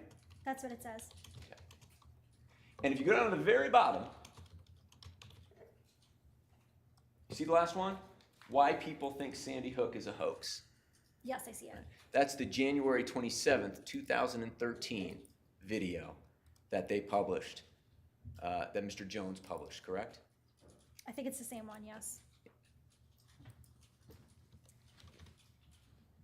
And the reason Mr. Sertuki wanted that was so that he could strategically upload this video to Facebook, correct? Well, that's what the email says. It was a list of videos he wanted to upload to Facebook. Nearly 3 years after the shooting. That's what the email says. Let's go back out of that.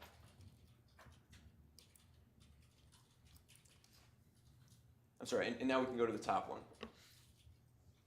And Darren just asked Rob Dew, any luck finding these? That's the question, right? That's that email? Yes. All right. Let's go to exhibit number 158. Full exhibit. Agreed.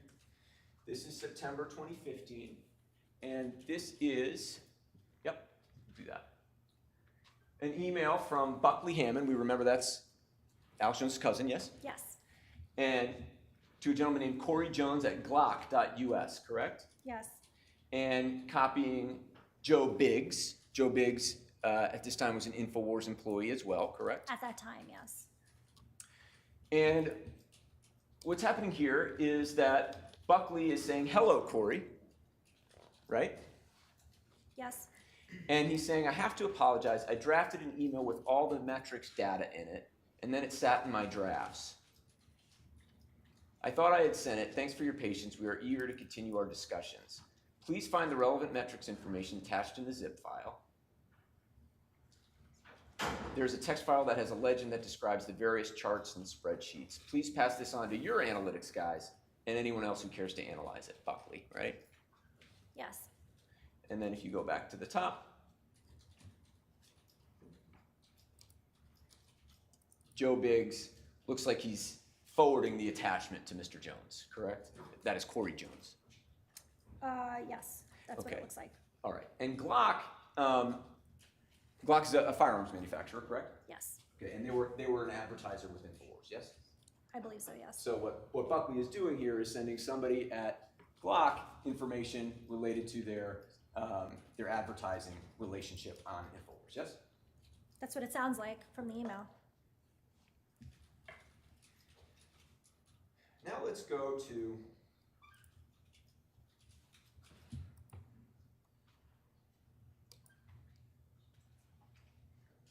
exhibit number 160.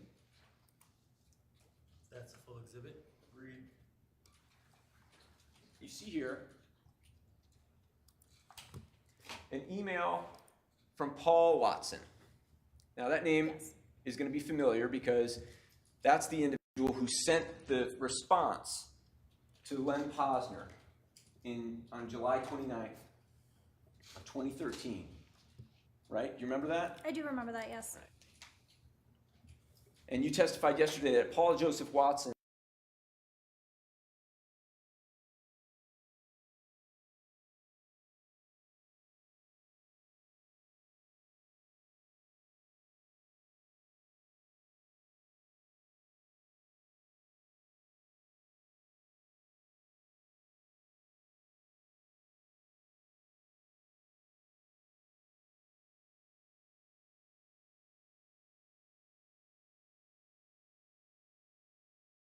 the lies that Mr. Jones was telling about Sandy Hook, correct? He did not think that we should talk about Sandy Hook anymore. And now here we are, 3 years after the shooting, almost to the day, yes? Very close, yes. And he's sending an email with the subject Sandy Hook. That's what it says, yes. All right. And let's go down to the body of the email. And he's sending it to, sorry if I said this, he's sending it to Buckley, Alex Jones's cousin, correct? Yes. And Anthony Gucciardi, correct? Yes. Anthony's an InfoWars employee and also. Objection, asking to remain for a moment. Is there an objection to the question? Yes, suits effect not an evidence. Okay, but I don't think we need to speak about it. So I asked her if he was an employee of InfoWars, and I believe she said yes. I think he is. I don't know if he's a current employee, but at the time he was an employee. Okay, thank you. And Paul Watson says, sent this to Alex, right? That's what it says, yes. Alex Jones, right? That's presumably what it means. And he says, this Sandy Hook stuff is killing us. It's promoted by the most batshit crazy people like Rentz and Fetzer, who all hate us anyway. Plus, it makes us look really bad to align with people who harass the parents of dead kids. It's going to hurt us with Drudge and bringing in bigger names into the show. Plus, the event happened 3 years ago. Why even risk our reputation for it? That's what it says. And that's what Mr. Watson is saying he sent to Alex, correct? He said he sent it to Alex, yes. And James Fetzer is a guy who wrote a book, Nobody Died at Sandy Hook, right? He did, yes. And in fact, InfoWars promoted his book on its website, correct? I think they may have posted something to it on the website, yes. Right. Same way they were promoting Halbig's website, correct? Similarly, yes. And you'll recall an email that Rob Dew sent to James Fetzer saying, let us know if you get a bump in downloads of your book, right? I don't remember an email.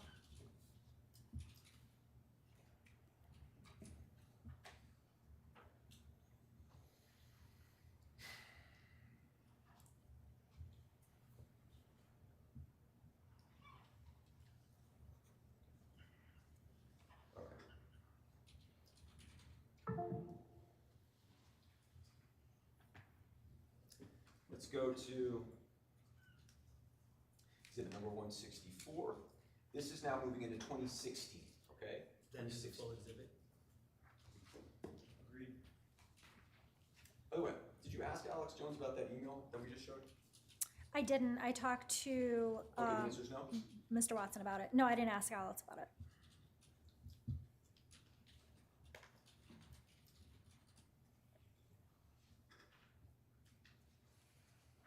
But you asked Mr. Watson about it?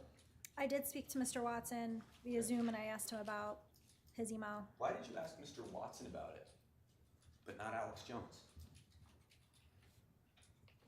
It was really hard to talk to Alex about every single topic.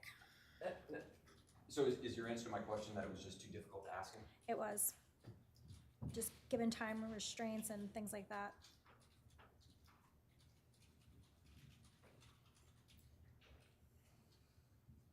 So let's go to mid-2016. This is 164.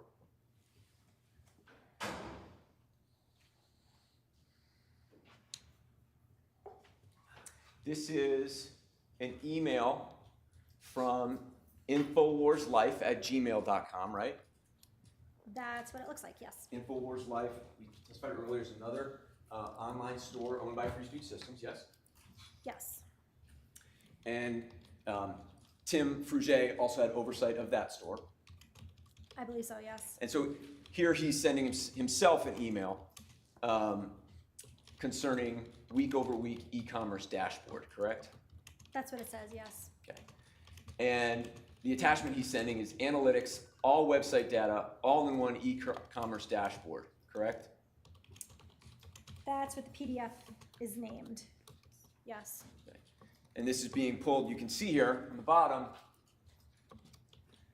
www.google.com/analytics. Do you see that? Yes, it says this is a report email from Google Analytics. So you recall earlier this morning, we were looking at all those emails, including the Google Analytics about the article, FBI says nobody died at Sandy Hook. And now 2 years later, we're still seeing Google Analytics, right? That's what it says, yes. Okay. And if we pull out,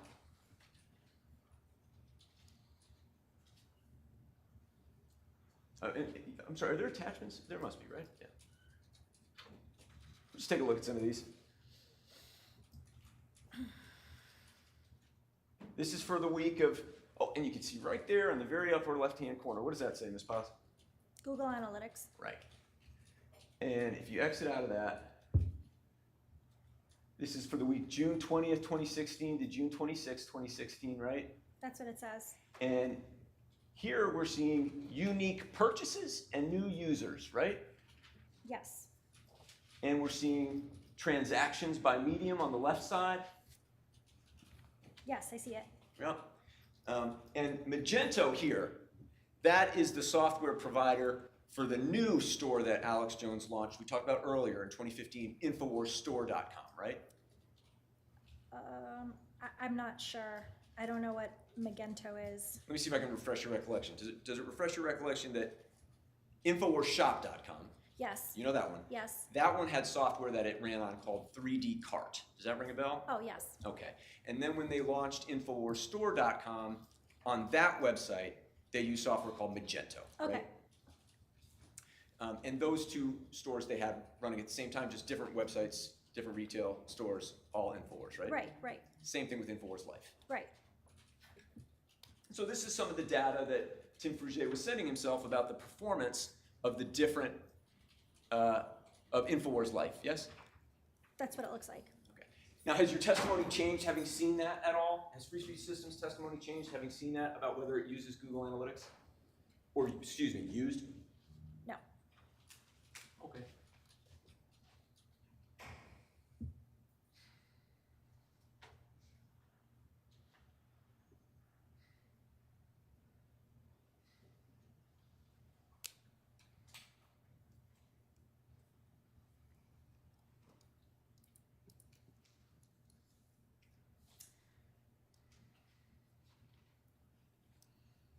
Let's go to exhibit number 167. Remember, this is in. Yes, it's a full exhibit. Agreed.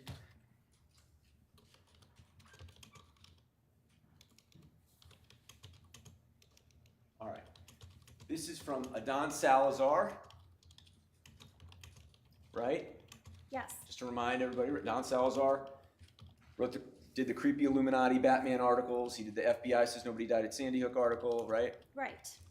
And he's sending this email to Rob Dew. Let's pull up just the header there.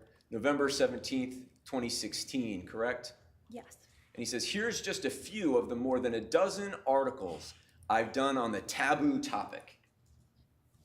That's what he says. And the taboo topic here, of course, is Sandy Hook.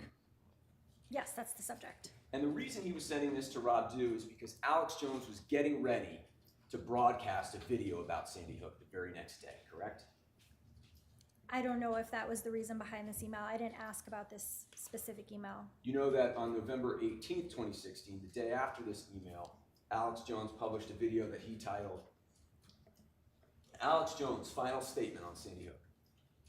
Yes. I don't recall the exact date, but yes, I watched that video and I recall the title. And so Free Speech Systems doesn't know whether Adon Salazar was sending some of his work to Rob Dew for use in preparing for that video, right? I don't know. I didn't ask about this email.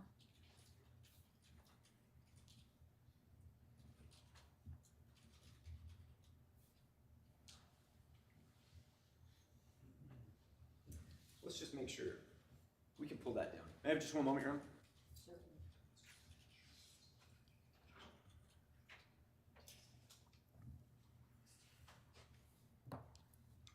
Your Honor, I'm going to show Ms. Paz Exhibit 255. This is the chart of videos, Ms. Paz, that you referenced before. 245? 245. 245, okay, sure. Yeah, 245. That is not a full exhibit. Right, we're not going to display it. This is just for Ms. Paz's benefit. Ms. Paz, do you see that, in fact, on November 18th, 2016, InfoWars did publish a video that it titled Alex Jones' Final Statement on Sandy Hook? Yes, I see the date, November 18th, 2016. Yes. And we are now just about 4 years on from the shooting, yes? Almost. The day before this, Adon had sent those links to Mr. Dew of just some of more than a dozen articles he had written on the taboo topic, yes? That's what the email said, yes. Okay, and then the next day, the video aired, correct? Yes, according to the videos. Let's pull up Exhibit 168. This is in evidence, Your Honor. That is a full exhibit. Agreed. Let's pull up the header there. This is from Paul Watson to Buckley Hammond, correct? Yes, The subject is Quantcast ranking, correct? that's what it says, yes. Quantcast was another software program that InfoWars used to target its customers with ads after they had left the store, right? One of, yes. Right, so somebody comes to the store, let's say they don't buy anything, but InfoWars wants to see where they go next, right? Right, it's like retargeting. Right, exactly. So let's say they go to InfoWarsStore.com, they put a little DNA Force Plus in the cart, but then they leave and they don't buy, right? Right, They might go next to, I don't know, ESPN.com, right? sure. And what Quantcast does is it allows InfoWars to know that they went to ESPN.com, right? I think it'll put an ad on the next site that they're on, so that the next site they're on, they'll show an ad for the thing that they had looked at on InfoWars. There you go. Exactly right. Yes. They come to InfoWarsStore.com, then they leave, and InfoWars goes, let's get them back here. We're going to serve them an ad, right? That's the idea. Right, on another website. And that's what Quantcast allows them to do. Yes. Okay, so now let's go down to the email itself. By the way, have you reviewed any Quantcast data? I don't recall. I don't think so. I don't recall. So let's pull up the whole first part. Yep, right there's fine. This is, sorry, pull out, because I just want to make sure we reorient everybody here. Okay, so the first or the last email in the chain is an email from Paul Watson to Buckley that says, sure, please send it again, right? Yes. Okay, and what he's responding to is this second email here, go ahead, yep, perfect, that Buckley Hammond had sent him, right? Yes. And he says, but no, surely it's a conspiracy theory that they are trying to suppress our popularity so that the lizard people can return to the ascension pad at Sandy Hook and feast on sacrificed crisis actors. That's what he says, right? That's what it says. And then he has some sort of image here, correct? Like a cartoon type picture, yes. Get out of that. And on the very day that Buckley Hammond sends Paul Watson that email talking about sacrificing crisis actors at Sandy Hook, Alex Jones publishes his final statement on Sandy Hook, correct? Yes, I believe that's the date.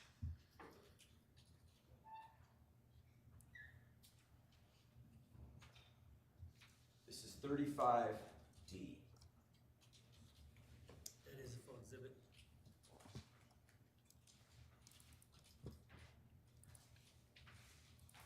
Corporate media wants to misrepresent. Now, to be clear, corporate media wants to misrepresent. Sorry, it sounded like we were having two different things going on. So why don't we start the video again and make sure that, okay. Now, to be clear, corporate media wants to misrepresent what I've said, so this is not for them. But I'm going to do my best to lay out my questions here. I've got more than 20 news articles and video clips to go over. Number one, the day before this tragic event happened, an email was sent out by Bloomberg's anti-gun group saying, prepare for a big event. But the biggest piece of evidence, the smoking gun, if you would, of a cover-up, of whatever really happened, is the Wayback Machine, the Internet Archive. We see Sandy Hook's Newtown website, K through 12, having zero traffic, 2008, 9, 10, 11, 12, and then all of a sudden, it just explodes. Stop it It's right there. impossible. Just stop it right there. Now, Ms. Paz, you know what the Wayback Machine is, right? It's purportedly an internet website that tracks internet traffic on whatever site you're trying to look at. Well, let me see if I can help you here. The Wayback Machine doesn't measure internet traffic. What it does, correct me if I'm wrong, is it's a crawler that crawls across the internet, and when it comes across a website that's been changed since the last time it was there, it archives that page, right? That's what it is. Honestly, I'm not really sure how it works, to be honest, so I can't really testify to how it works, but... Well, but Ms. Paz, this is the smoking gun. Objection, Judge. No foundation for further questions on this. Mr. Natty's testifying as his own expert.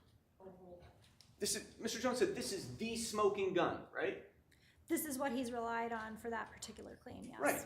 And so you're here as Free Speech Systems, presumably to explain to this jury how it is that this Wayback Machine is some sort of smoking gun to establish that the same lie Jones had been telling for years was in fact true, right? I'm sorry, I don't understand the question. All right, maybe we can just make this real quick. Ms. Paz, you know that this website here that he's saying was the Sandy Hook Elementary School website? Yes. You know that that wasn't the website, right? Yes, I know that that's not the right website. Right. Yes.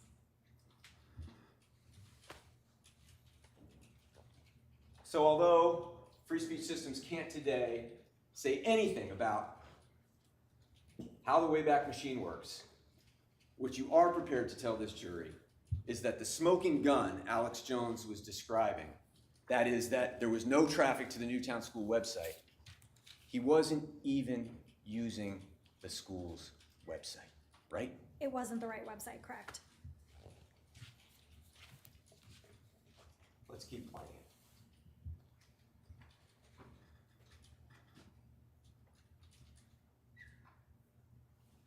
12 entire school system. And the word is, that school system was shut down for those years. That's what the records show. They tell us. The records, this is what we were talking about earlier, the records and emails between town officials, right? I remember, yes. Right. The ones that you've never seen, Right. and the ones that don't exist, correct? Objection, not seeing them, I mean, they don't exist. Is it Free Speech System's position that there are records and emails establishing that Sandy Hook Elementary School was closed? Is that your position here right now? No. Right. Let's keep playing it. It was open. I don't know if the moon landings were faked, but I don't put anything past these anti-gunners. And early on that day, we watched footage of kids going in circles in and out of the building. You'd be running them away from the building. Emergency helicopters weren't called. All right. Now, we've heard this claim many times, correct? Yes. Kids going in circles, right? Yes. You wouldn't expect them to be going into the school. You'd expect them to be running away, right? That's what he says, yes. And he's showing this building here, right, to his audience. Yes. And he's telling his audience that this is the school, that the kids are walking around in a drill, right? I think that's what his claim is, yes. Right. And this isn't the school, correct? No, that's the firehouse. That's the firehouse, Yes. right? In fact, let's pull up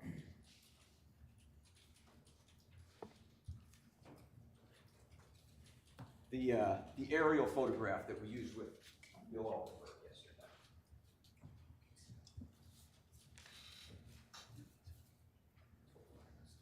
Let's pull up 399.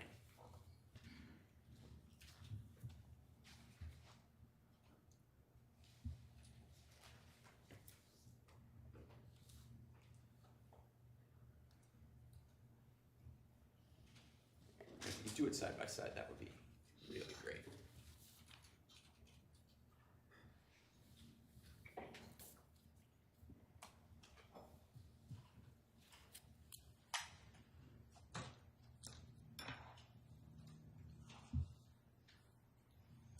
And while we're doing that, Ms. Paz, you know that the aerial photographs of the school were actually included in the state's attorney's report, right? I believe there were photos of the area in that report. That InfoWars had. Right, the ones that were emailed to Mr. Dew, yes. Right. Great. And so what you have here, you recognize this photo because this is a photo from the state's attorney's report, correct? I've seen that photo, yes. This is the school. That is the school. This is the firehouse, right? Oh, yes, I see it all the way in the corner there, yeah. This is the firehouse. That's a close-up of the firehouse. InfoWars knew darn well that this video that it was putting out to its millions of viewers in Alex Jones's final statement on Sandy Hook was the firehouse, not the school, correct? Overruled. Overruled. Was, I'm sorry, the question is whether Alex knew that they were that was the firehouse and not the school when he said that? Is that the No. question? I was asking first about InfoWars. Because you don't know whether Alex Jones ever looked at any aerial photographs, correct? Correct, I don't know if he ever read the report. You don't know if you ever read the report, Right. you haven't read his deposition. Right. What we know for sure is that this photograph was in the report, correct? Yes, I've seen it. InfoWars had it, correct? Yes. You know that Rob Dew testified that he reviewed the report. Yes. Okay. And then in 2016, 4 years later, they're showing their audience of millions and millions that kids were going in circles around the school, except they're showing the firehouse. And InfoWars well knew that, correct? Objection to the floor. Overruled. I don't know if Alex knew that when he aired it. Do you want to just answer my question, yes or no? Did- I didn't ask you about Alex. Okay, free speech knew it, yes.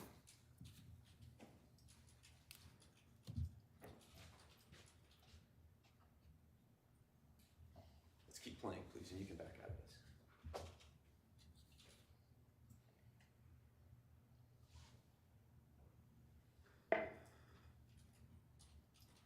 Instead, porta potties were prepared for the press within hours of the event. I saw the helicopters that did respond, the police helicopters, saying that there were men or a man in the woods in camouflage. The media later said that was a conspiracy theory. So early on, I'm like, well, I saw local news of the guy in the woods and they took him in custody. Now they're saying it never happened. So that shows there's some type of cover-up happening. And then I saw Anderson Cooper. I've been in TV for 20-something years. I know a blue screen or a green screen. Turn, and his nose disappeared. Then I saw clearly that they were using footage on the green screen, looped, because it would show flowers and other things during other broadcasts that were moving and then basically cutting to the same piece of footage. Then I saw CNN do faked satellite interviews with reporters clearly with the same traffic and the same cars right behind them, conducting the interview face to face. Pause it right here. Then we see footage of one of the reporters. Pause it right here. Can you just, is there any way to just go back a couple seconds to when that article was up there? All right, you see this, Ms. Paz? Yes. Now, what Alex Jones was saying when he showed this was that one of the reasons we know this was a big media event production was because CNN had two people pretending to be in different locations and that they are actually both in Newtown, correct? Is your question whether he's claiming that these two reporters, these female reporters, were also with Anderson Cooper for the other interview? No. Is that your question? I don't understand your question then. Okay, I'll rephrase it for you. You heard what Alex Jones just said. Yes. What he was saying is that CNN faked where it was, that they were actually in the same location, right? You can see this headline: CNN anchors fake a satellite interview in the same parking lot, right? Yes. And he's talking about Sandy Hook. Is he saying this, correct? He's talking about CNN and how they have done this type of thing in the past. Well, back it up. We'll play it again, okay? Okay. I'd ask you just listen carefully. Same cars right behind them, conducting the interview face to face. Then we see footage of one of the reported fathers of the victim, Hang on a second, Bobby just pause Parker. it. Just pause it. Are you able to reverse it back? Cars right behind them, conducting the interview face to face. Back, please. And then basically cutting to the same piece of footage. Then I saw CNN do faked satellite interviews with reporters clearly with the same traffic and the same cars right behind them, conducting the interview face to face. Okay, stop it right there. Now, Mr. Jones is describing to his audience, in everything we've just seen, all of the reasons his audience should believe that this was fake, right? Yes, I think that's the purpose of the whole segment he's doing here. And what he's saying is that one of the reasons it was fake is because CNN had two reporters that were claiming to be in different locations, but were in fact in the same location, correct? Right, that CNN has done this type of thing. This is one other example. Okay, I didn't hear those words, did you? No, but Okay. that's what Right. the purpose was to me as I understood it. This is your own personal interpretation you're putting on it here? That's what I saw there. That's what I think that he means by that. Okay, but he didn't tell his audience that what he was showing here was something from May 9, 2013, an event in Cleveland, did he? You know that that's what this article is, right? I don't know what that article is, but he doesn't really say anything about that except that these two people look like they're in the same place and they're saying they're in different places. He doesn't say anything else other than that. Do you know, I mean, this is an InfoWars article, right? That's what it says. Okay. And you can just hang on a second. So, do you know that this article is actually reporting on some kidnapping in Cleveland and not Sandy Hook? Do you know that? I don't know what it's reporting on. Okay. Why don't we get out of the side by side?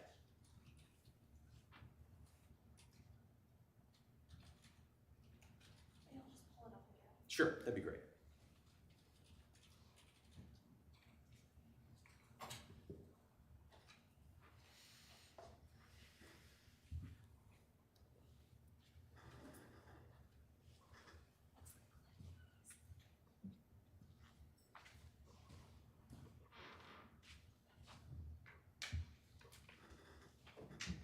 This is 35D or half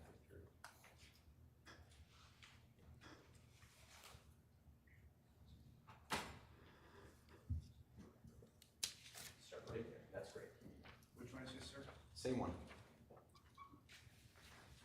That they were using footage on the green screen looped because it would show flowers and other things during other broadcasts that were moving and then basically cutting to the same piece of footage. Then I saw CNN do faked satellite interviews with reporters clearly with the same traffic and the same cars right behind them conducting the interview face to face. Then we see footage of one of the reported fathers of the victims, Robbie Parker, doing classic acting training where he's laughing and joking and they say, hey, we're live. And he goes, oh. And maybe that's real. I'm sure it is. They're getting ready to make to come to the microphone, so we'll listen in. Okay.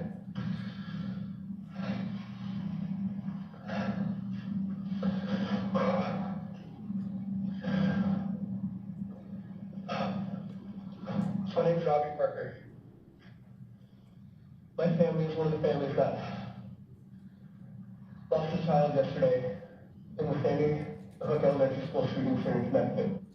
But you add it to all the other things that were happening and all the other fake news the media has been caught in. And CNN back in 1991 openly faking Scud missile attacks on Saudi Arabia and Israel when they were back in Atlanta. These satellite feeds caught them admitting that it was all fake. We'd be crazy not to question this because bare minimum, they were faking some of the shots and some of the coverage. A cloud of something that looks like it might have been an explosion around the Wednesday.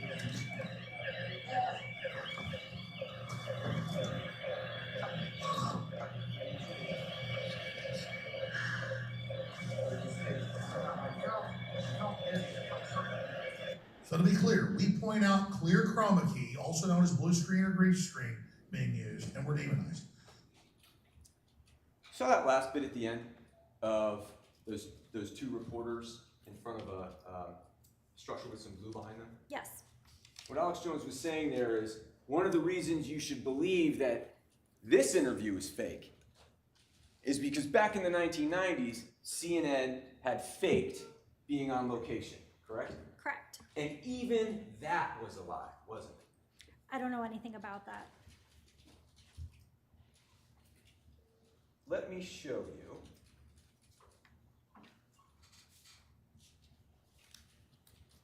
Exhibit number 295. This is not in evidence. And as it's coming up, you'll recall that what Mr. Jones said is that CNN had faked its location, pretending to be in Saudi Arabia when it was in fact in Atlanta, correct? Right, that was the claim. Okay. Do you see the picture in front of you, ma'am? I do. Okay. And you were presented with this at your deposition, correct? Don't remember. Possibly. I'd Sorry, offer it was it, Your like Honor. 6 months ago. I don't know what it is, Judge. So that's self-authenticating objection hearsay. Let's just describe what that shows. Objection is not an evidence commenting on a document, not an evidence. Trying to lay some foundation here. She can't. She can. It looks like a parking lot with a building in the background. Okay. And what do you see on that building? Looks like there's some writing on the top, but I'm not sure what it is. Can you detect the language that writing is? Does that look like Arabic to you? It doesn't look like English. Does it look like Arabic? I'm not an expert in Arabic, so I don't want to, I don't know. Do you see blue Oh, it's blue disappeared. panels that Can I get it back up?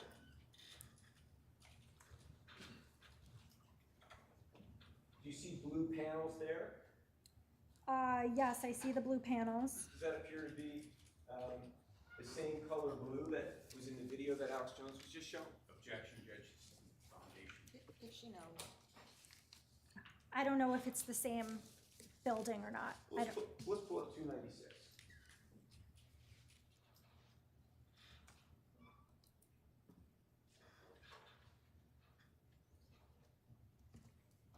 What about here? What do you? Does that appear to be the same building in 296, just from a different angle? Possibly. I see blue in the background and what may be some columns or something of a building. You also see a whole bunch of satellite dishes, correct? That's what it looks like, yes. Okay. Are you aware that Alex Jones in his deposition admitted? Objection. I'll withdraw that. I'll let the rest of the question come out.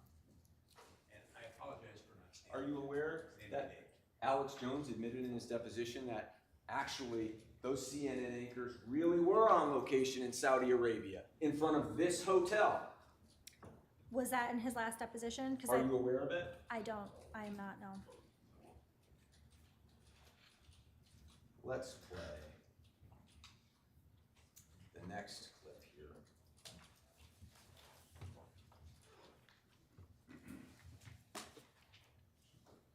And Ms. Paz, if you had been given Alex Jones's deposition as you asked, you would have been able to answer that question, right? Well, sure, if I had reviewed it, I would know what he said. That's why you wanted it, so you could prepare yourself to testify, right?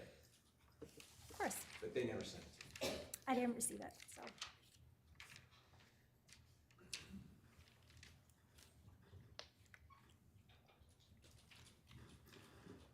Let's go to the next clip in Alex Jones's final statement on Sandy Hook. By the way, Ms. Paz, just be clear, this wasn't Alex Jones' final statement on Sandy Hook, right?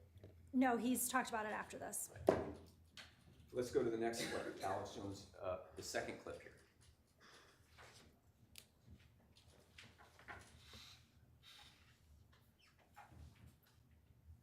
Official story of Sandy Hook has more holes in it than Swiss cheese. There has been a shooting incident of some nature at San.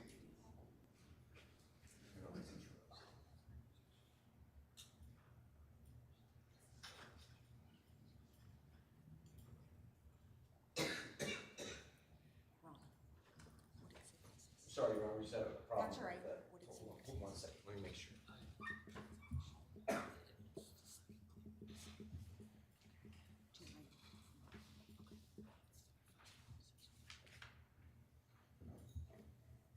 And Attorney Matty, when you're done, can you just tell me what exhibit we're looking at once we get it back up? Yes, this is exhibit 35.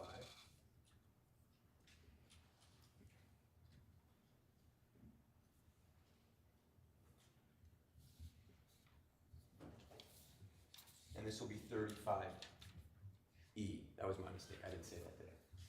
Okay, 35E. Thank you, Your Honor. And why should anybody fear an investigation if they have nothing to hide? In fact, isn't that in Shakespeare's Hamlet? Methinks you protest too much. So here is my statement for the media when they call up saying, where do you stand on this?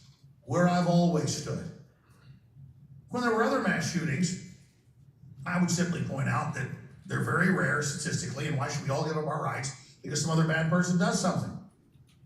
A guy with a car runs over 50 people. Do we ban driving cars? It's the same thing. And there have been other instances of shootings that are very suspicious. Aurora is one. Just look into that. But this particular case, they are so scared of investigation. So everything they do basically ends up blowing up in their face. So you guys are gonna get what you want now. I'm gonna start reinvestigating Sandy Hook and everything else that happened with it. I'm Alex Jones signing off from InfoWars.com. If you're watching this transmission, think for yourself. I know it's a thought crime. And then ask yourself, what is it so strange about Sandy Hook and that tragedy? But I will say this finally, my heart does go out to all parents that lose children, whether it's to stabbings or whether it's to car wrecks or whether it's to stranglings or whether it's to blunt force trauma or murder, firearms, whatever the case is. I'm a parent and my heart goes out to all parents that have lost children in these tragic events. And so if children were lost in Sandy Hook, my heart goes out to each and every one of those parents and the people that say they're parents that I see on the news. The only problem is I've watched a lot of soap operas and I've seen actors before. And I know when I'm watching a movie, I know when I'm watching something real. Let's look into Sandy Hook.